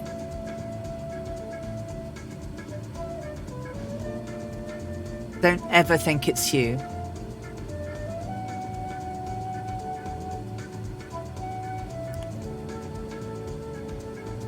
So the Earharts, the Fireflies, the Compass Club, we're all in the sky, flying down towards San Juan in Puerto Rico, the beautiful Caribbean islands. Look at the beauty of that as we clear the clouds.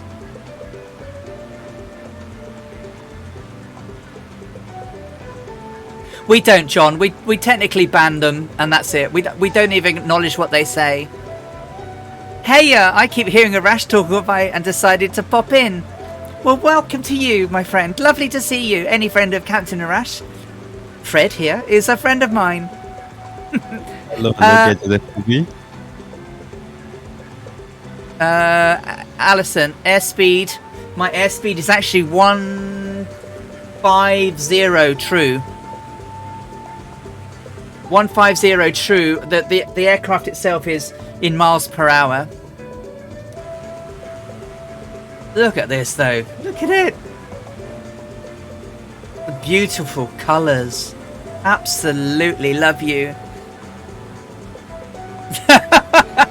The real Charlie 6 redeemed a posture check for the both of you. Yeah. You've got to stretch as well. Thanks, mate. Well, there's a harbour. That was needed, actually. Yeah, I did need that. Good timing. And someone says, how do you... Gadget FBZ says, Salam Arash. If I said that right, that is. Salam Chatori.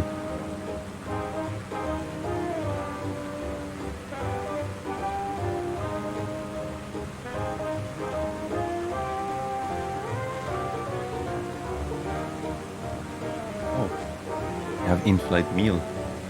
Emma has delivered you an in-flight meal. Lovely. Look at these shallows. Just as it is in the maps.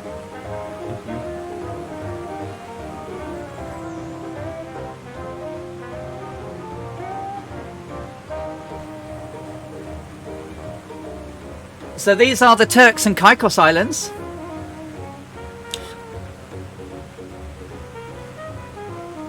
The nearest airport, well, we're just passing one. There's one just over there. But the next one will be Mike Bravo Mike Charlie. If anyone wants to join in. Or there is one further ahead. It's probably one of the last airports, I guess. Oh, there is another one. But South Caicos, Mike Bravo, Sierra Charlie.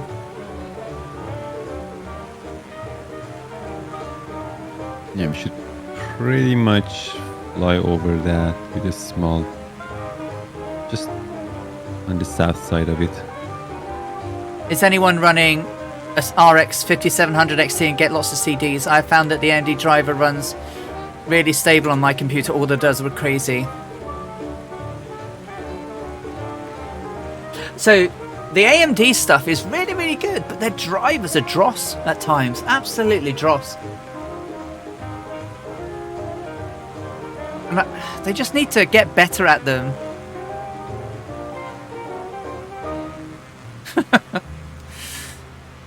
There's Druid Zeus, Icevogel, Nebo. Okay, in about 5 minutes, we're gonna have our next shot. Superb. How many planes are in the air? Well, we can ask people to do a count. But Panda, are you ready? If you're flying, type 1. If you're not flying, type 2.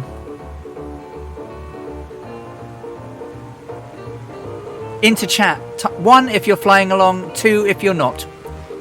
And Bolt Panda, you've got to catch it up. You've got to do the cat, because I don't think Kian's here.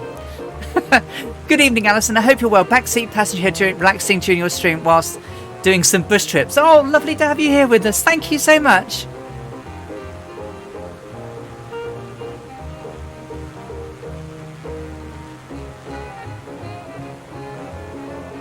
Two one two one two one.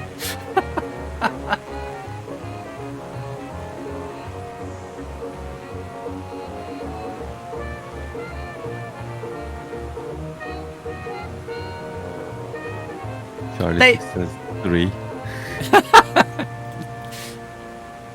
Go on in, Bob. You can start counting now.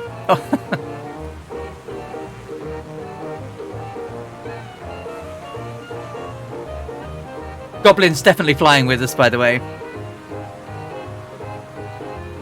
It's more than 11, surely.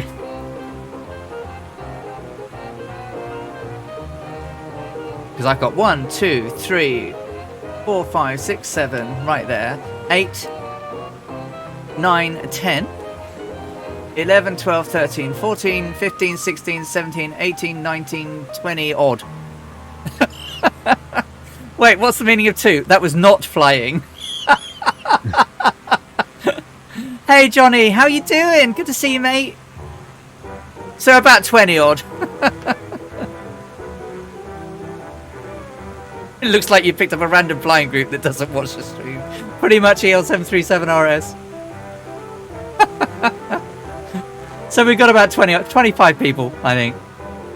We had a load more early on, including the Murphy and HCBR 1100, and they were all doing flying around with Thank you for the follow, PM Pilot. Thank you so very much. It was a big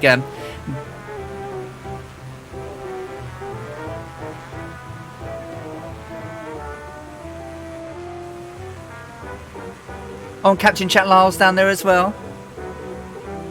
I know, mate, but I appreciate you dropping in and saying hello. I know, I changed it, Goblin. Pay attention. I changed it.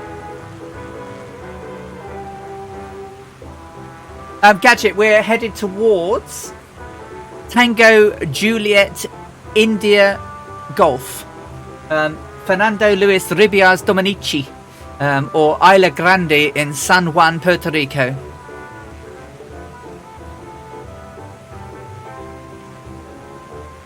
Actually, Alison John, I've seen that happen before. People post photos of groups they've randomly found, and I recognise some streamer names. Take care, Splasher. Thank you so much for your raid, my friend. Have a lovely rest of your weekend, and we'll see you soon.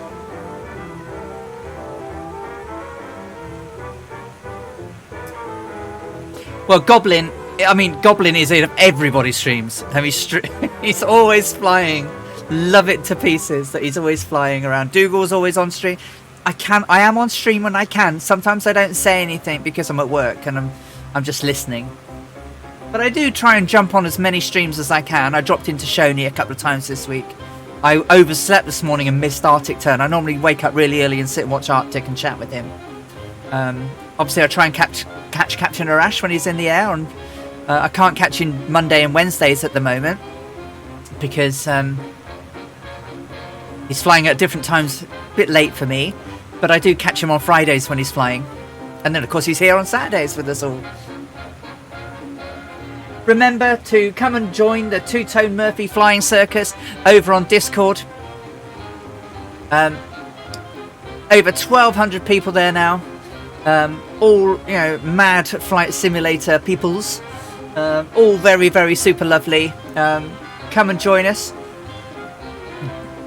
Watch out for the events. Watch out for the giveaways.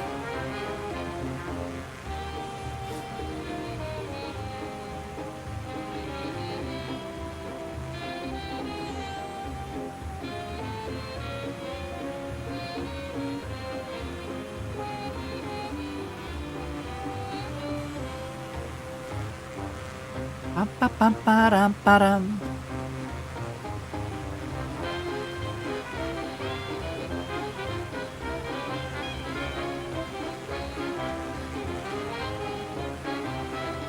Captain Rash, what are you eating? Says that swap donkey. Oh yeah, I was just going to respond. It's a new recipe. I mean, I have to ask Emma what it's called exactly. It's very yummy. I mean, yeah, let me start this sun shot, and then Okay. I'll ask Emma.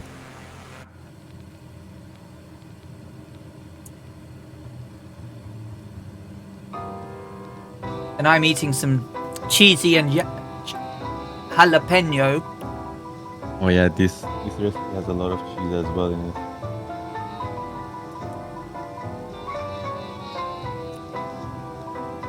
We're going to have chili tonight. In tacos. Sorry, in tortilla. So more of a burrito, but without the rice.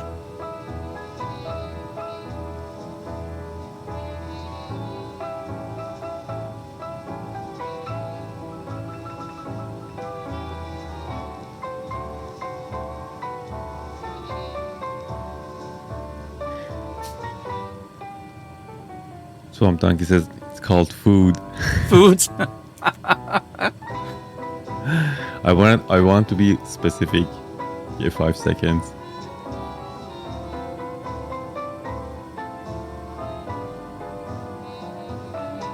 Oh, I'm not having any tequila. No.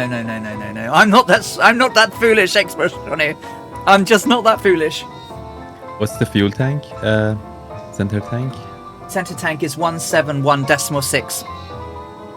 Speed 150. 171.6. Yeah, decimal 6. Thank you. Speed was 150, true. Altitude 4,800 feet.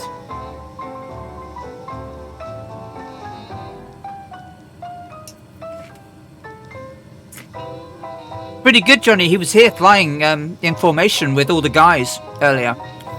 Nailing it. So, he's probably still drunk. Aren't you, Totem? Probably still drunk. When he was saying he was going to be doing this tequila stuff, I was like, please don't kill yourself.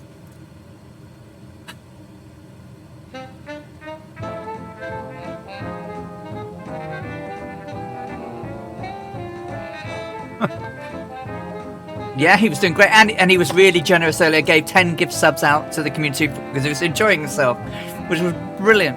Tuna pizza with lots of onions. Oh, ice vogel. Ooh, I do like tuna on pizza. I haven't had it for a while. He was in VR, exactly. Tuna pizza, yeah. Tuna, onions, cheese.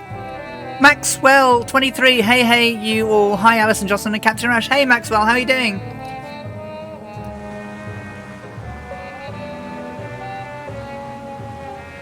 We're in the Turks and Caicos Islands.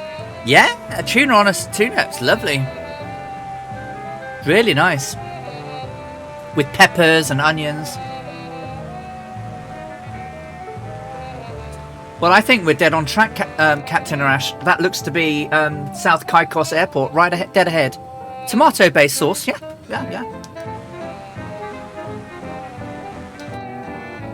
Check your fuels, guys, if you need to. But there is...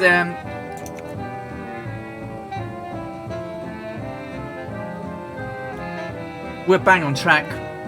That's Mike Bravo, Sierra Charlie, dead ahead, Captain Arash. Perfect. I just had an Indian tikka masala and rice out here in Moscow, and now my stomach is ready to burst. Oh, good curry.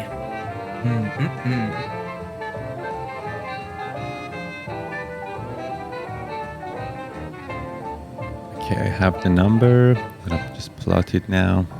Okay, I will bring up the screen so people can see what you're doing. How far are we out of Puerto Rico, says Calazonic? About 2.5 hours. About 2.5 hours, Calazonic. And we're just coming up to South Caicos. So Mike Bravo, Sierra Charlie. It's probably one of the only main... There's another little one just ahead of us, and then we're probably out of airports for quite a while until we arrive out of Puerto Rico.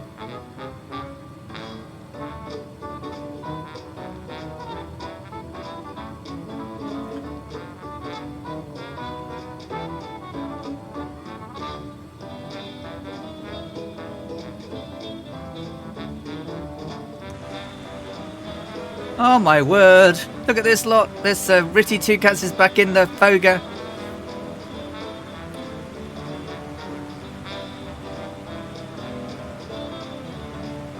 Oh, isn't that so pretty? Okay, this is very interesting.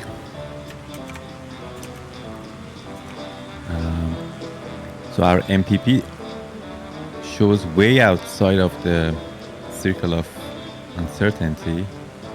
But we're not out there. Yeah, exactly. I mean, we're literally coming up on the airport right now. Yeah. So we're closer to the line than we probably have been all day. Yeah, it shows like 18 miles out, which is not correct. Definitely not correct. Yeah. So the Bermuda Triangle. Yeah. I mean, because literally, there's the airport there. That's... Oh, yeah. Yeah, of course, we don't follow this. But the heading should be 132, magnetic. Interesting. 132. Yes.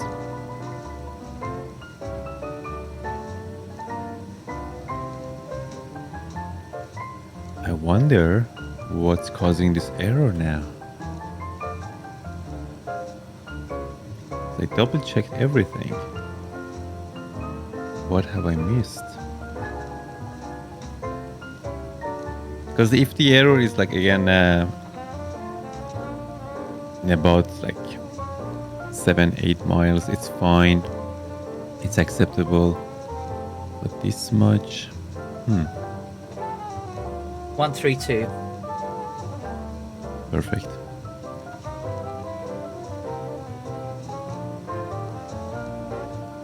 I mean, we're still only a 10 degrees declination difference.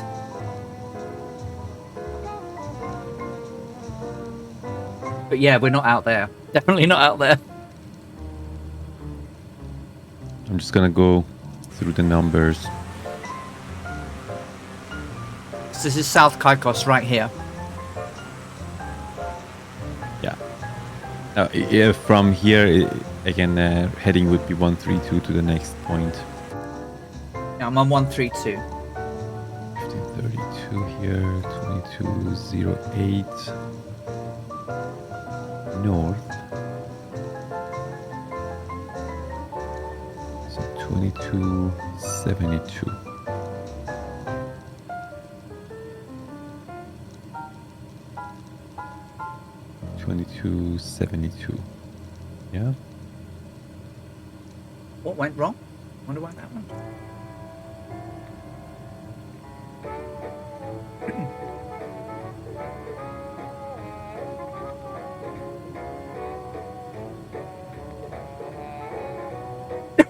Excuse me. Bit of chili went the wrong way.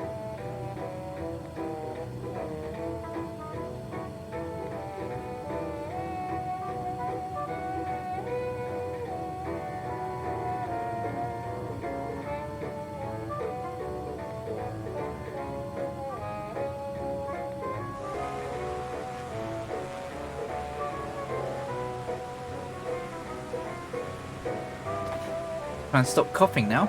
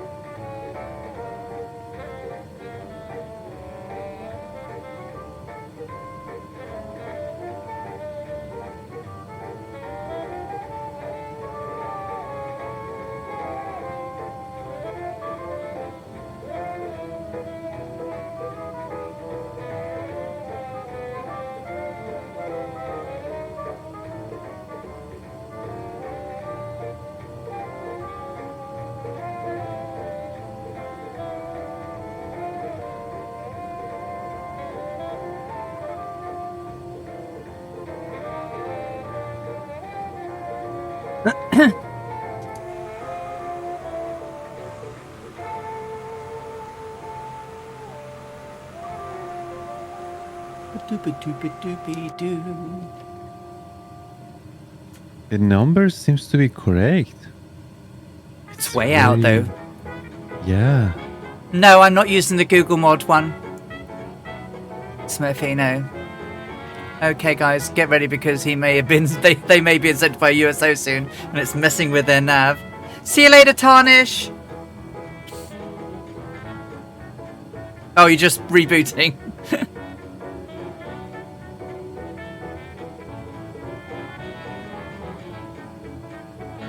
Celestial, we're doing all right, but we were way off. So the aircraft was bang where it was meant to be, but the last calculation was it put us like out of the circle, and we definitely weren't, because literally we were right slap bang over the airport that we should have been ahead of us. You know, we should. Is it clear? Like, can you guys see the map? Yeah, I'm showing it. Yeah. So. Yeah, Celestial Navigator. This was my dead reckoning point. Yeah.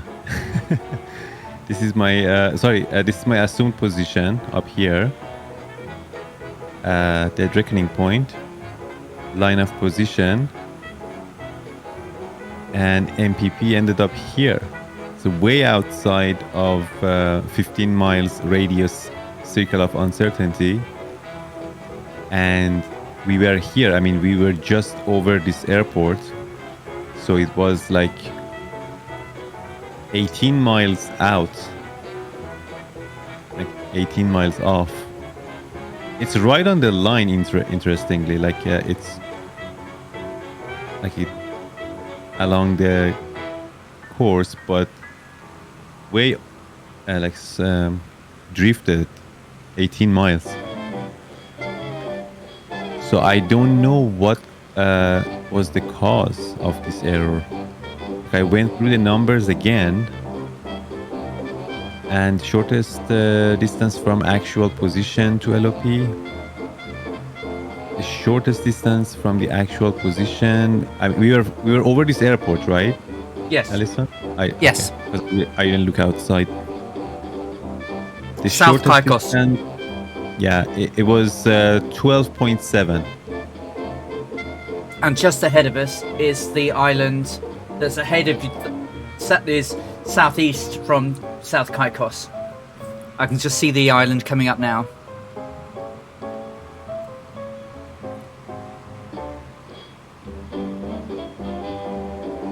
Scorpio. No, I haven't put... well, the wind would affect the aircraft itself. right? But But the aircraft is right. Yeah. The wind doesn't affect the plotting and sun observation.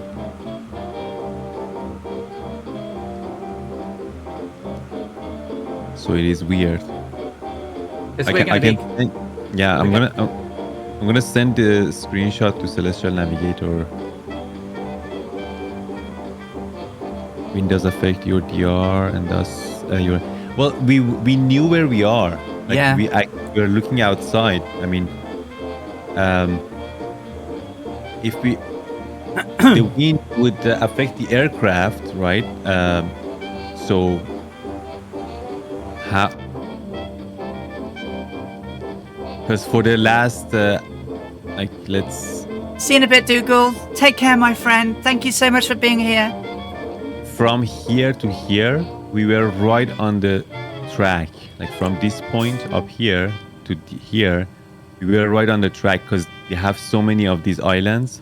We knew where exactly we were. Like we flew over this point, we flew over this island over here.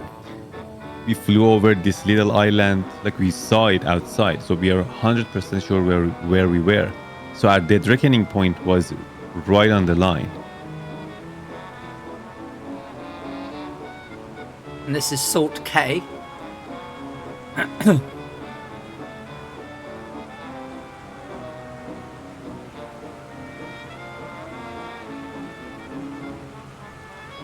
We're probably a port side, a teeny wincy port side off of track, but there's an old airfield that should be just below us coming up. Now we probably should have passed more to the starboard side of this old runway that's ahead, but it's pretty incidental.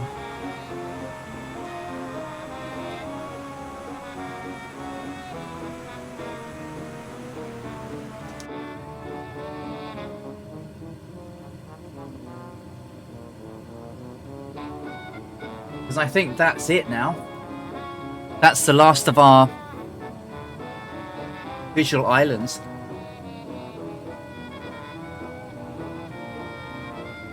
It's possible. It's trying to make us go down in the Atlantic.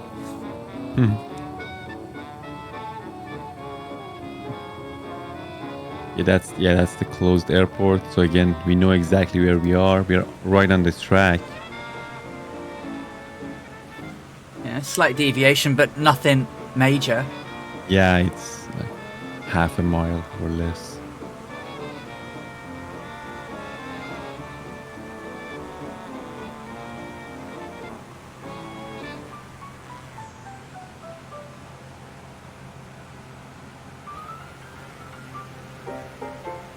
That's not North Turks over there and Salt K behind us. We're spot on the money.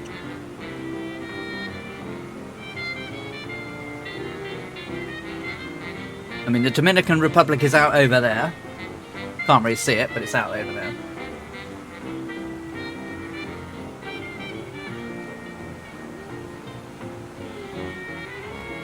We have entered the Twilight Zone. Ooh, could I enter the Twiglet Zone instead? Oh, Twiglets. Captain Rash, you wouldn't probably like Twiglets because they have a Marmite type of covering.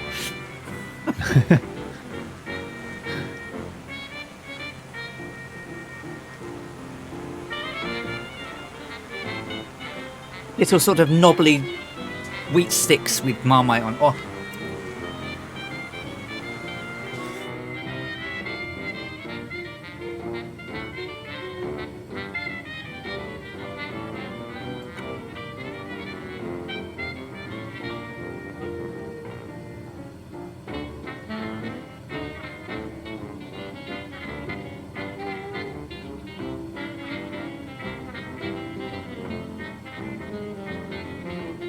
I'm gonna start putting the numbers for the landfall.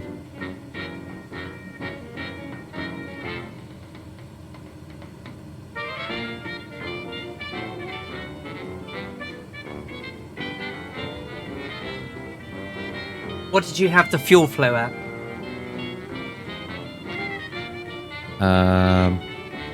45.1. Roger that. So I'll take 46.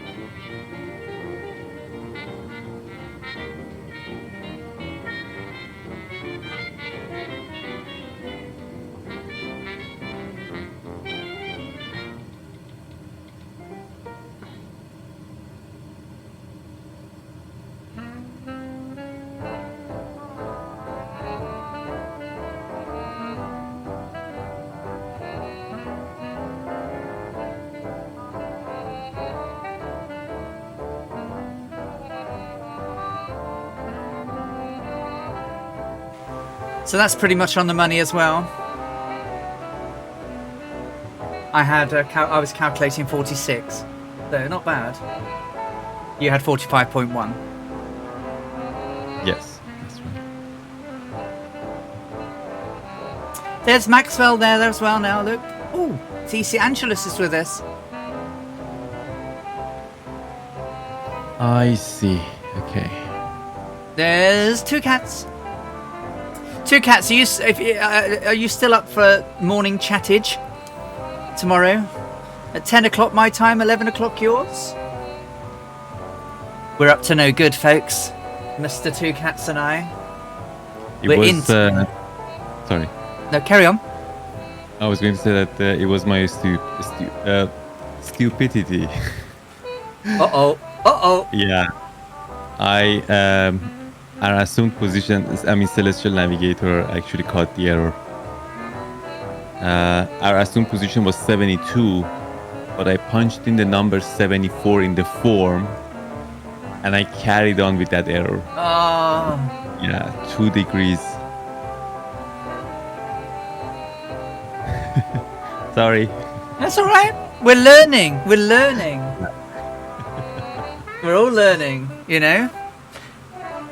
Thankfully, on this bit, we had a great amount of visual referencing. Oh, yeah. Fred's Absolutely. been drinking. Well, it wouldn't be the first time. Fred was known for his drinkage. Maxwell says, yeah, I'm flying with you guys. And Kazaki says, if you see a giant vortex, maybe don't fly into it. Isn't Marmite a fungus? No, actually, real Charlie 6. Well, sort of. But it's actually leftover beer.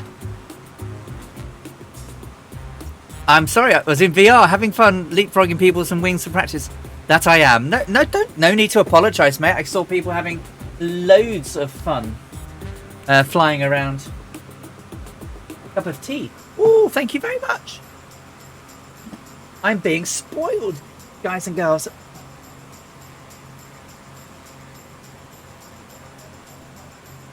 Wow.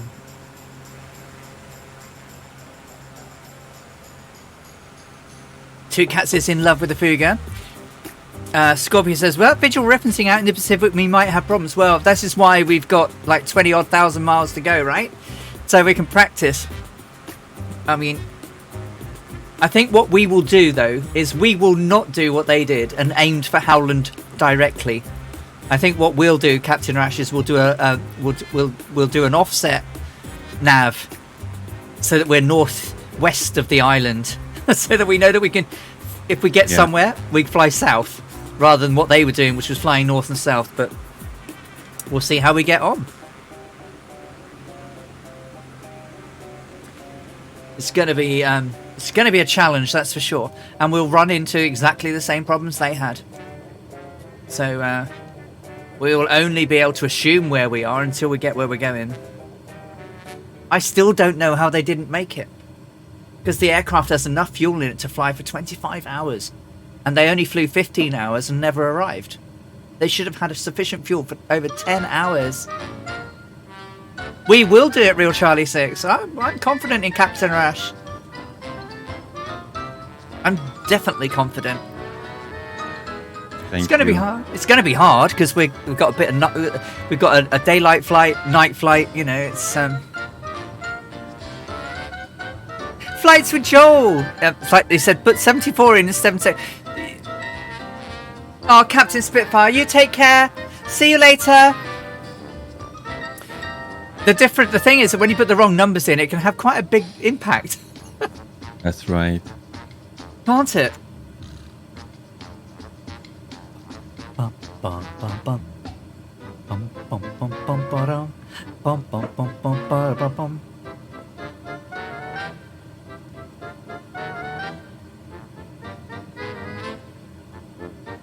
You can see him be 100 miles off course.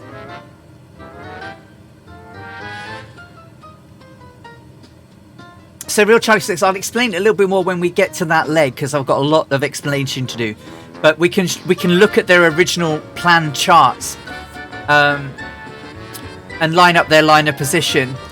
But because they were saying they were flying up north and south along the line, but they wouldn't have needed to if they'd have aimed to the north of Howland Island on the line of position and then flown south. However, it's a tiny little needle in a haystack to find. We flew in like they did for the last hour at 1,000 feet. And I only saw it 5 minutes from landing. So with clouds, you know, we've got clouds here, shadows from the clouds looking like an island. Could have been all very disconcerting.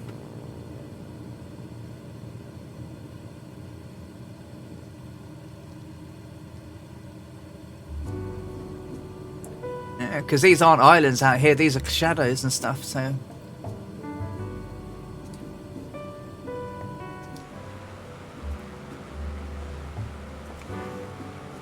It's not only computers that rubbish in. It's not only computers that rubbish in, rubbish out. Yep.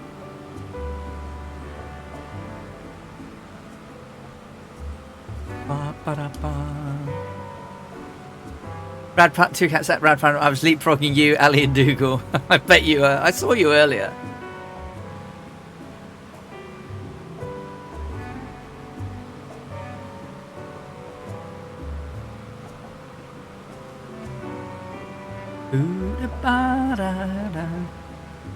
You've got to keep your eye in, right? Yeah, absolutely, mate.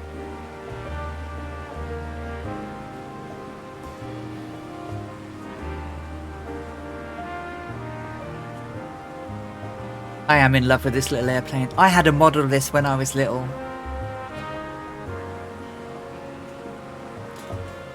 It was all metal as well, dye metal.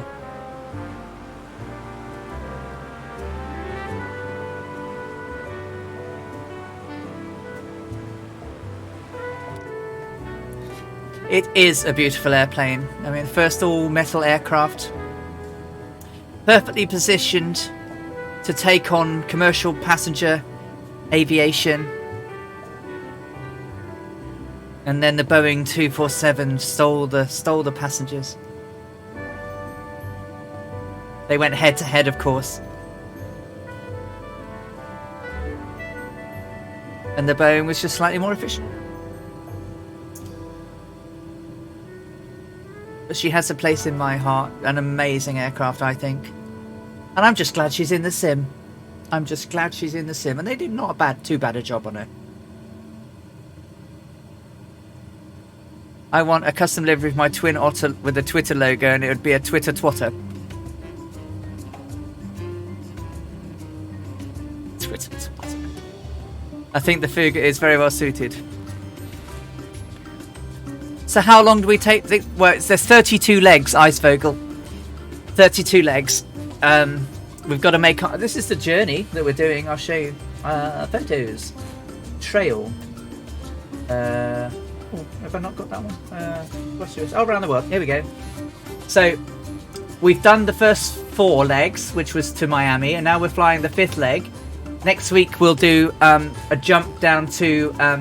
Machuran in Venezuela, and then it's quite a big long flight the next time, which was down to Paramaribo. You can see how long it is. It's quite a long flight. Then it's a very short little flight down to Natal. What we might want to do there, Captain Arash, at some point is perhaps do the little hop as a quick short stream to prepare for the big one.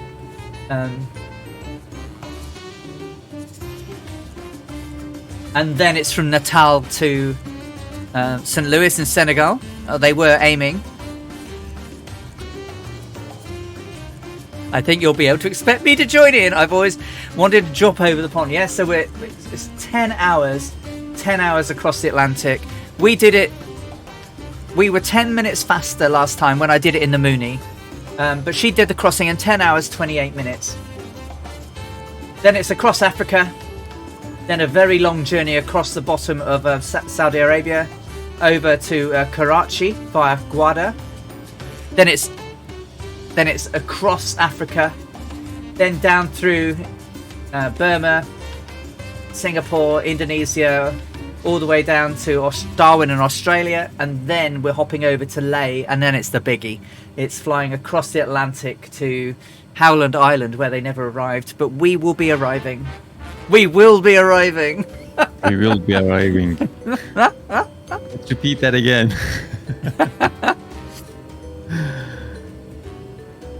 Famous last words. We are going to get there.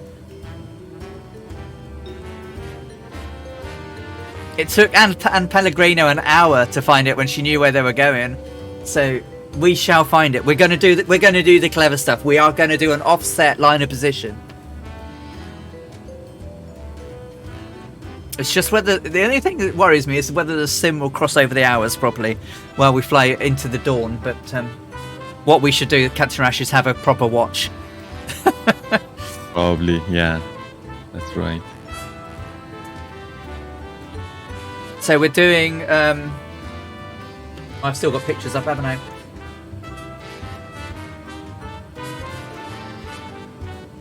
So not such a long flight next week. Celestial Note says the clock and date line is not a problem. Great to know, because that was the only thing I wondered, crossing the date line.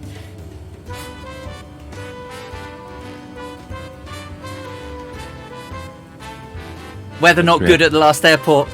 Well, are you in live weather, Tarnish? Because I'm not.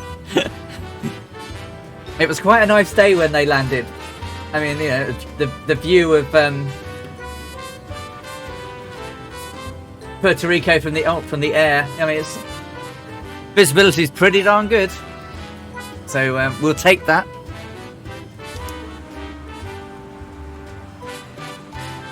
Yeah, live.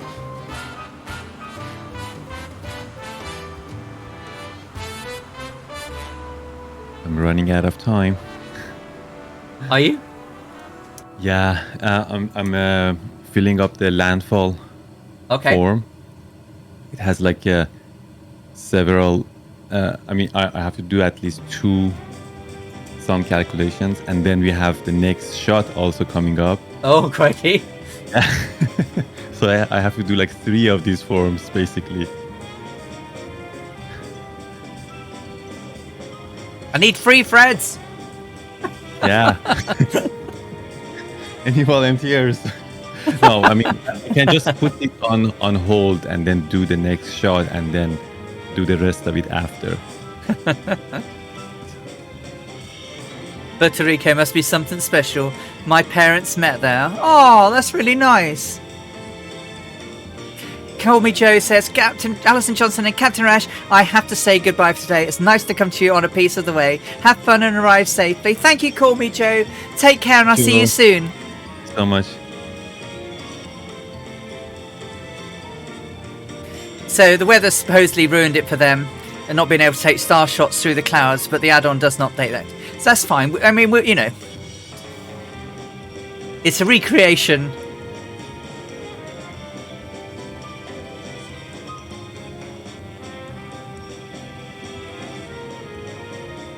So, you know, we're doing our best with what we have, you know. And the fact that we can do this in the sim is incredible. So that calls out for another shout out for the Celestial Navigator. Oh, I can't even spell. Oh, rubbish. Oh, I can't. I give up.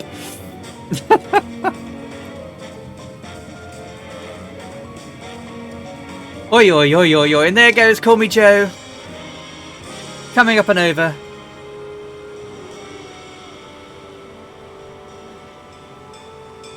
And there's Aquila back there as well. Skeptic's still here. Cosmo's still here. Nebo, Electron Volt, Celestial Navigator, Scorpio 49, see you later, Druid Zeus, Maxwell, Captain Chatlar, Mutant Fat Cat, Rad Pilot Randy, Kilo Zebra. Who we got out there? Draco Core is still here. We've got Joe U1. Not sure. Oh, we got Ice Vogel. I'm not sure that Smoky Brand is here, but if you are, welcome. You've been drinking? No. Well, yes, but only like cranberry juice and stuff.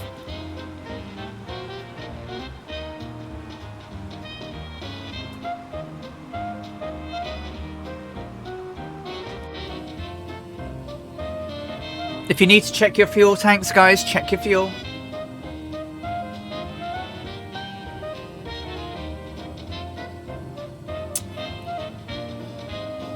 Thinking ahead of the game, last airport today, or the airport today, elevation is 10 feet. Nice and low.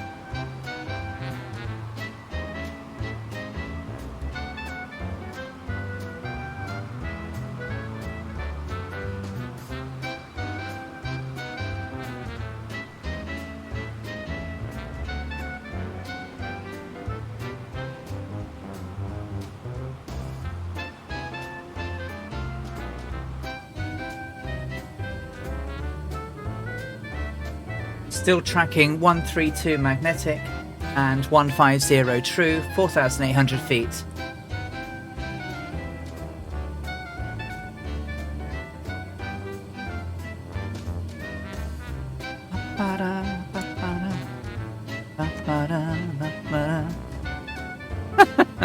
I wish I had been. Little fat fingers. So, not going to catch you as I'm too far behind, but I will finish the flight. No worries, Smurfy. We've been going for 5 hours now. Just over 5 hours, I think. Well, we've been live just over 5 hours. Okay, 1 down, 3 to go. I think I have to move on to the next shot. How often do the authorities update the magnetic map? Do you know what? I don't know. I should know. XP Aviator! Wow! Thanks for following! How are you doing?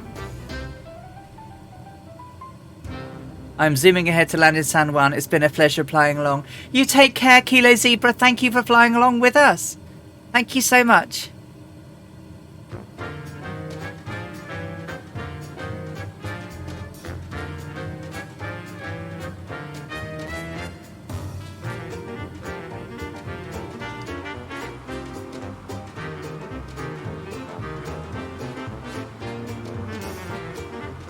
I hope you're all stretching as well, guys.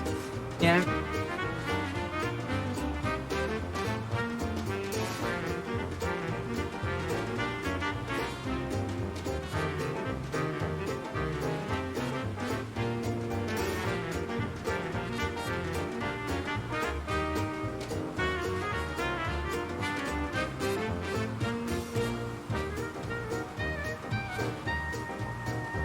Every 5 years.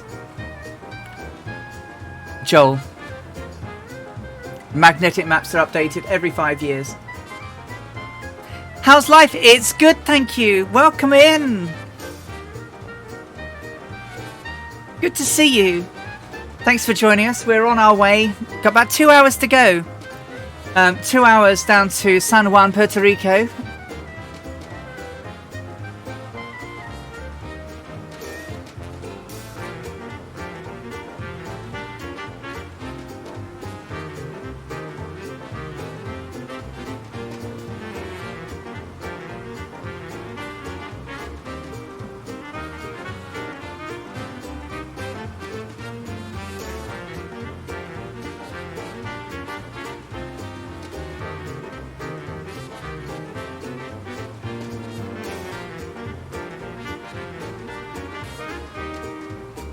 So the last update in December 2019, following the shift of the magnetic north, it's pretty much the same here. It's a -10 declination.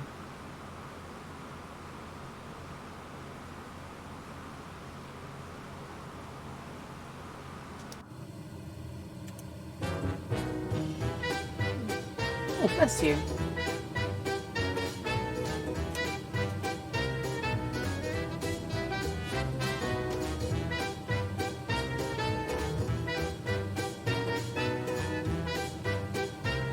Captain Arash is busy doing the navigation.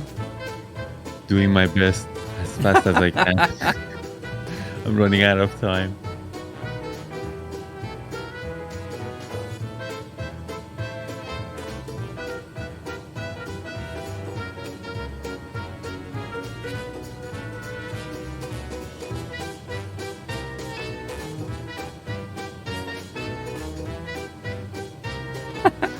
Courtesy of Epidemic Sound, Kilo Zebra.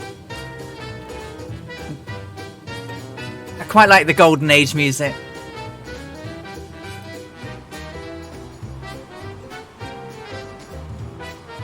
As many of you know, I'm a former brass player, so.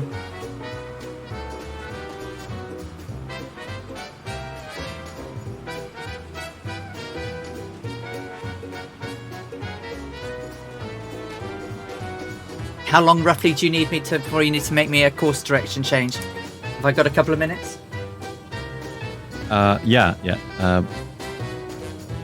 Basically 20 minutes. Thank you. Are you a golden oldie? Oh, definitely. You know, I'm old. I'm old. I'm gonna get my old bones over the top of the fuel tanks. Be right back. I'll let Sperry do. You can change the view if you want, like while I'm working on if you like. There you go. Captain Arash's calculations in progress.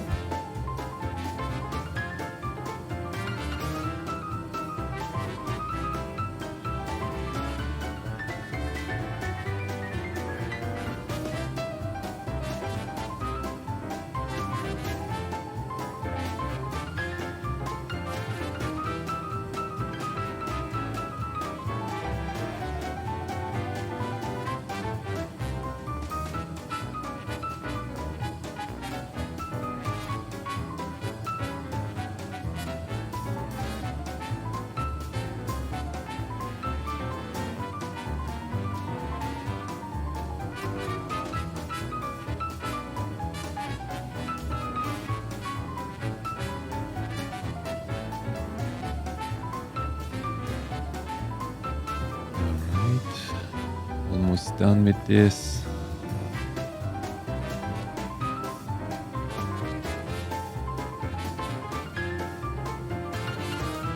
Okay, 1400, 32 plus 730. That gives us 62 here, 37, 38. 38 minus 70. Plus 360, 328. North 20. Got it. 2208.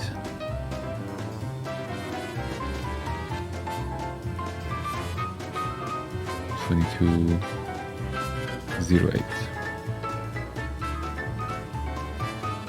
Yep. It's good. Site reduction.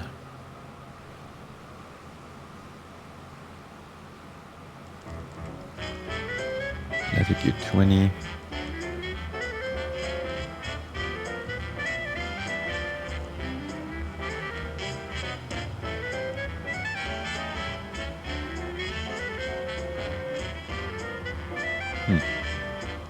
Okay. Celestial Navigator says mumbling numbers. Mumbling numbers.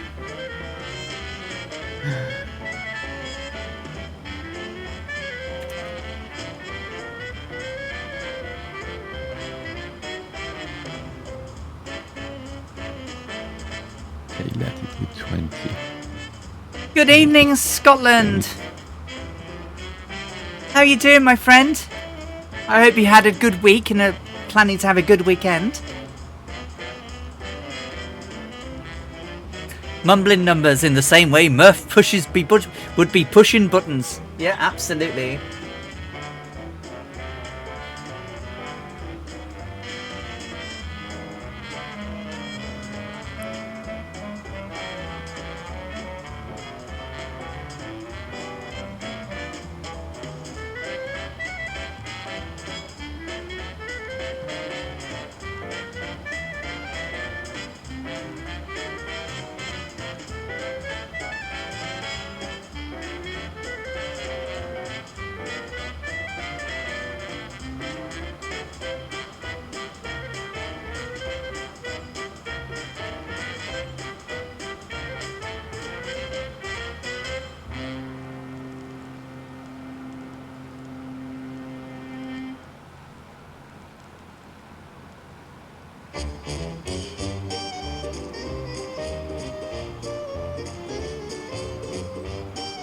My week's been alright, actually.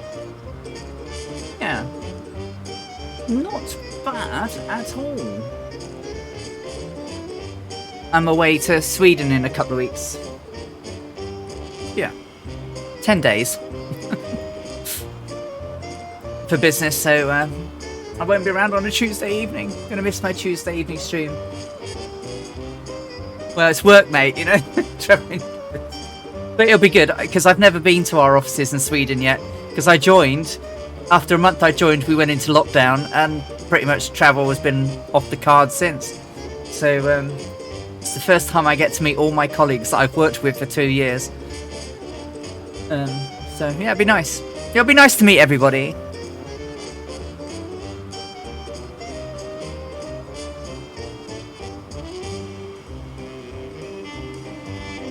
Things have started to come together. Some projects have been good and ready to go out next week, which is brilliant.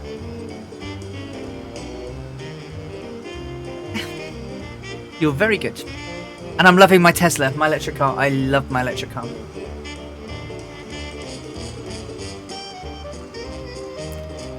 All right. Got the numbers. Okay. How much time do we have? Nice. 15 minutes. There you go. Just have to do the sanity check.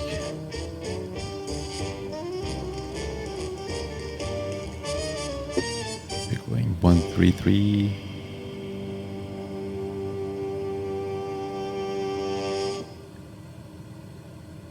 Sanity 80.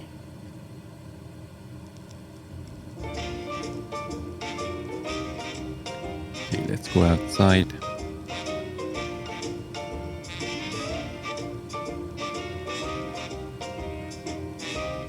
I hope I spent 30% of my fuel since I joined. I hope the last 20 are enough.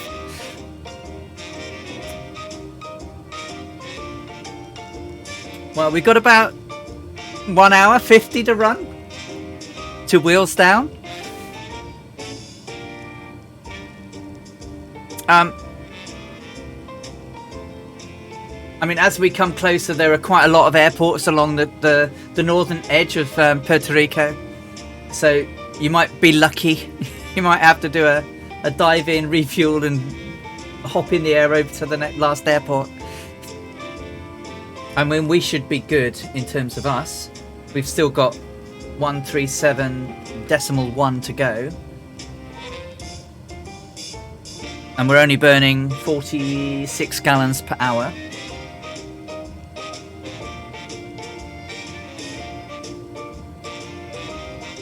So that should be way over enough. So 6.8. Yeah, it's nearly 3 hours of fuel with only 1 hour 50 minutes to run. So, or perhaps it might just top into your tanks. Yeah, absolutely. So when we were flying the Amy Johnson flights, Vogel, Amy's aircraft had enough to fly from London to Vienna without stopping, and she used to refuel it in the air, but the plane that we flew in the sim only had 46 gallons, so we just had to pretend that we were topping it up. Whereas this one, thankfully, if we wanted to, could put in 1151 gallons, but that would be cheating because she didn't do it all the time. So where I know how much fuel they put in for each flight, that's what I'm putting in. Okay. And plotting is done too. Excellent. At pre-plotting, I mean.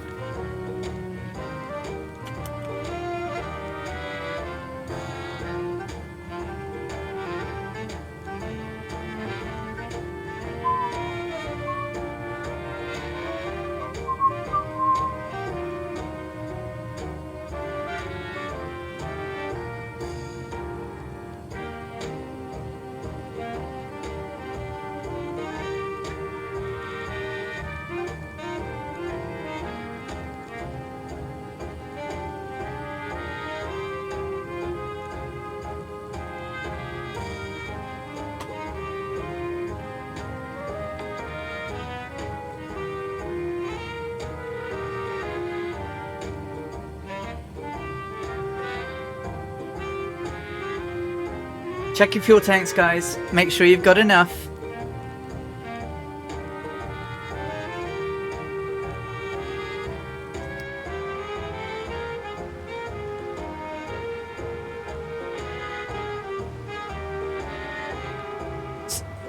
It's probably too late to say at this point. I hope you've all got your rubber rings and armbands with you, and you know, sandwiches to shake at the sharks when they come. Mm-hmm.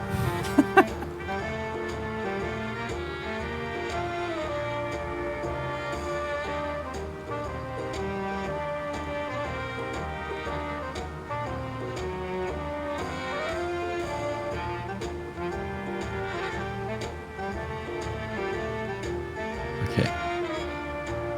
Now, I have 10 minutes. I'll get back to the landfall Okay. stuff.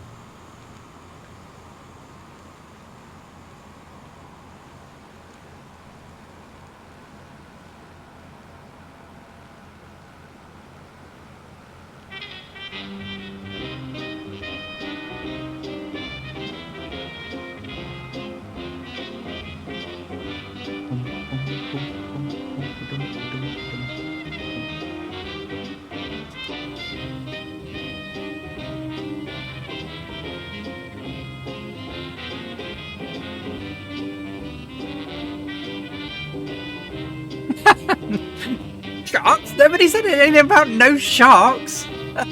Oh, didn't I? Oh, I'm sorry.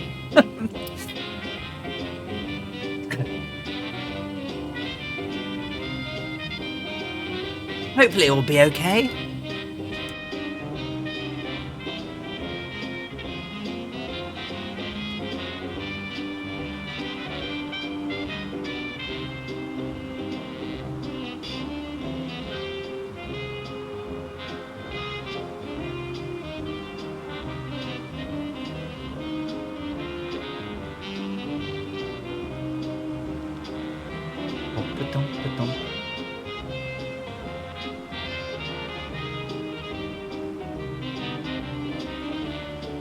Well, we have to worry about sharks next week.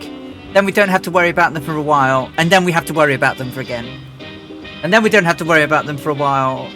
And then we have to worry about them. Then we don't. Then we do. Then we do. And then we do. So we've got lots of shark worrying at some point.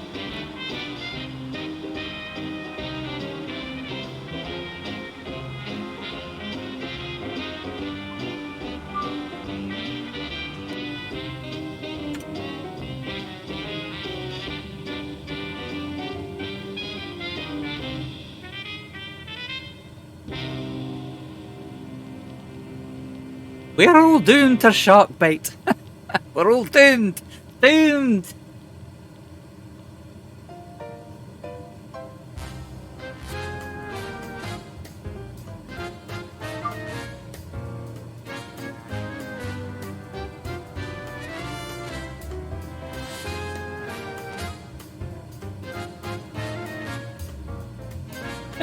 It's not only sharks or whatever in the big blue yonder, no. But we've got our rubber rings and our armbands, we'll be fine. Technically, Fred and I have a raft at this point. I'll use my Ronco pocket nuke.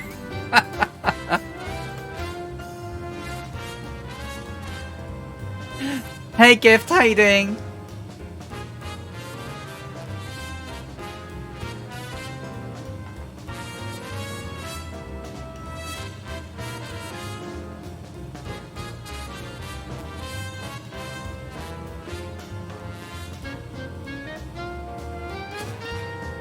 I'm flying the Aeroplane Heaven Electra 10A Special, which is a modified version of the 10A to be in line with the Model 10E that Amelia and Fred flew on this journey.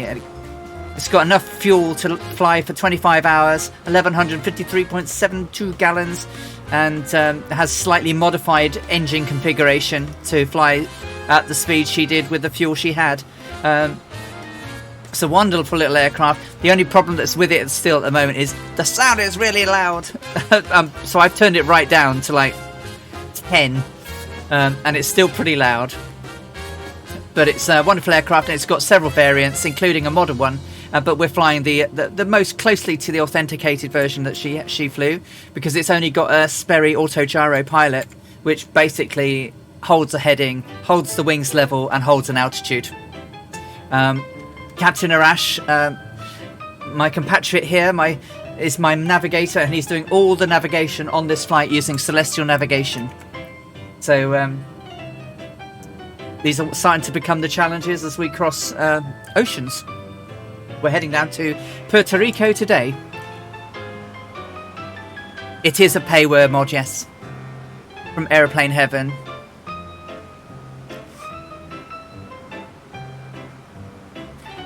I've already done this flight once, but I did it in the Mooney, which did this trail in 2017. But I did say that when it came out into the sim, I would fly it. And here it is. Oh, God. Sharks with lasers on their heads. We're doing shared cockpit, but because of the way it works, Captain Arash's plane is right behind me, but technically we're doing exactly the same things with me flying the aircraft.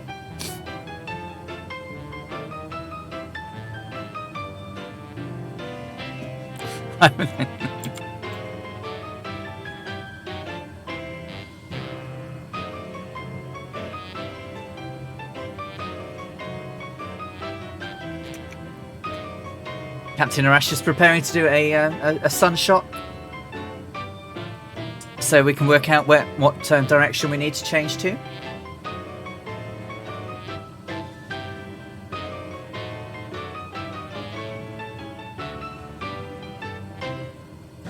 The Dominican Republic is out there to our starboard side somewhere,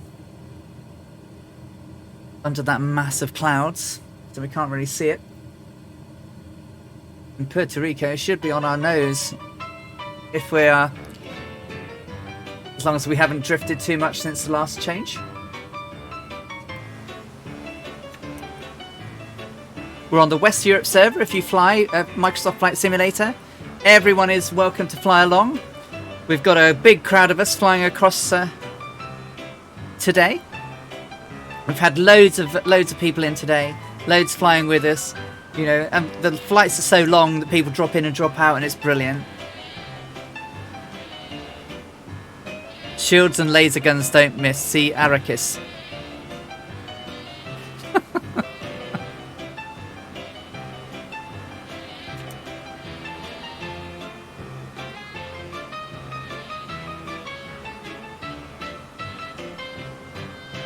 Should have about an hour, just over an hour and a half.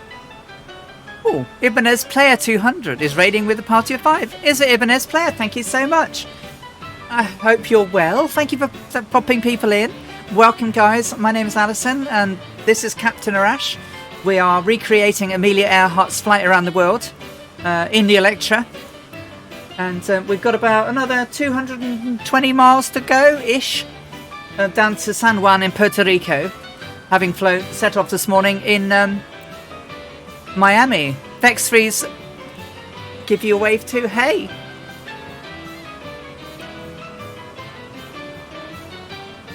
So we're on the West Europe server if you fly Microsoft Flight Simulator. And you can come in and join us, crazy folk.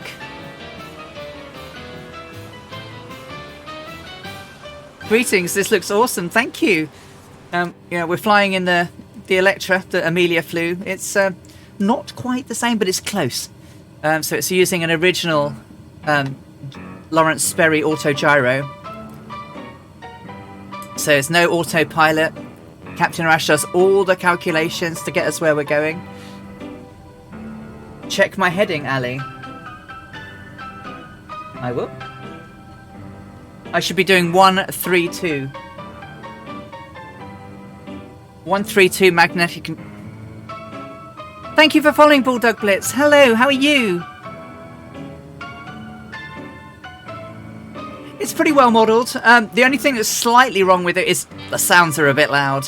So I've actually got the engine sounds down like 10 out of 100. But Captain Arash's camera is off, is it? Oh, he's back. I didn't know I somehow your camera was off, but it's on now. Oh. The sound is just dreadfully loud, and Anne Pellegrino, who flew this on the 30th anniversary of Amelia's flight, also flew in Electra. She had headphones and earplugs in, because it was always really loud. So, but it's still dreadfully loud. And the other thing we've done is there's a little modification that turns off the squeaking of the bungee cables in the trims. They just are. Anyway, if you get that little add-on, then you're laughing. But she's a very good aircraft. She was a bit skittish on the ground, but then she was back in 1937. So we've got some photos to show you. So, wrong one. The Earhart Trail, that one. Boom, boom, boom, boom, boom, boom. So,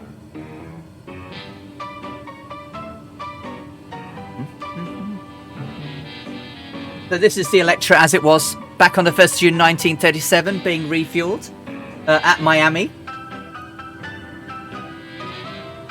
And this is Amelia in the aircraft, getting ready to say goodbye to GP George Palmer Putnam, her husband. Last time they ever saw each other. The Electra taxiing. The takeoff. And then ultimately a picture here from San Juan, from the air back in 1937. So thank you for following, Ibanez Player. Thank you. So we've got another, as I say, just over an hour and 30 to go.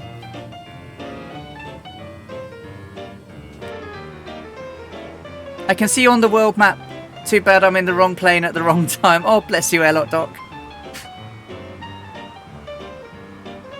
So we've got Druid Zeus, See You Later, Kazaki Flyer, Cosmo, Electron Volt, Aquila, Mutant Fat Cat, Draco Core, Tarnish, Scorpio, Skepticantin,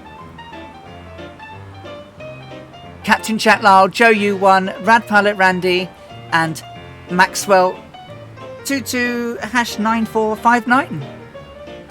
All flying along.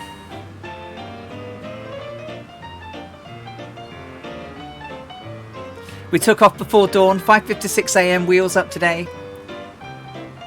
And we should be arriving pretty much closely to where they did back in 1937 in terms of time. I think they arrived at 1:10 local. And what are we now? 10:30? Well, we might be a bit early. What's the center fuel tank? Center fuel tank right now is 125.9er. Take care, Ibness player. Thank you so much, and you take care. We'll try to catch you too.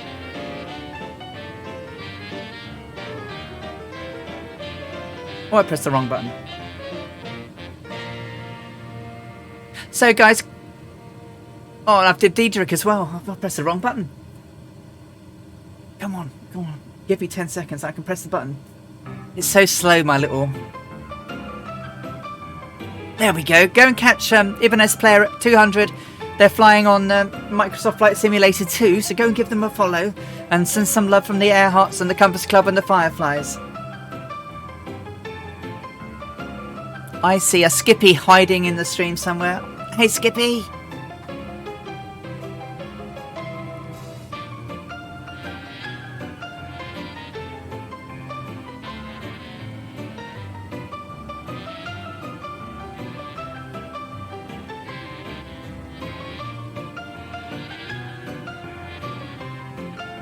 You're welcome. Thank you for raiding. Right. How are we doing, Captain Arash? Oh, I've hit it again. I just hit the sunshot, doing the plotting.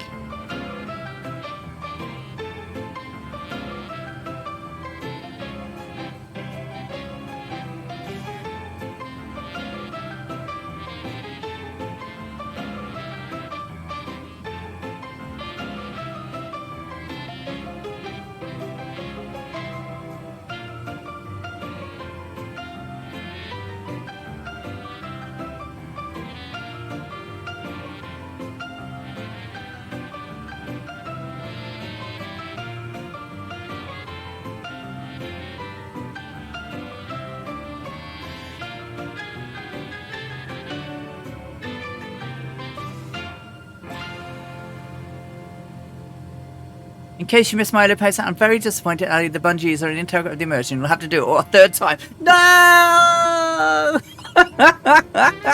No! Can't do it a third time. I am going to do a third round the real trip, as you know, but it's going to be an Cessna 170.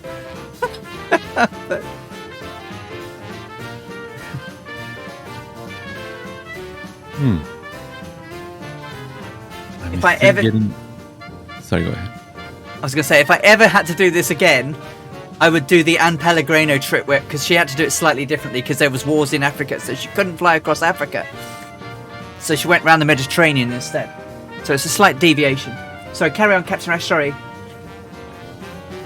No worries.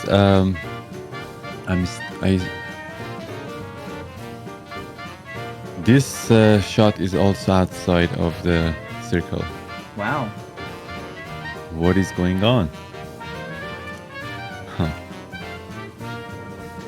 I mean, obviously, I don't know at this point. Yeah. I've got no visual referencing at the moment.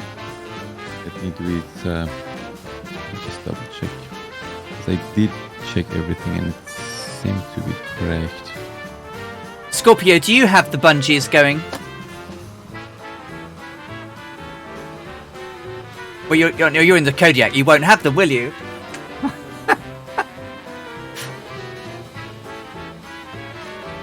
Oh, you know how bad they are. They squeak like crazy.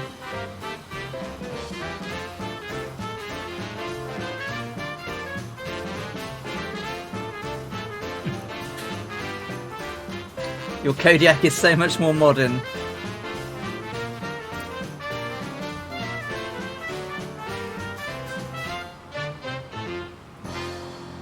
I wonder why it's so off.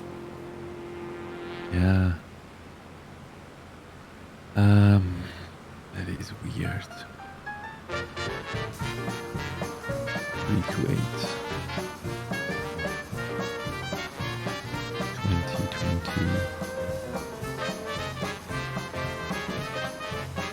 Do I have like 2 seconds to run away and come back? Oh yes, for sure.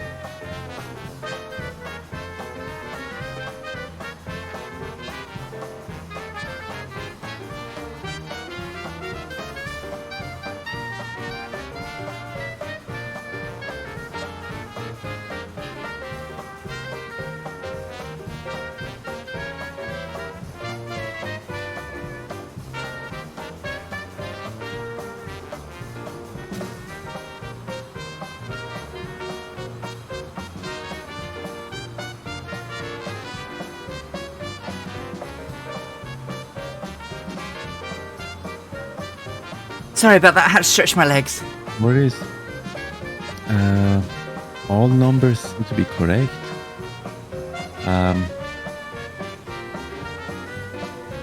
It's the best course of action now. The numbers seem to be correct. I'm kind of getting curious. These bungee zones. Get a copy of the. Oh no, I can't hydrate. Forky, can I have some more Ribena? I can't hydrate for Martel's redeemed hydrate because I've drunk all my hydration. Let's just turn heading 140. I mean, maybe we are off that much. It's weird though. 140. Yeah. Okay. 140 inside cockpit.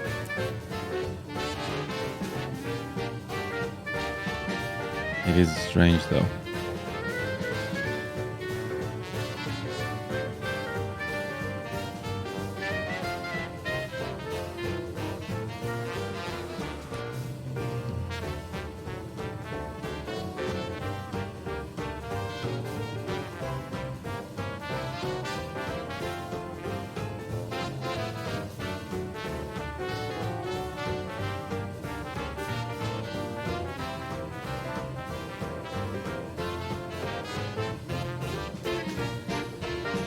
One 140.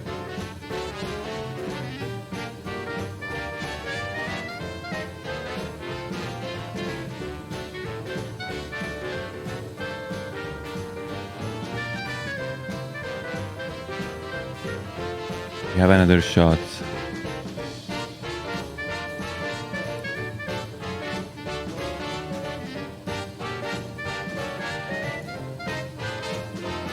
About 140. Perfect, thank you.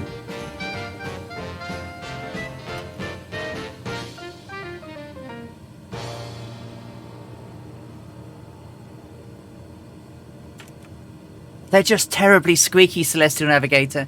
Yes, Bort Panda, could I have some more Ribena, please? Because Martel's redeemed the hydrate, and I've drunk all of my hydration. My tea, my coffee, my cranberry juice, and that.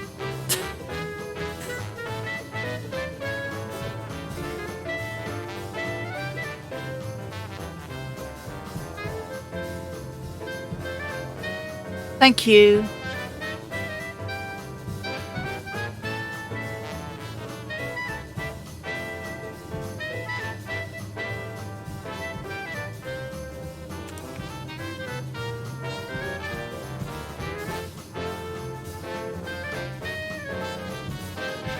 Bring back the bungees! Bring back the bungees!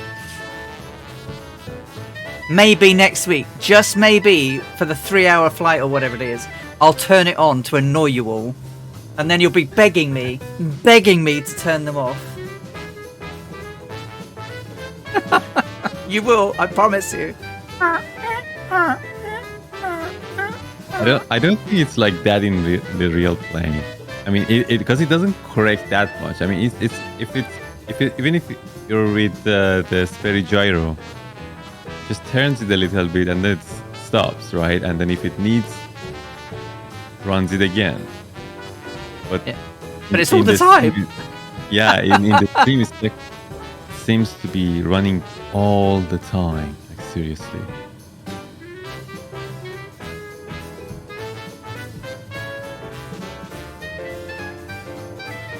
So there you go. I'm going to bring it back next week, Scorpio, just for you. You better be here to suffer the noise. It's not. it's not the bungee so much. It's the actual the trim adjusters. But still, they squeak like. I mean, I would be there with the oil can or taximeter. So Martel, thank you very much.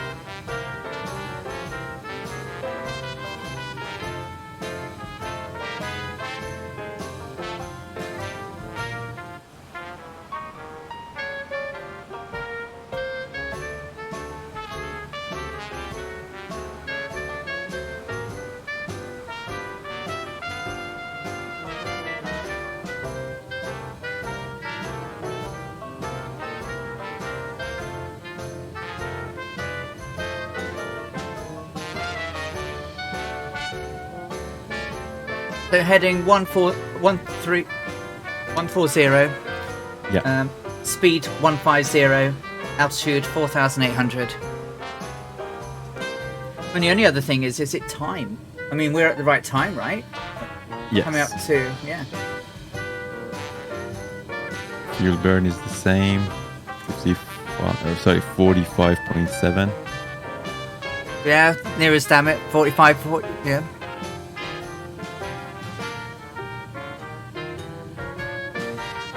We will see in the next shot.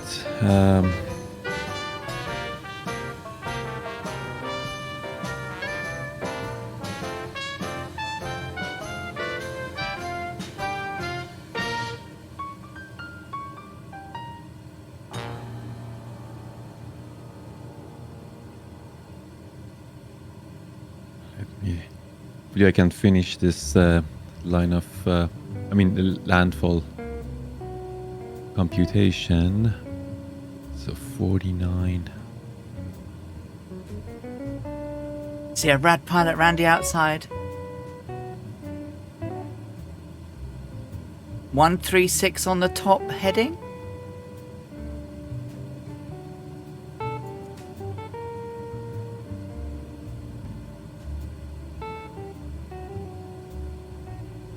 No, 140.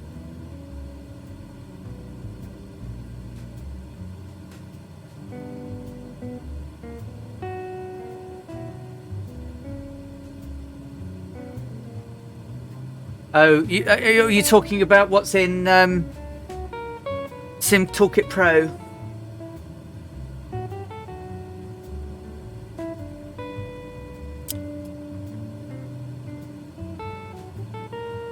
Yeah, I can't see that. Yeah, I can't see that.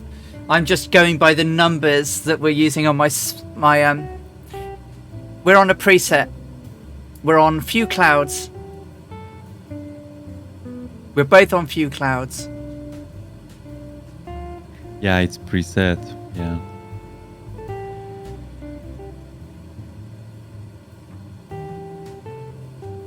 So what I've got here, Tarnish, is I've got two headings. I've got magnetic heading and magnetic true. So I know roughly what it is, because it's pulling it straight from the sim. But I don't know how Sim Toolkit Pro does it.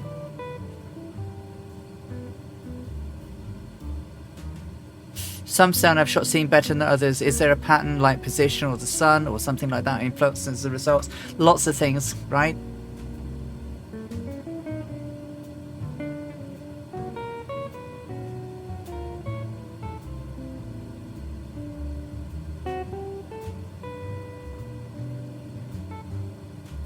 Because right now, it says I'm at 139.9, but the magnetic heading true is 127.6.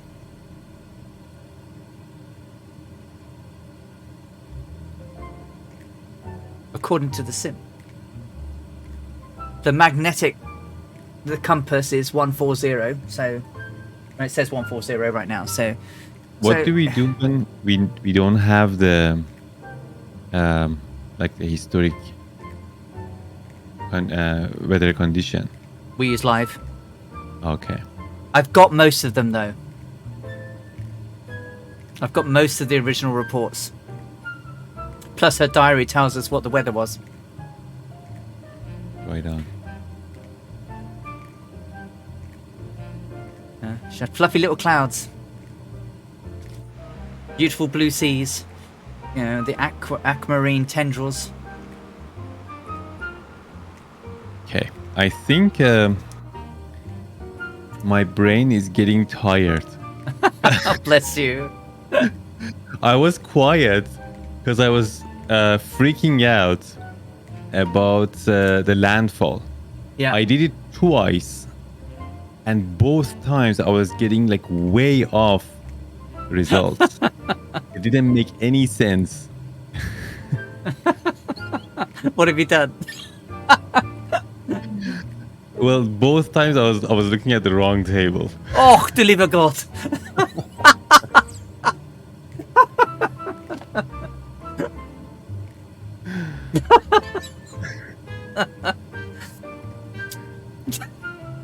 Okay, I think this is correct now. We'll see. Puerto Rico's quite big, thankfully. So Yeah, it is. It is. we should be good.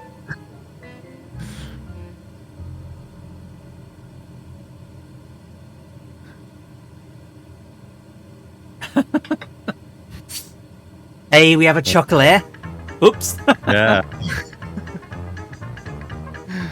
I was like, what is happening? Why am I like... But yeah, it seems to be good because the numbers are matching right now. I mean, you know, God bless you. You're doing this live with all of the you know, the pressure of the flight and everything. So, you know, my big kudos, because I couldn't bloody do it. So you spent a lot of time getting this, and you know, I'm not going to moan. You know, it's learning, and you're doing so brilliantly, honestly. And then you also go, "Oops, I know what I've done wrong now." But all of those, you know, yeah, I think the big thing is we learn from mistakes. We just got to stop making the same one over and over. Exactly. It's what my boss says to me. It's like, Alison, I don't mind you making mistakes. He said, just don't keep making the same one. Which I've never done, but still. To err is human. To really screws up, needs an engineer.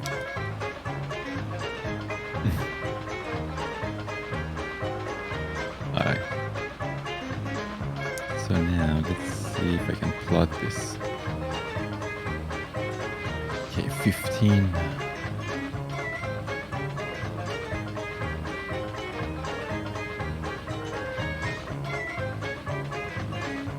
30. So just to remind people, I can't see the Sim Toolkit Pro or any position on our maps. All I've got is Google Maps open, and now I'm lost because obviously I was able to follow the islands and everything, and now I have to rely on Captain Arash to get us to Puerto Rico. Wow, the live weather at TGIG makes the approach rather spicy. I bet it does. Skepticantin, you're over the border, lol.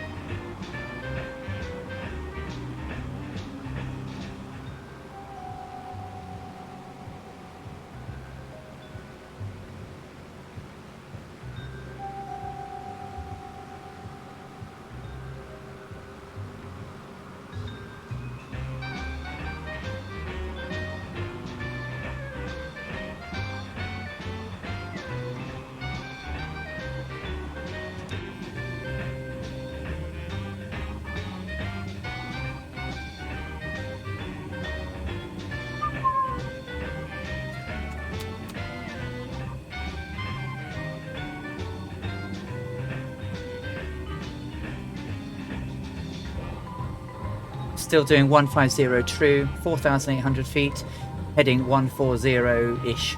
When I say ish, it's because it's bouncing around between 139 and 140.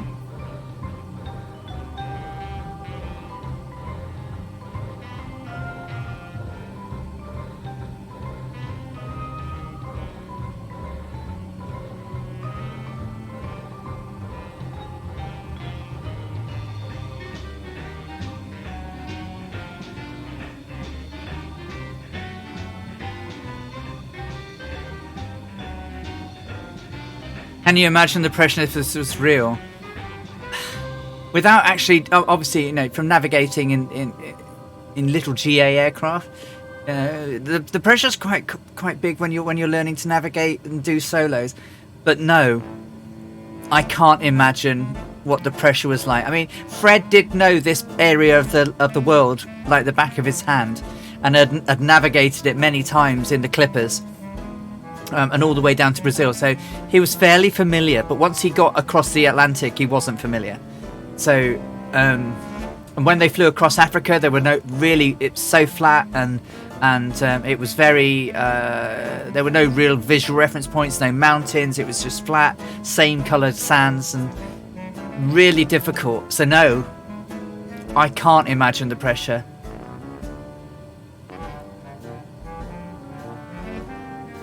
Oh, you picked up the VOR already, have you? I guess it's because there's nothing in between the VOR and us.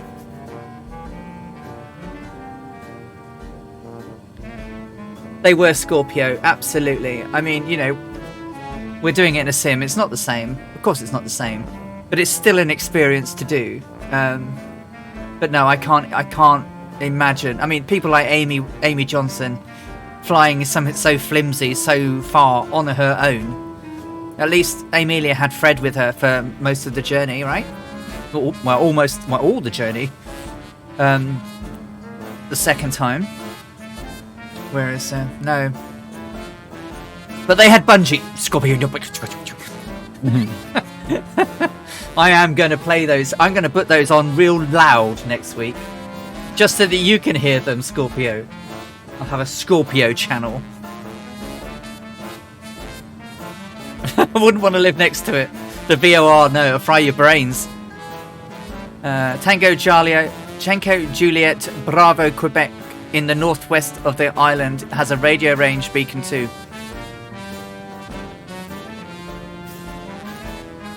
It's not the same as the bungee cable.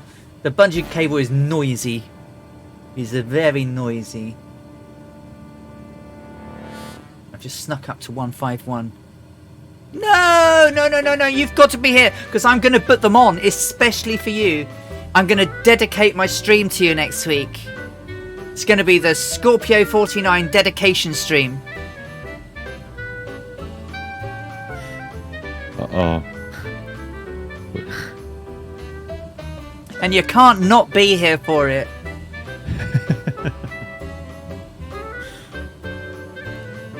As I'll be round for dinner the next day.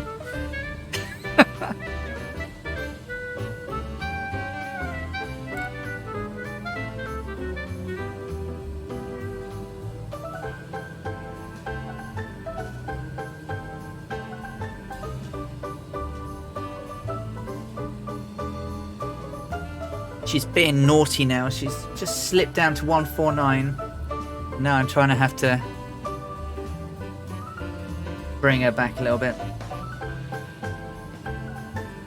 Yeah, we'll be having leftovers. But you have nice food, so it'll be nice leftovers.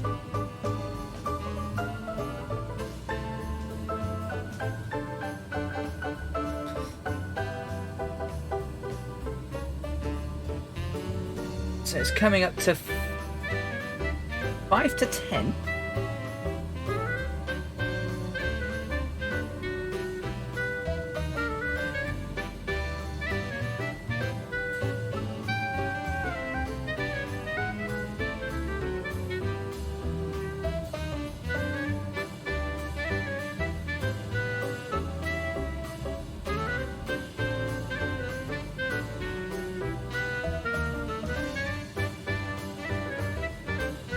Cap MD11 says, very cool streamer. Well, thank you.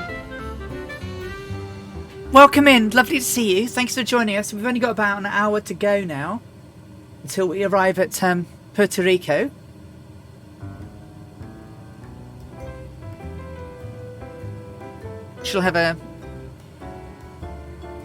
We shall be doing a sun snap very soon. Probably the last one, right? The last sun snap. What time is it? Yeah, well, in about 30 minutes, yes. Okay. So 10:30 for the next one, or 10:29.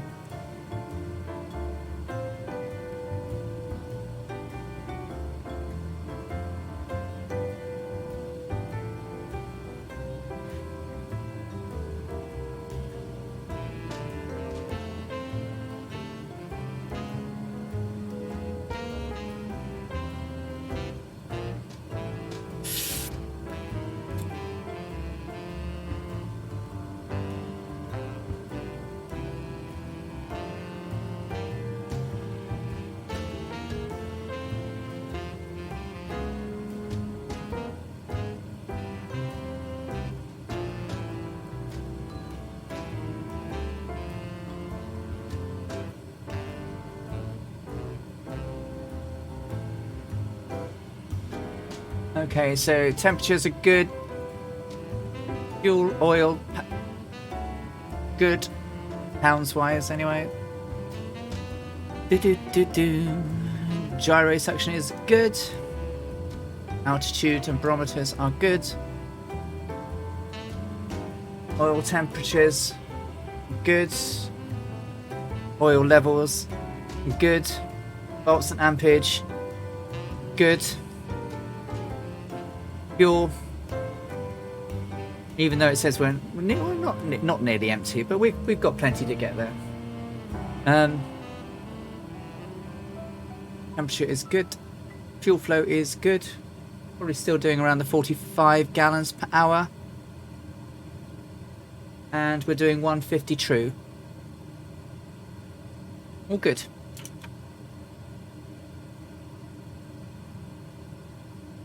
Anything is... Oh, we're on the course.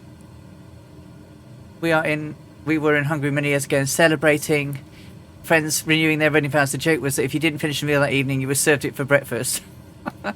There's a park named Amelia Earhart in Miami North. In Miami in Northwest in Cuban David. Hialeah. Oh, very cool. Very cool.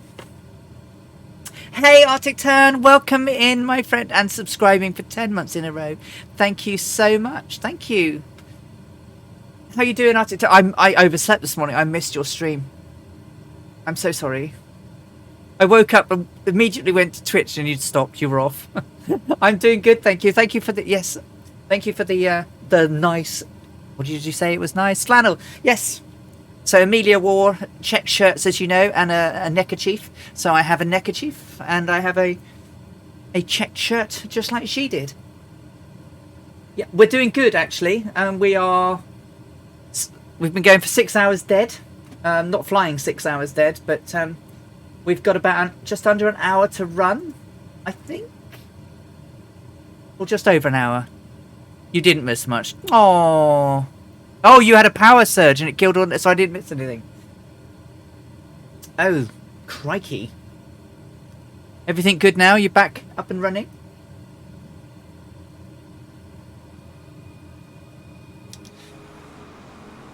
So there's quite a few of us flying still. Joyu 1, Draco, Nebo, Cold Nebo, Aquilia, Kazaki Flyer, Tarnish, Electron Volt, Druid Zeus, See You Later, Scorpio 49, Maxwell, 22, hash 949, 9459, Mongo, Cosmo Kramer, Rad Pilot Randy, and Captain Chat Lyle ahead of us, and obviously me and Captain Arash.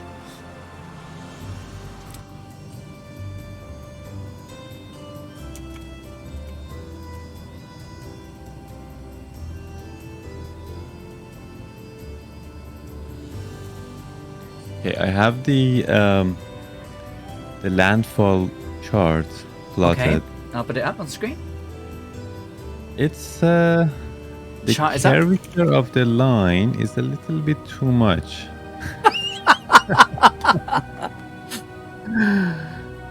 It's interesting. I mean, it is caused by one data point for 1630. Like if I delete that data point, the curvature gets better.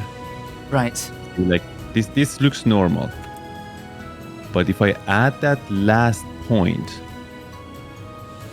see that it's way, like it curves the top part of it too much. So what I think I should do is just, ignore that data point. This looks more normal to me right now. So these are the calculated values, and it by itself it doesn't mean any. I mean, it might not mean anything, but once we start taking shots like every 3 or every 4 minutes, once we turn for landfall procedure, then we keep taking shots of the sun and then basically keep plotting and plotting, and at some point the second line is going to cross this blue line. And that's when we have to turn towards our destination, which Right. in this case, it's going to be the shoreline, right? But like at the middle of the ocean, it'll be nothing. There is no shoreline. Right. So, but that's when we have to turn. So, if everything goes well, technically, I mean, not technically, I should say, theoretically, that point that we decide to turn should fall on the same line of shoreline when we are in Puerto Rico. Okay. Yeah. Cap MD11, are we heading at Howland Island? No, we are going to land at Howland Island. We have a special scenery there that's been built for us by Jefferson 2001, and it has the Earhart light as it was built in 1939 on the island, cleared some of the trees as it was back then as well. So we're going to land there and pay our respects, and then we're going to carry on and complete the flight via Honolulu and then back to Oakland.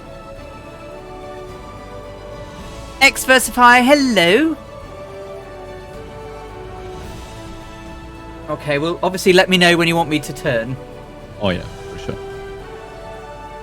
For now, we should just keep going in this direction for another 25 minutes. Okay. Scorpio says he'll lend you his dowsing stick. To who? To me? Yeah, to you. Oh. Do you know what? It's a dowsing stick. It's I like a have no Y. idea. It's a Y-shaped stick where you hold two bits of the Y in your hand, and it's basically allows you to find water. So Oh. it's called a dowsing stick. I wonder how that's gonna work here. with Or all maybe these not. colors. It'll only find water. Actually, a different type of dowsing stick, Scorpio. Yeah, we need something that finds dirt, ground. My chemistry is stuck in. Look, I see a my chemistry back there.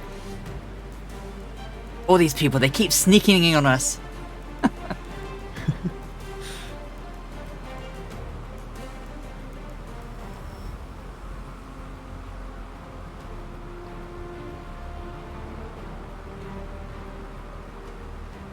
I saw that you listened to the snippet from Bruckner. I hope you enjoyed it. Sorry for the late reply. I was a bit missing. No problem at all. Yes, I really enjoyed it.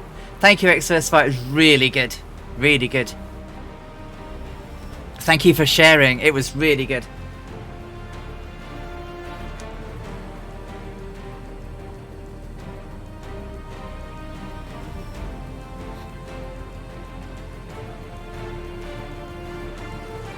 Okay, so heading 139 apparently.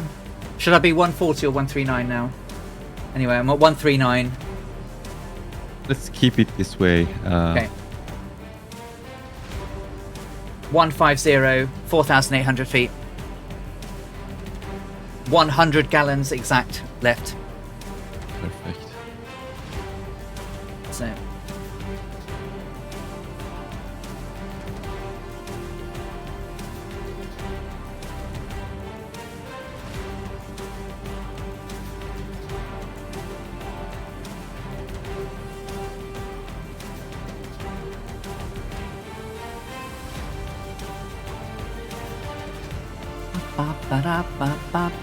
Bunny water with a stick or a pendulum, the guy is called. It is called a saucier in French. Oh, it sounds better in French, doesn't it? A saucier. A finder of the sauce. Very good.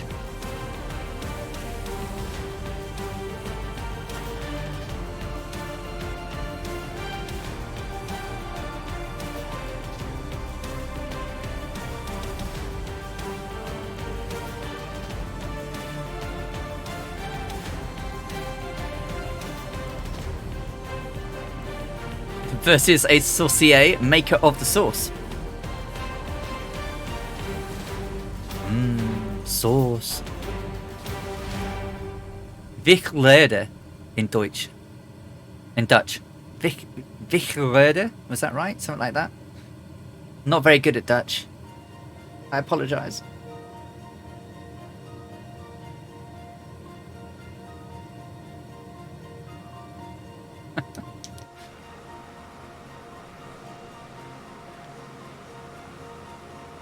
Three Electras in a row there. Look at that. Sorry?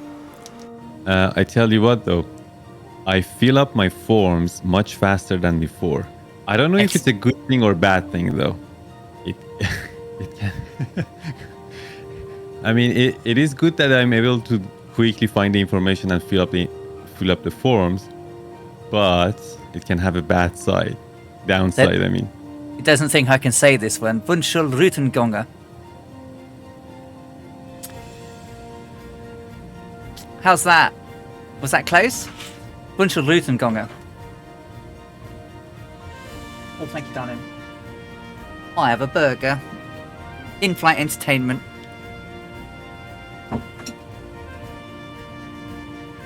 Ali, there's some great scenery for Honolulu, Hawaii now. Plenty of time for you to download it. Close.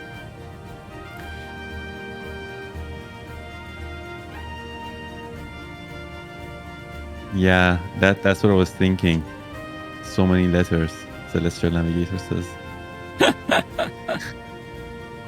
There's a word, there's a city that has the longest name in the world. Have you heard of that? The longest word in the world. There's one in.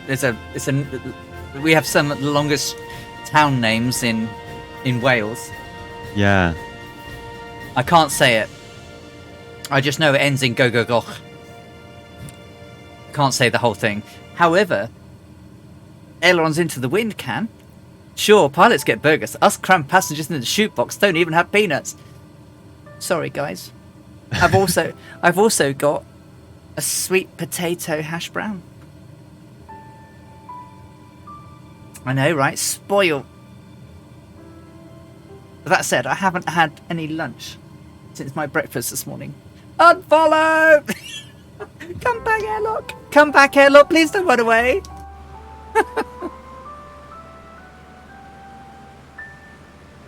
You've been well serviced to, attended, food, drinks, and that's premium. Yeah, I know. My lovely peoples in my house look after me. Laura's been looking after me quite a bit. Annalisa took the peanuts. No, she's got all the crisps. Actually, she doesn't have all the crisps. Oh, there goes. There. So, Clanfer, Pwil, Gwynili, Logrig, Chamorili, Lanti, Silo, Gogagok. That's as close as I'm going to get. Is that the name of the town? That's the name of the town. I can't pronounce it. I heard somebody said, I heard it from somebody that they actually made that name in order to break a record. Like it wasn't... They changed it. They made up a long name in order to have the longest town name in the world or something. Maybe I'm wrong, but this is something that I heard like a while ago. I wouldn't put it past them. But if we had Red Dragon Cymru here, he'd tell us. I'll be right back.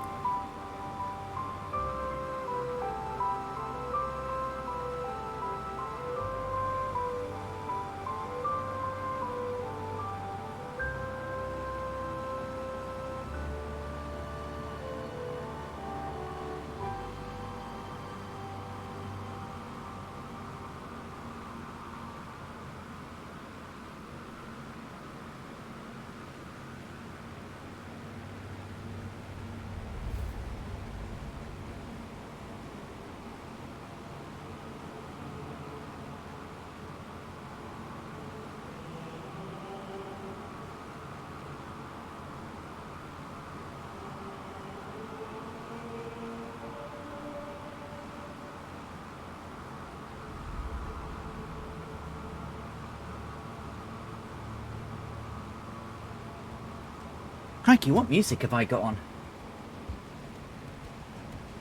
Oh, it's my music. God. How is everyone today? Said Tickup. Hey, how you doing?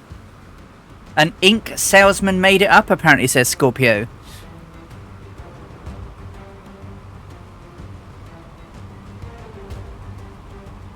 Good here, Tickup. How are you doing?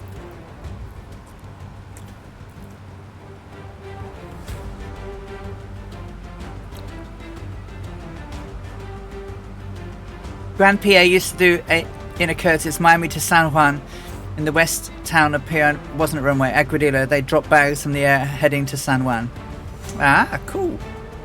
Oh, your grandpa used to do it in a Curtis. Wow.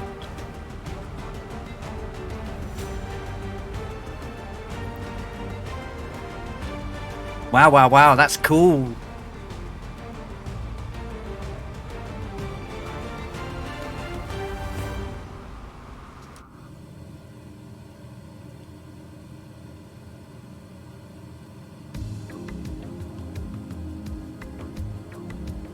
Just sorting out everything to start streaming again later this month. Looking forward to it together.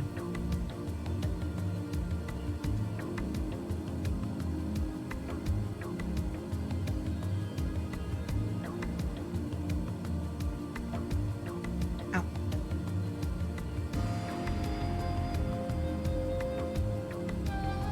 Nearly managed to rip my tummy piercing out. Ow. Now, Aguadilla, the most important area in the northwest part of the island. Yeah, ow! Yeah. It's okay. It's not, but that hurt when, when I caught it in my belt.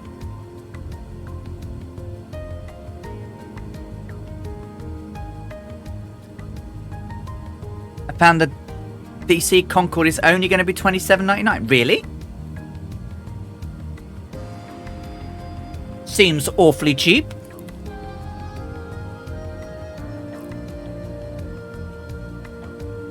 Is that DC Designs that are doing that?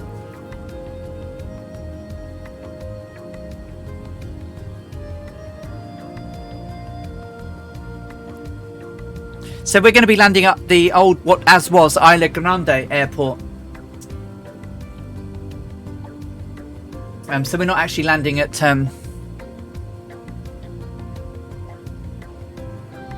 Luis Munoz Maran International. We're not landing. We're actually landing at Fernando Luis Ribas Dominici Airport, or as it was, Isla Grande, which is where Amelia landed.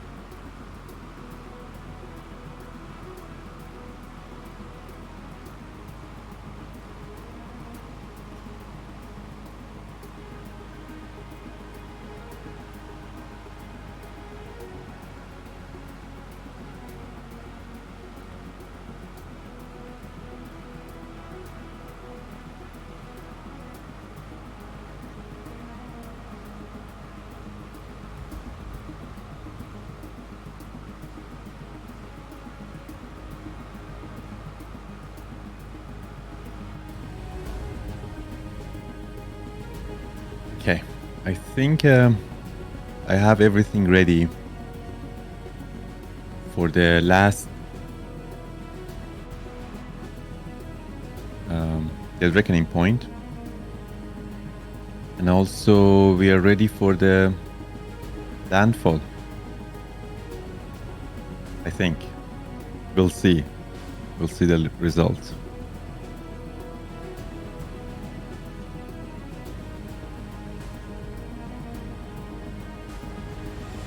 Oh, Amika is here. Hello, Amika. How are you doing, buddy?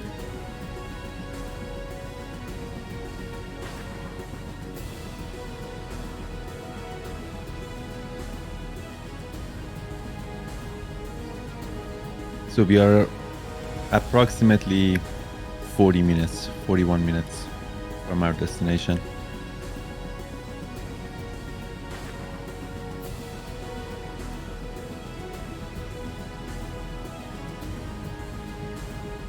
Glad to hear that, Amika. I'm very good as well. My brain is a little bit fried right now. So much calculations here. Allison is here as well. I'm not. I think she was eating her food, so she's Oh, off I've been camera. yakking away with my microphone open, and I've put it off Oh. on. So I've been chatting to everyone. Hey, Tinkerbell, how you doing? All that good stuff, and then I've muted myself. Tarnish is nice because I was saying, why $27.99? Why so cheap for the Concorde? Sounds an incredibly cheap price for the Concorde.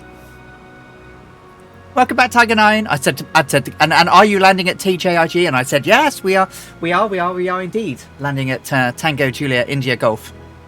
I hope I didn't talk on your voice. Like you were probably thinking how rude I am, talking over your voice. No. Because you were so quiet, I was like, probably you're eating. Oh, my camera's off because I've been stuffing food into my face. Yeah. And I didn't want to show you me stuffing food into my face. And I was saying, hey, Amika, how are you doing? How lovely to see you, and all that. And it was all quiet. So, hey, Amika, lovely to see you. What a wombat pilot, eh? I am. I still have food to shove into my gob, but I'll put it in a bit. To be honest, you're doing more than a normal pilot or Amelia did. So, because you have to also stream, right? And you have to keep communicating. And buttons. Yeah, and buttons. Push the buttons. Like pilots, they don't do that. They don't stream. No. They do push buttons, but they don't stream. There's my in-game name, Smoother. I can't go out of the game at the moment. Pause it to add you, but if you want to add me as a friend, happy to accept. More the merrier in the skies is what I say. So we're good. Was it nice? The sweet potato hash brown was very nice. It's very tasty. But I do have a burger to eat, and I haven't eaten that. I'm just letting the cheese melt a bit more.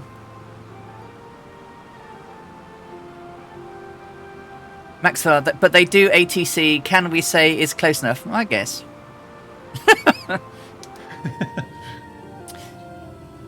Yeah, but that's the easy bit.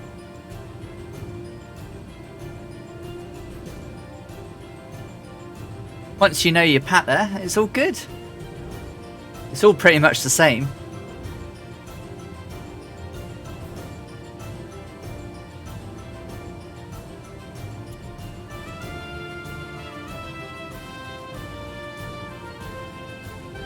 So we've got how long till the snap?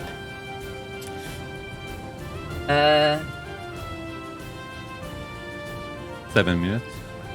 David Folno MSN says you got to keep up your health. You do, yes. Sweet potatoes, very nice.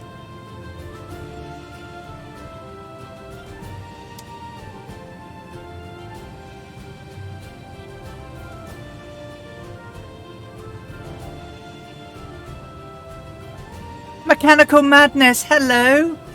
Lovely to see you too. How is it going? It's going well. Somewhere off our nose is Puerto Rico. We don't know whether it's that way, or dead ahead yet. But we will find out soon. We were doing really well through the Caribbean, but we've not got any islands to keep an eye on, so it's been a little bit more difficult since. Oh, there's a horrible server line right there. Look at that. Oh, you can't see it that way. But if you look through the aircraft, there's a horrible server line. But if you look outside, no server line. Interesting. Mr. Ash, Captain Arash is navigating. Yes, he is indeed. He's been celestial navigating us. It's taking a lot of calculation, to be fair, and a lot of hard work going on back there. Good going, sir, he says. I'm not going to tell you where it is. Oh, cheers, Kazaki. Yeah, so we don't want to know. When we're not using any... the only map I have to my side is a Google map. But it's useless to me now until I see landfall again. But it helped us through the islands because it was quite easy to spot the visual reference points. But now, not so much. We must be roughly going in the right direction.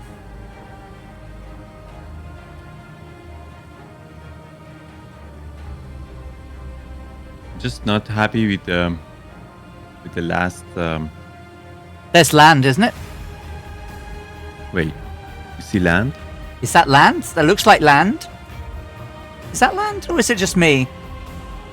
I mean, by the time that we do our last shot, we're not gonna be that far. Right. So, approximately, I mean, the closest part to the land is only 31 miles. Right. Which probably, I mean, in good condition can be seen from here. I'm guessing. I'm in the marshmallow now. Can't see out. Oh, but there. Come, get out of the way, Cloud. Come, shoo. I think there's land ahead land, there. Yeah, it is land. I do see the land. Yeah. Hurrah!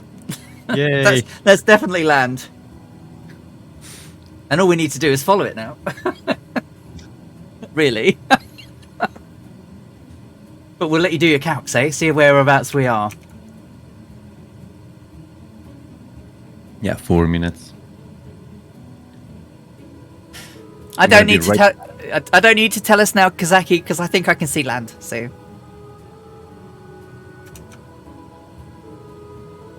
I just don't know. Well, roughly, I think where we are, sort of.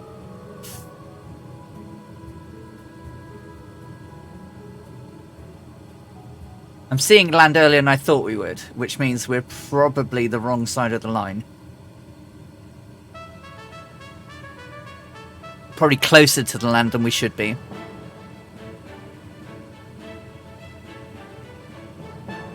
But we'll take it.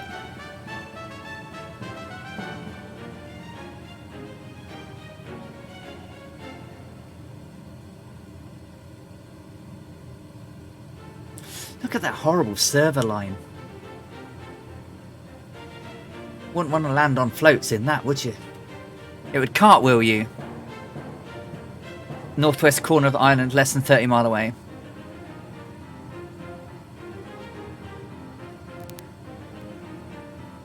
The guys say they're right on the line, so we are. Yeah, we're slightly off, but we're parallel. I'm back. Welcome back. I think we're running parallel to the starboard side of the course.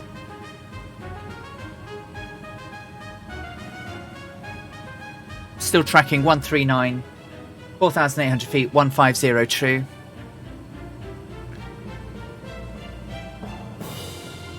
Okay, 2 minutes to the shot.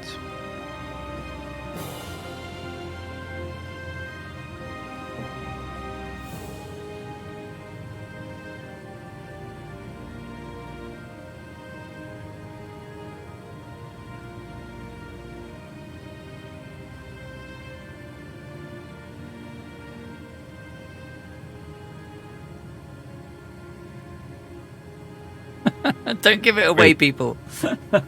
Who was giving it away? Rad Pilot Randy said northwest corner of island, less than 30 miles. Oh, okay. I can't interpret that right now. Okay. No.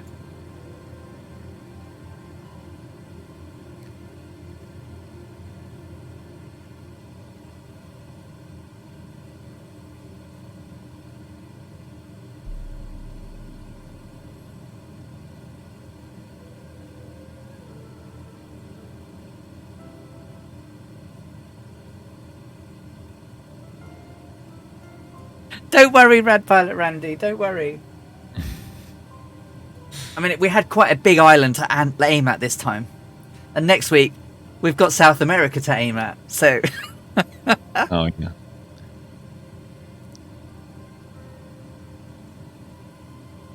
Are we there yet? Nearly.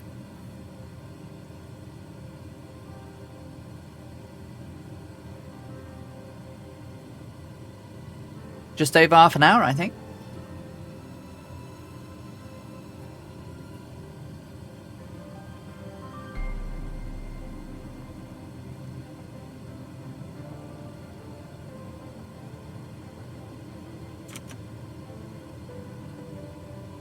Coming up on the snap.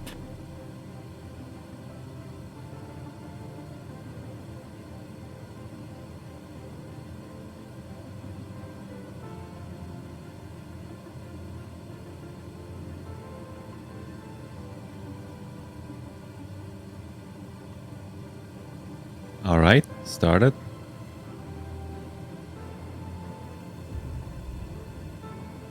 Just imagine it. Fred with hi-fi.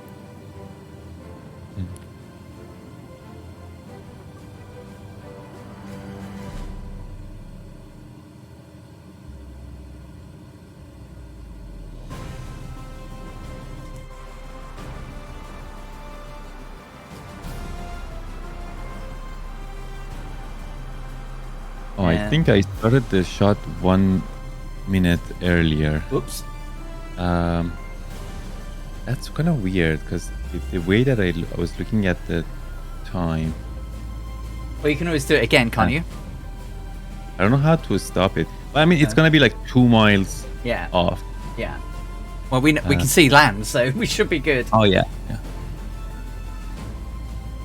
Because good luck, Maxwell. Yeah. Bap, bada bap, bap, bada bada.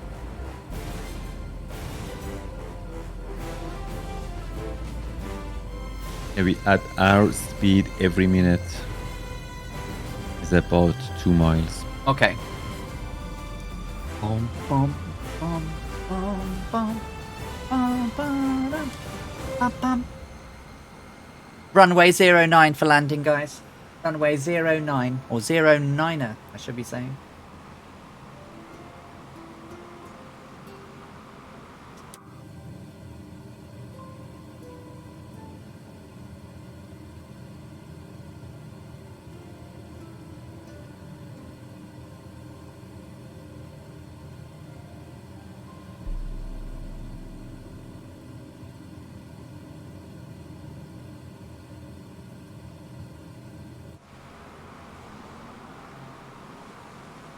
Okay, 76.27, that's 17. Hey, Diederik. Hey, Diederik, buddy. 17. Tarnish is on live and it's a P Super.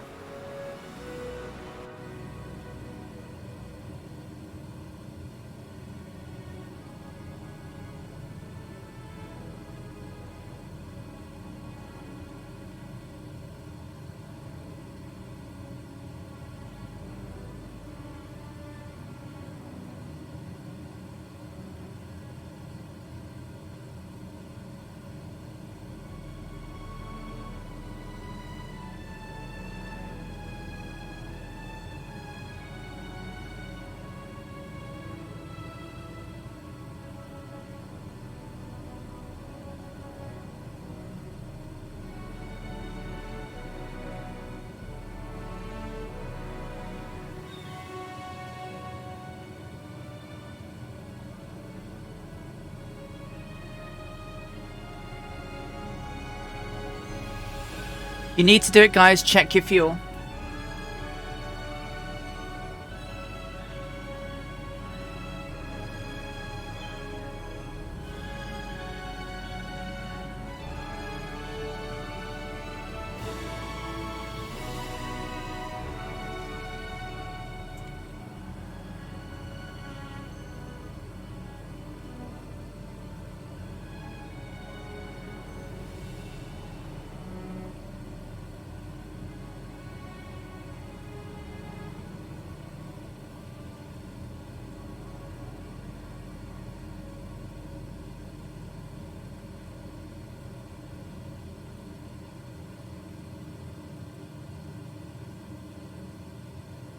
Okay, this is our MPP.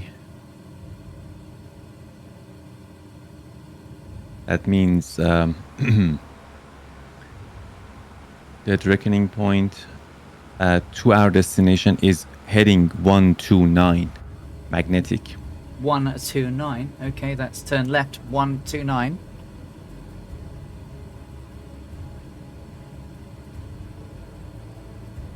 Turning left, 129er. I like this observation better than the previous one.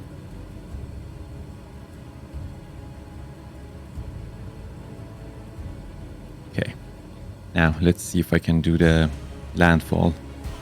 I'll start in a minute.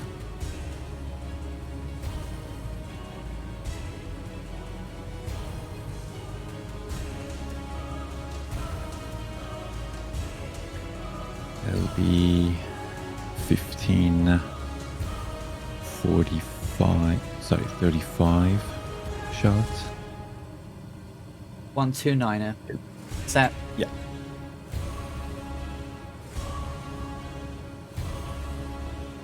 That would be our dead reckoning point, but if we want to do landfall,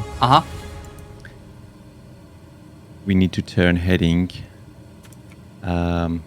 I'd say, let me see, hold on. 30 degrees to the left, please. To the left or to the right? Oh, I'm sorry, to the right. I'm sorry, yes. So to 159er? Yes. Turning right, 159er.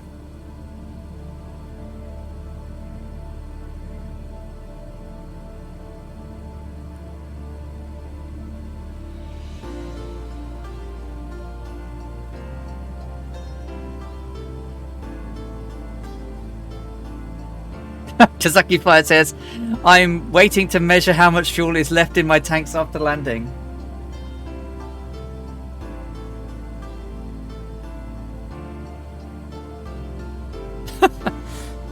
Well, I have 78.75 gallons left.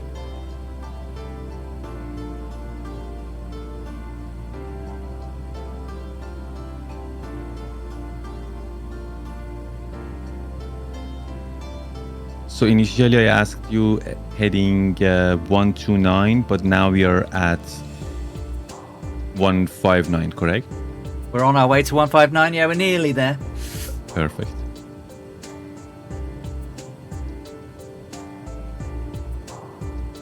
We should be there now.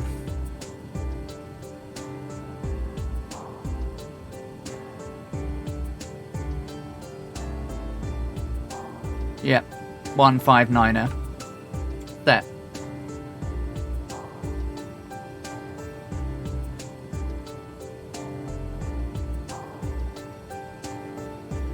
I think we can do shots at every 3 minutes. Should be fast.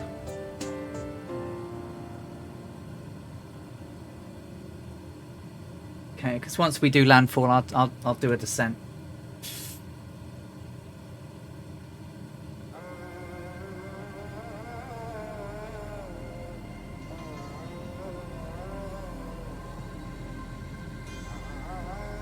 Okay, 77:52.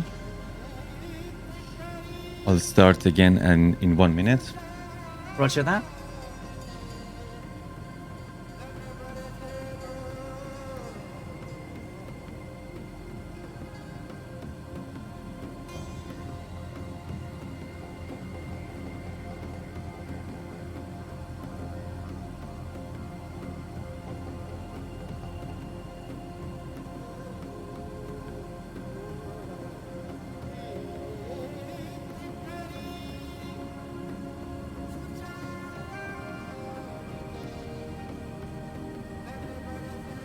Come on.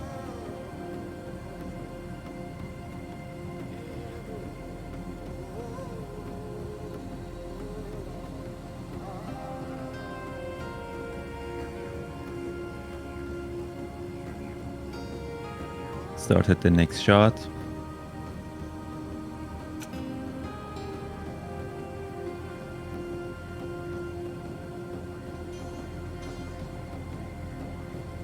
We need at least 3 or 4 points on our plot, so it makes any sense. Okay. We already know Captain Ash can't swim. Uh-oh. So if you have to ditch in the water, you will need the life vest. We've got a raft. We actually have a raft, guys, so Captain Ash will be fine. I can't swim. Apparently not. For airlock dock, apparently not. It's a new thing you've just learnt today. But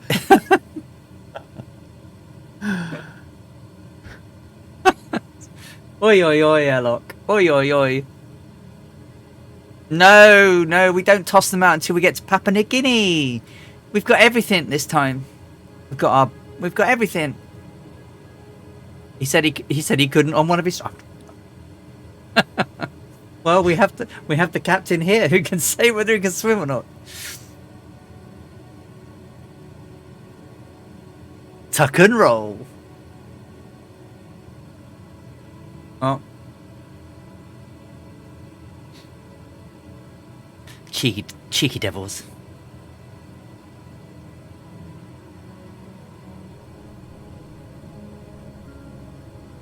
Let me guess, he can swim and fly inverted. Ha!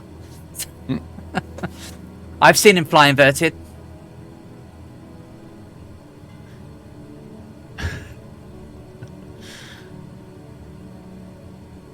There might have been geese involved, but... Yeah. True. We also learned that trees can stop Cessnas taking off. That's true as well.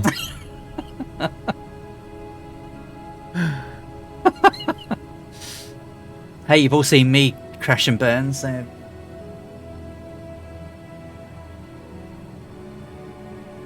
Starting in 40 seconds again.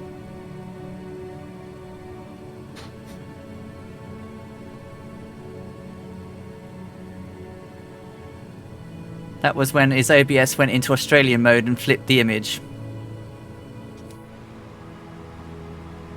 Well, guys and girls, we're nearly here again. Puerto Rico.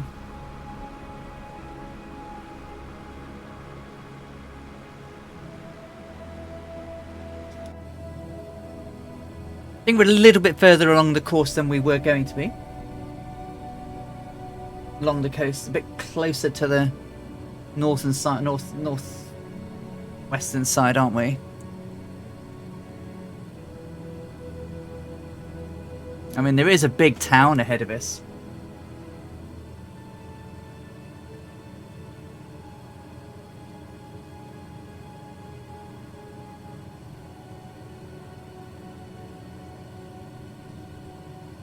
Which...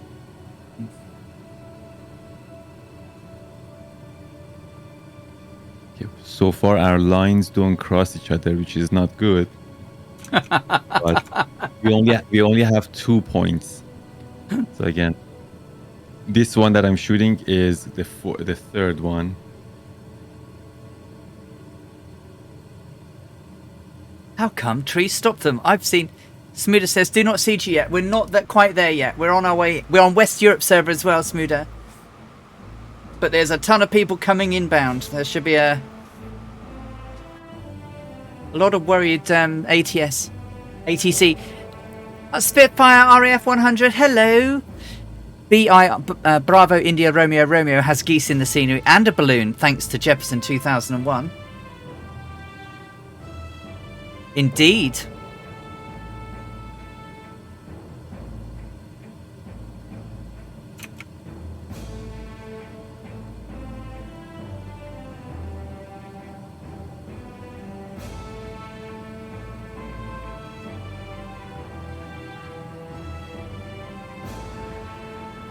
I'm going.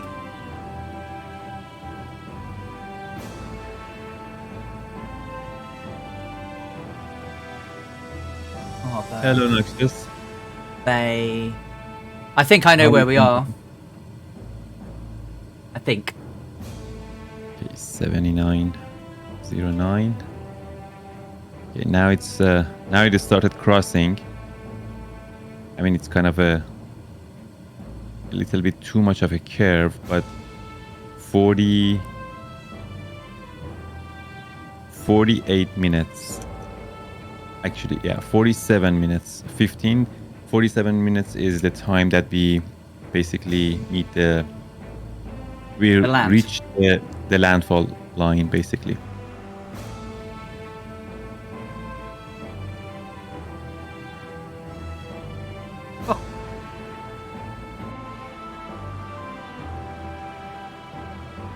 there's a bloody great cloud in the way. Oi, oi, oi.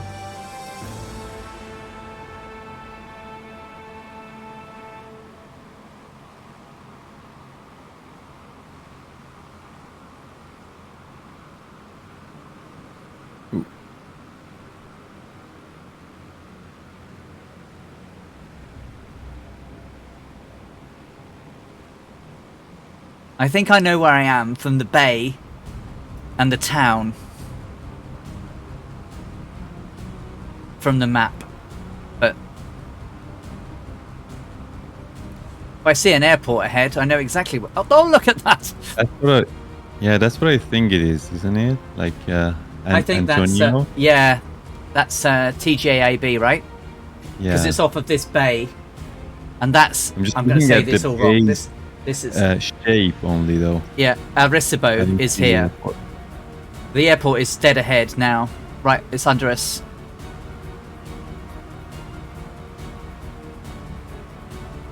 It's near these oil refineries. Regardless. Yeah, absolutely. So there's the airport there, look, right under the wing. So we can start turning... Well, start turning west. East, sorry. Right, and the other thing I'm going to... No, I'm pretty sure. Yeah. Because of the bay. No, I mean, that's the airport Noxious is taking off with TBM 9. Right. So 090 then. Follow the coastline. That would be 106 magnetic. Okay, 106 magnetic. And then the other thing I'm going to think about doing... Oh god, what have I done with my cameras? The other thing I'm going to start doing is, I guess we want to start coming down. Well, if we are 33 miles yeah, out. Yeah.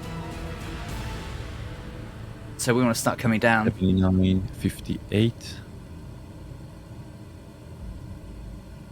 Okay, so we arrived pretty much, let me see, 44.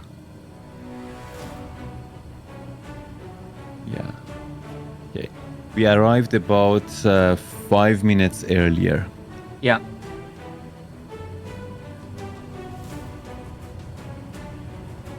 So 5 minutes. That means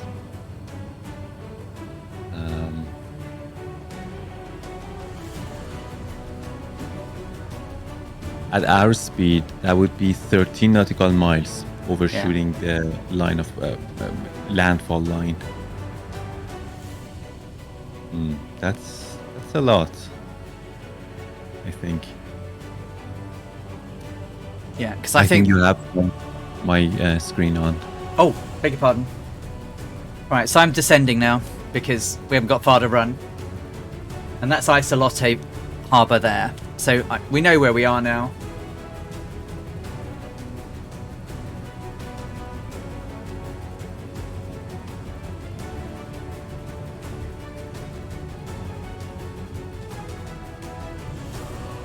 So yeah, the plot is showing that the two lines again crossing at 15:48 or 49 right. Zulu time. But we arrived there at 15:44, so between 4 to 5 minutes. Again, if we didn't have this shoreline, we would have continued for another 4 to 5 minutes until we reached that time. That means we would have overshot it. So that means our dead reckoning point had some error. That means we were farther ahead of where we thought we are. Boost pumps are on. Landing lights on. I'm pulling us down quite sharply, but I've reduced the speed by quite a bit. So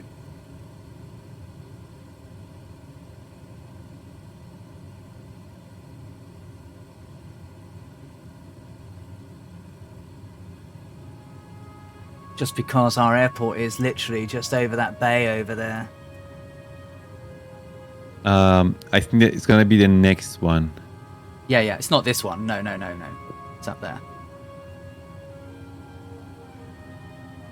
Once we're over that kind of lagoon, I think, I'm not sure if it's a lake or lagoon.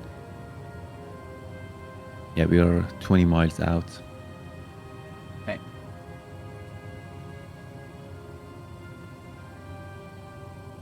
I'm coming down at a fair old rate of knots, but that'll hopefully I'll be able to slow her right down as well.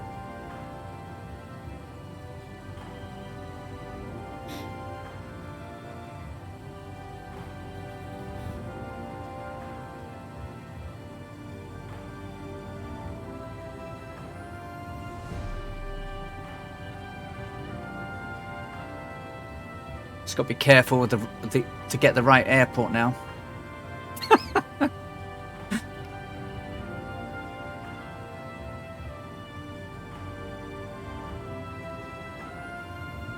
There's only one big airport. No, two. So there's a big airport just ahead of ours, which is Luis Moran, the Luis Munoz Moran International. But we're coming in at Fernando Luis Rivas Dominici, which is a little bit before. Oh, I was looking at the smaller one. I was that. Yep, we're on the coast, really. Yeah.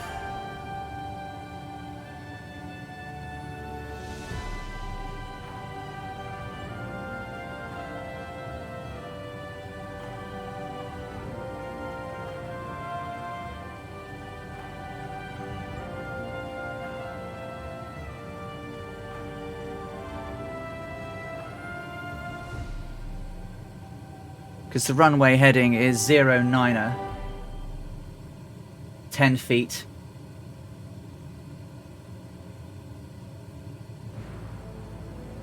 Right, so.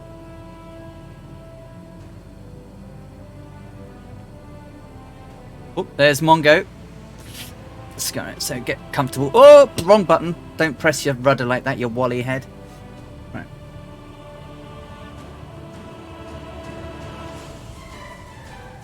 Okay. So we should have about 20 nautical to run. That's right, yes. Speed should be about 120.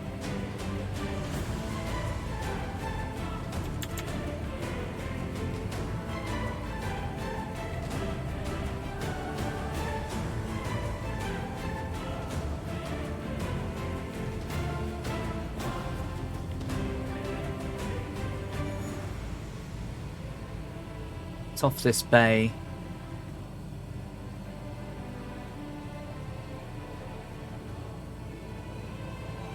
$124 true, 123.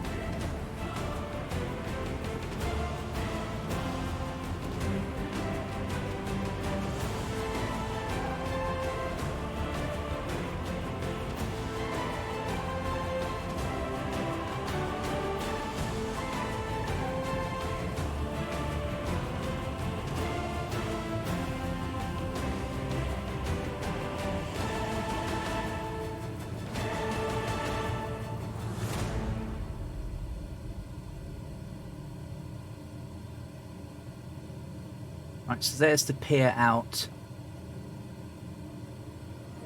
Then it should curve around in. And then there should be another bit out. Is that it there? Okay. So 127.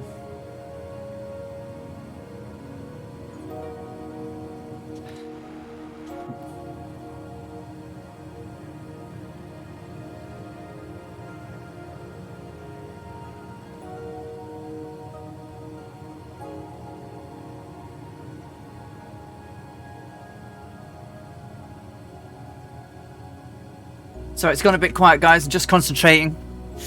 It looks like a UFO parked on the roof.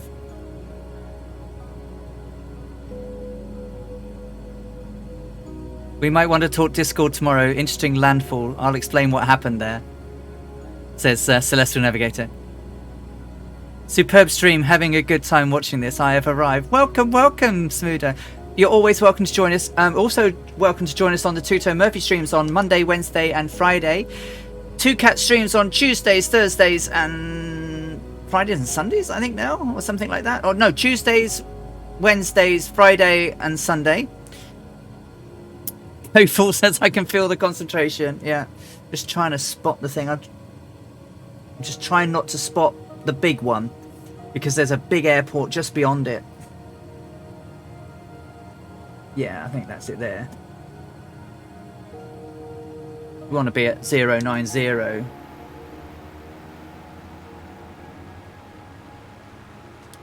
Okay, so I would say turn left, just maybe 3-4 degrees. yeah, I'm gonna put it into manual mode anyway. I'm gonna hand fly now anyway. So so watch the speed for me. So yeah, I have got no flaps down right now. So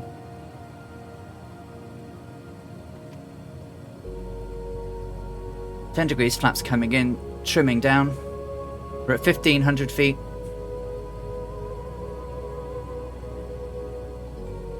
Now we're coming down a little bit too sharply. Let's put some flaps out a little bit more, slow down the speed. We should be around 115. I think that's the airport over there, because that's the big airport. There's the runway in sight.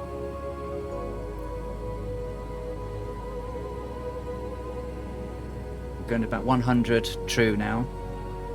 So, mixture full forward, propellers full forward, flaps 20 degrees. Gear is down and locked. Just got to keep my speed up a bit now. Confirmed 130.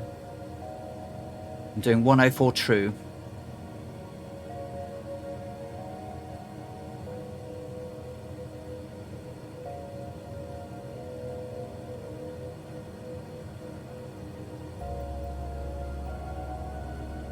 Runway is in sight.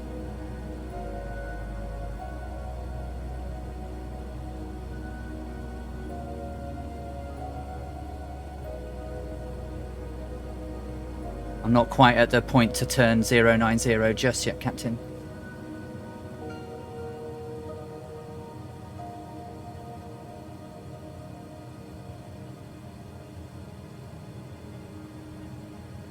$130.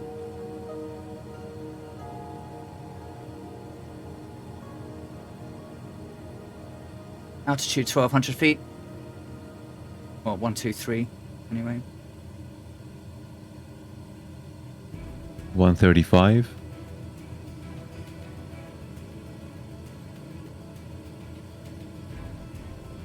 $30 degrees flaps. Just using the barn doors to. 130. Roger.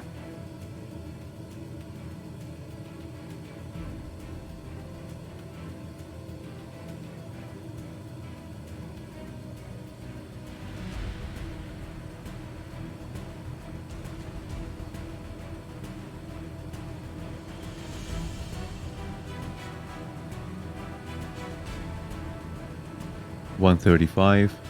Roger that. Leveling at 1,000 feet just to roll in.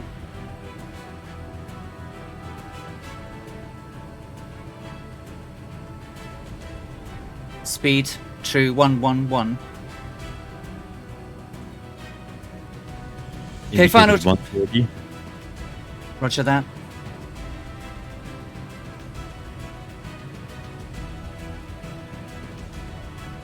$800 feet.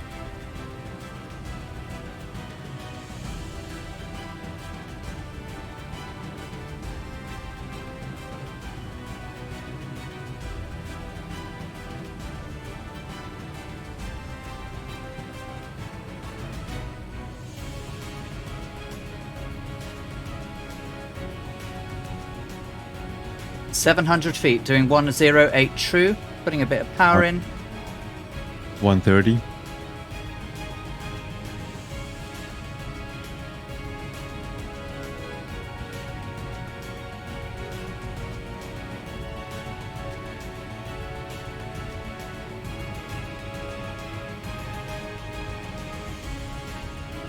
$107 true. 4 stage flaps. 125. Landing lights are on. Gear is down. Harnesses Check. are secure. Fuel is on tanks, main tanks. 120. Coming through 130, coming through 500 feet shortly. Okay.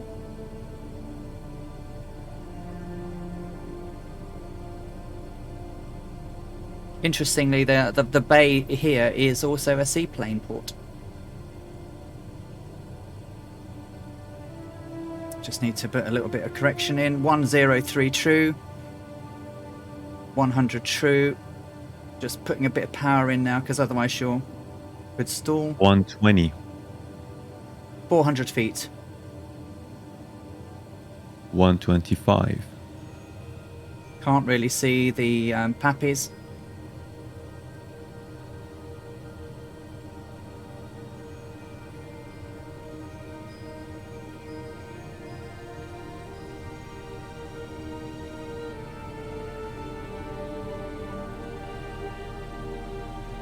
$125. 300 feet. Correcting.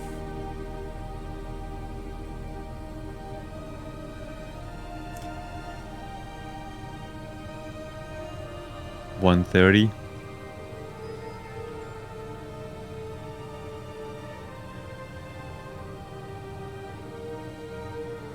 200 feet. 125.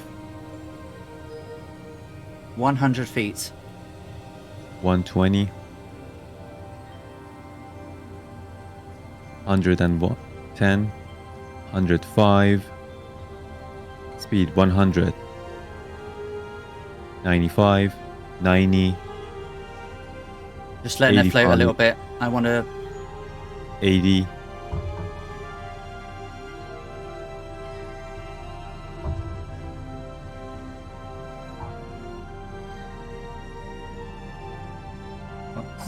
Put hard on the brake there.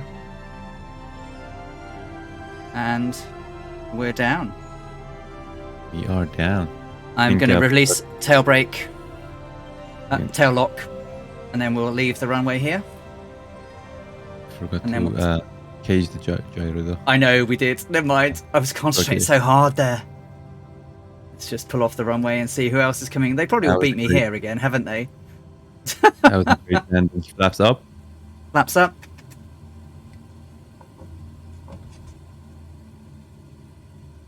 Let's pull over onto the little dark bit here, and so we can see some people coming in.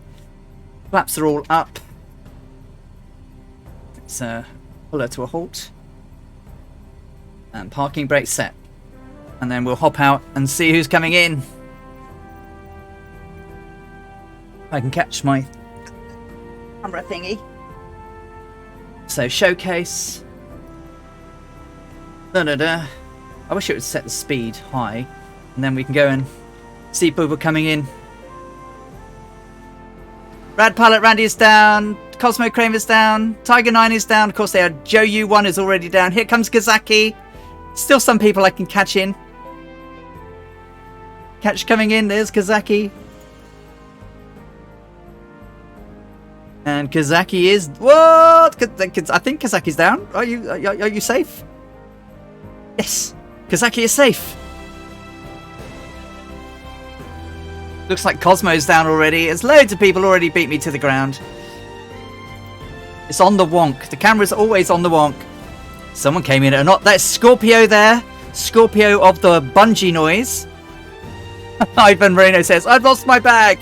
If you tucked and rolled on the way out, Ivan, I'm sorry. You just have to... It's here somewhere.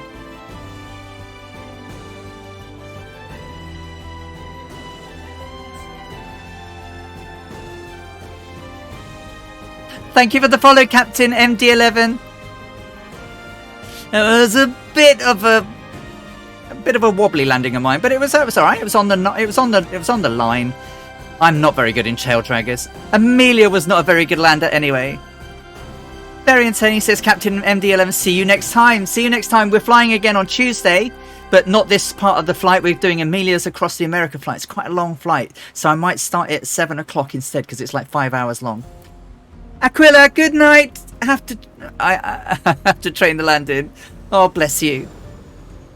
Who have we got coming in now? We've got Draco Core. Welcome, Draco. Thank you for flying with us today. I just can't quite get the stall landing on the Electra. She floats so very well. Hey, we're down, right? I think you did a very good landing. You're just very hard on yourself. it is a hard aircraft to land. I mean, it's a tail dragger. Yeah, I know. But we did a really brilliant one last week. And then it sim crashed.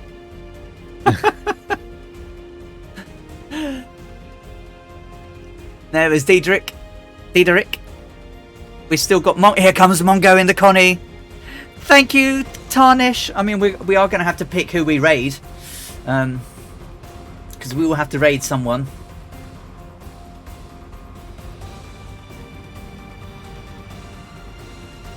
I'm going to raid Splasher, I think. And there's Mongo. Oh no, he's doing trains. I was going to say, we could raid Mustafa, but he's doing trains. Oh, Maxwell. That landing was hard. Here comes, see you later. We are waiting, we're waiting, don't you worry. We see you coming. We're not going anywhere. So, for sake of historical accuracy, you must not have landings. Oh, we definitely need it. Yeah, we're going to raid Splasher. Oh, Maxwell, it'll be brilliant next week, mate. It'll be brilliant. Here comes. See you later. Is it? Oh no! Did you nose down? Oh no! No! We raided Tom. Did we raid Thomas last week though? I think we raided Thomas last week. Now, I can't remember. Who did we raid last week? I can't remember. Except, Viper has used 3,000 points to guide the raid. So, it's alright. We'll wait for you, Celestial Navigator, if that's okay, guys. Celestial Navigator, the gentleman that has written the application we're using to navigate where we got here. We were a little bit off, but it wasn't terrible. Hey, we got here. The video messed up my landfall. 50 gallons of landing. What did we have? How much did we have left? 59.66 gallons. So, yeah, we were right on the money with the spending. The fuel flow.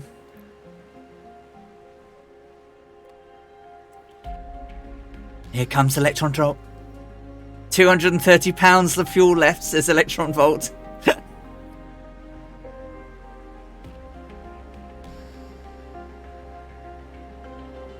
Yeah, you've got plenty. £6 per gallon. I had to refuel in the air, unfortunately, but I didn't. That's fine.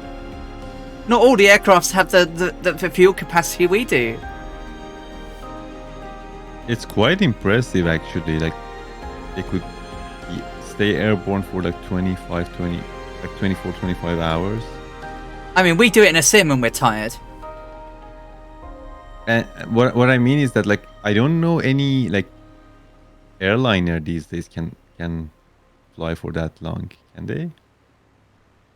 What's the flight from Perth to London?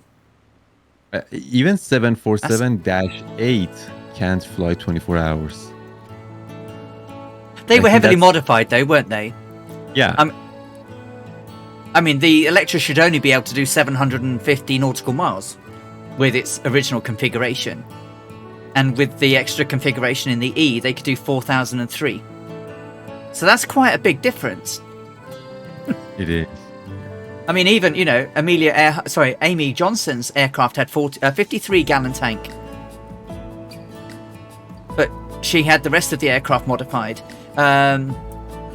Jerry Mock, in her Cessna 170, could only just fit one tiny little case on top of the tank in the passenger seat because all of the rest of the aircraft was fuel.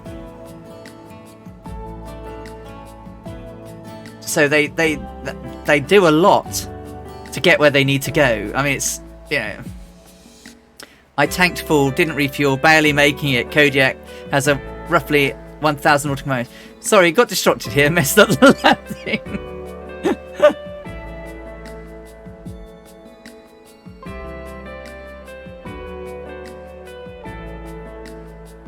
Health and safety was more of a guideline than a rule at that time, pretty much, right?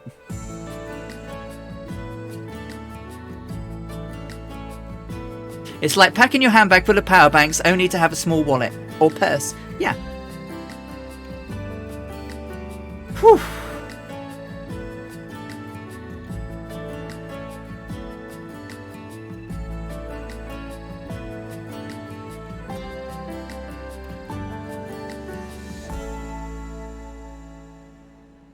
Here comes Electron Volt. Just having a look at all those aircraft down there. How many we've got, eh?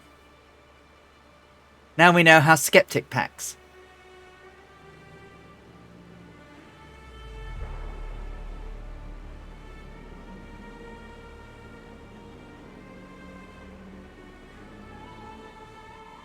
There's very poor visibility in light. Yes. This is default scenery, I'm afraid, yes. So I imported the actual positions. Okay. To little nav map. The landfall wasn't too bad. I mean, it's not good for, like, let's say, Howland Island, but it wasn't horrible, I would say. No. But Celestial Navigator will help correct that. So definitely. Our turning point is like, I think, 2.5 miles off.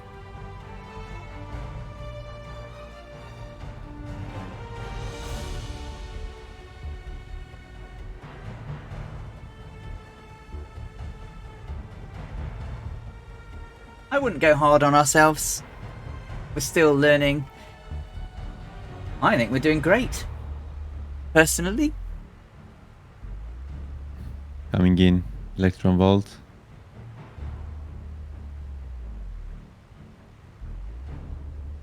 I don't want to miss him. Here he comes now. He's on base. I mean, like, final. Short final.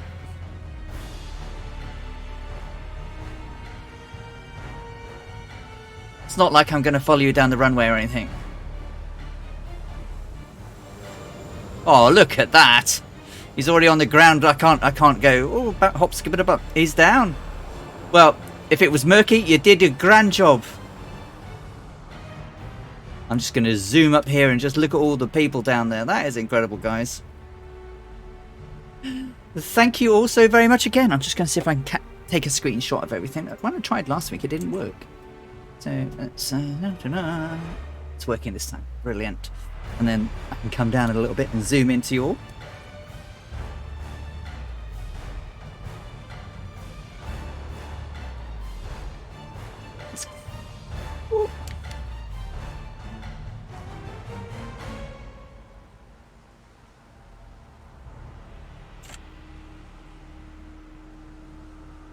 I pressed the wrong button there for sure. One of those and one of those. And take a picture.